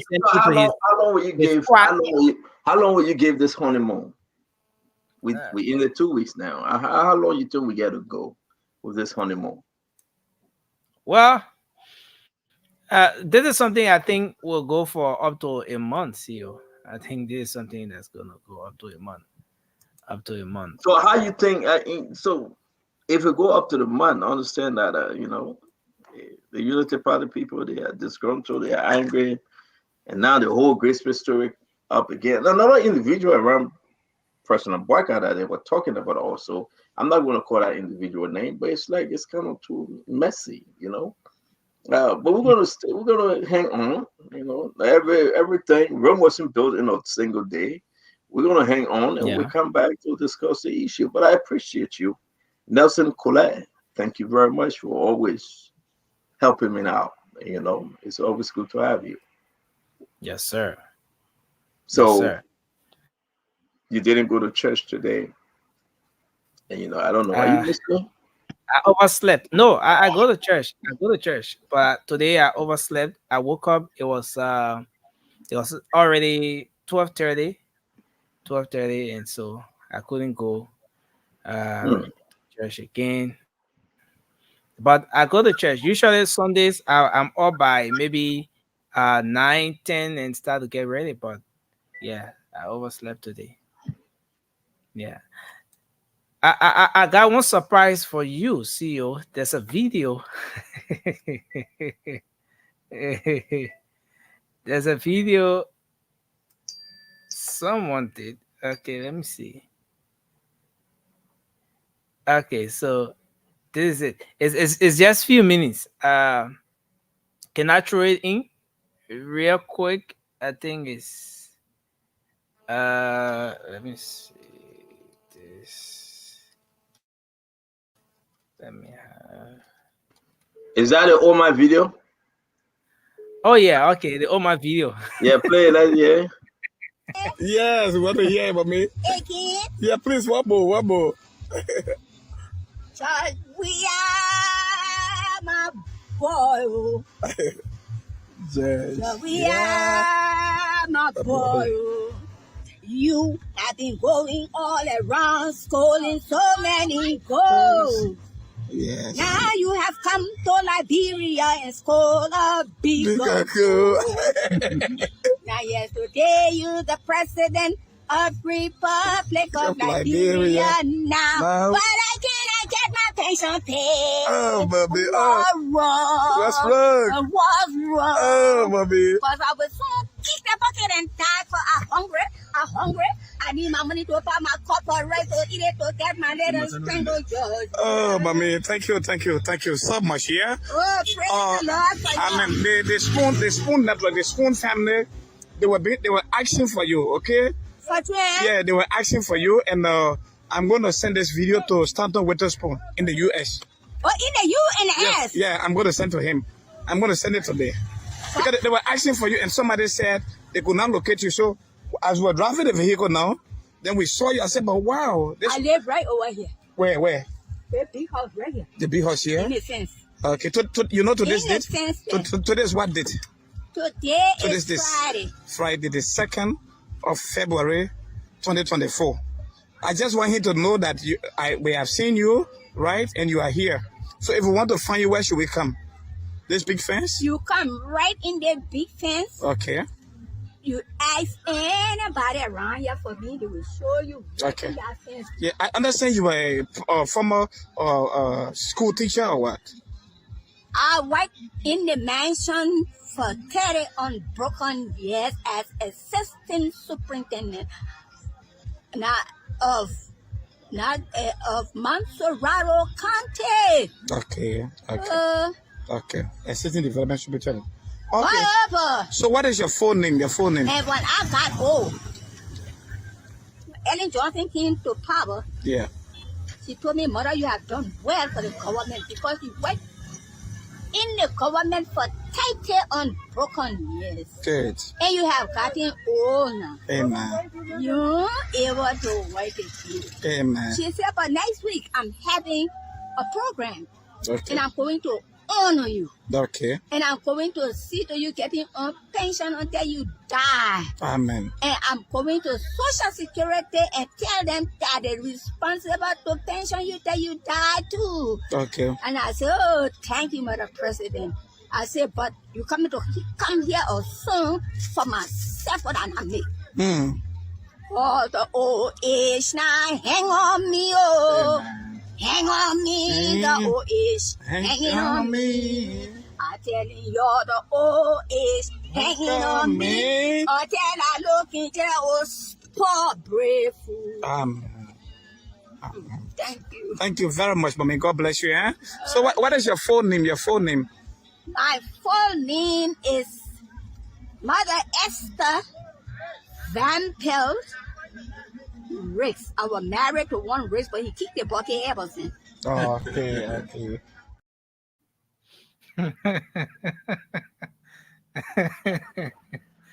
So yeah, you might say Riggs kicked the bucket. But so where they for her? Where? It was somewhere along the Toddy Belt in rural Monserrato. The video was actually done by Julius Luke, Mr. Julius Luke. I know him. Yeah, because when we were talking about her, how you call him? Dualu said no, she passed. Yeah, I'm surprised. I saw the video. While in church today, I saw the video. Someone placed it in our chat room. Okay. So how can we get to her? Yeah, we can get to her through the person who did this video, because he has some activities going on around where the exact location where they saw her. Yeah. So you're gonna go there? Yeah. Go check it out, man. Go there, try to have some party with the woman. You know, she's strong though. She's still moving strong. Wow. Oh yeah. The part I like in her whole song is the old age hanging on me, hang on me. The old age got her. I think she said she was a chaplain, or she was a superintendent at the executive mansion during Talbot Town. She worked for 30 years, because I listened to the full thing. It's online, and I hope we can get her. Yes, I think we should. She got a lot of history going on. Yeah. All right. So when you speak to Luke and you get her, so let us talk to her. Okay. Yeah. Yes, sir. That woman, a blessing right there. Nobody. Oh yeah. That woman, a whole blessing for the country. So we want to say thank you, Nelson, folks. That's all, folks. Have a good evening. Till we meet again. Don't forget. Tomorrow at 3 p.m., Liberian time, 3 p.m., will be the confirmation hearing of Sarah Best Loyalty for the Foreign Ministry. The Foreign Ministry Chair, the Chair on Foreign Affairs, Darius DeLong, Senator DeLong, will be here and his entire team. The senators will be present. They will have a full confirmation hearing tomorrow. I think this thing will go for 5 hours or 6 hours. So if you're good, I hope you'll get good internet, water, everything ready. And then we'll come back to talk more about Sylvester Grisby. Who is Sylvester Grisby? That would be the question. What do you know about Sylvester Grisby? Why he's now serving as Minister of State for presidential affair. What he brings to the table, the decision to bring him, how angry are Unity Party folks that they are feeling betrayed right now. So let's have some conversation. It will be fair and balanced. And again, we'll ask Sylvester Grisby whether he ever went to Prince Johnson Place. And we hope that we can hear from him. On this note, I want to say thank you, folks. Fair, balanced conversation. Have a wonderful evening. Till we meet again. May God bless you. May God keep you. May God bless our country. I like to leave with this video. Send Nelson I play on a video. Let me play my own video to be fair. And my video will be a wonderful video because this video speaks about something that which is to come. You can. Wow. Success in life depends on a good education. Not always. I beg your pardon? That's not what my brother says. What does your brother say? My brother says, it's not what you know, it's who you know. I see. And who does your brother know? Nobody. That's why he doesn't have a job. Go home, Kenneth. You understood the video, Nelson? Yeah. Yeah. Wow.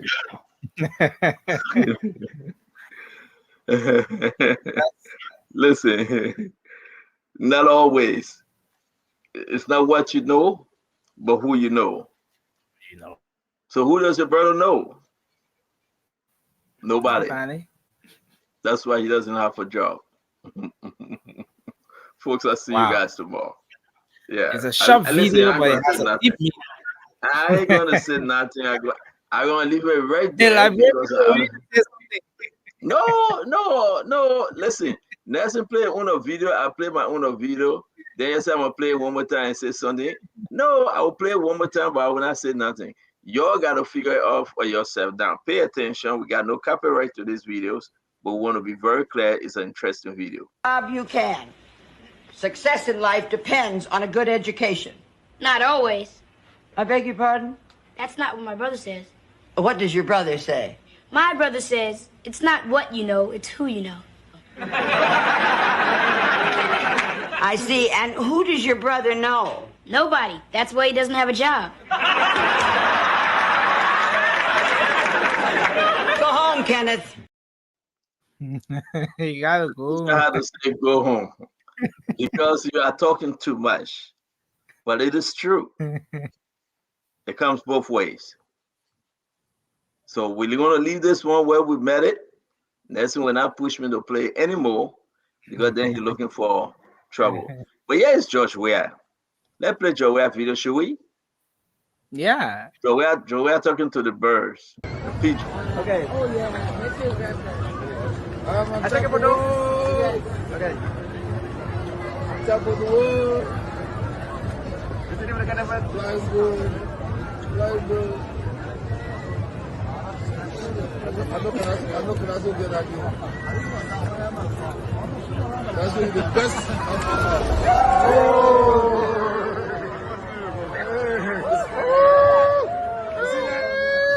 I'm the man. I make them fly. That's nice. Can you believe me now? How did I do that? I think I believe me. I make the birds excited. You believe me now? Let's go. I make them fly. You see the storm cloud.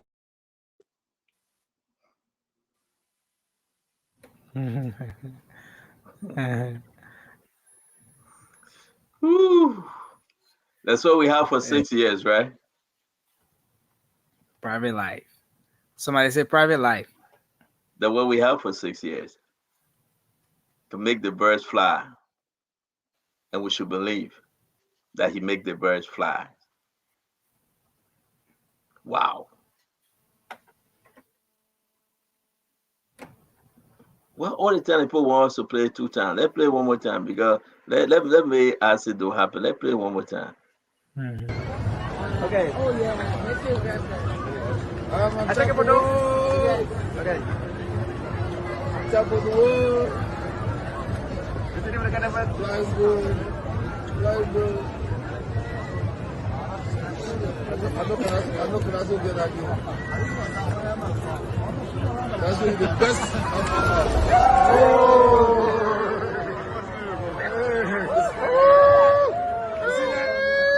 I'm the man.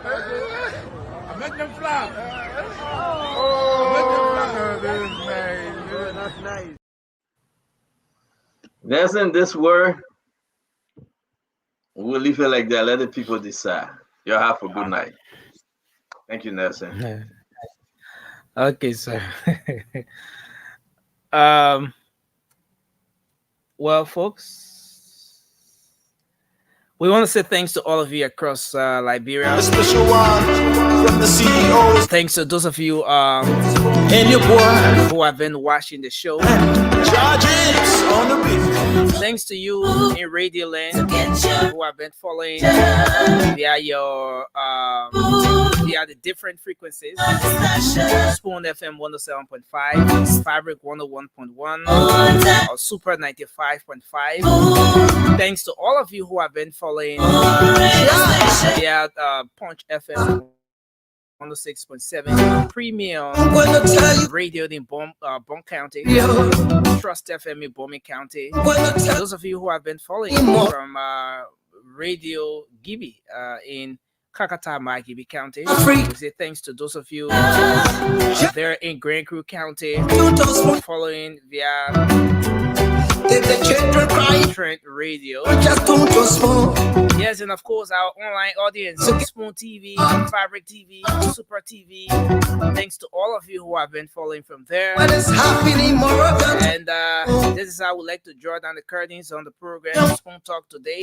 My name is Nelson Colette. We'll be back on your radio with another edition of Spoon Talk tomorrow. Of course, it promises to be very, very informative. Yes, you know, this is where Liberians gather to get to know what's happening in the country, in the ministries, the agencies across Liberia. Thanks for being a part of this joining. I sincerely appreciate all of you who always make up time to be here with us on Spoon Talk. So we'll come your way again. Have a good night. Bye-bye.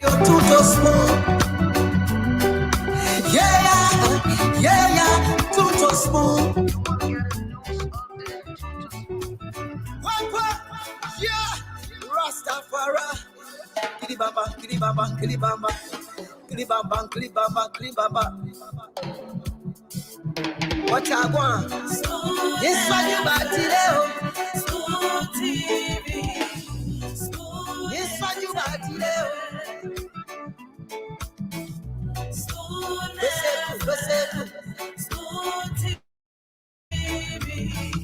Spoon TV.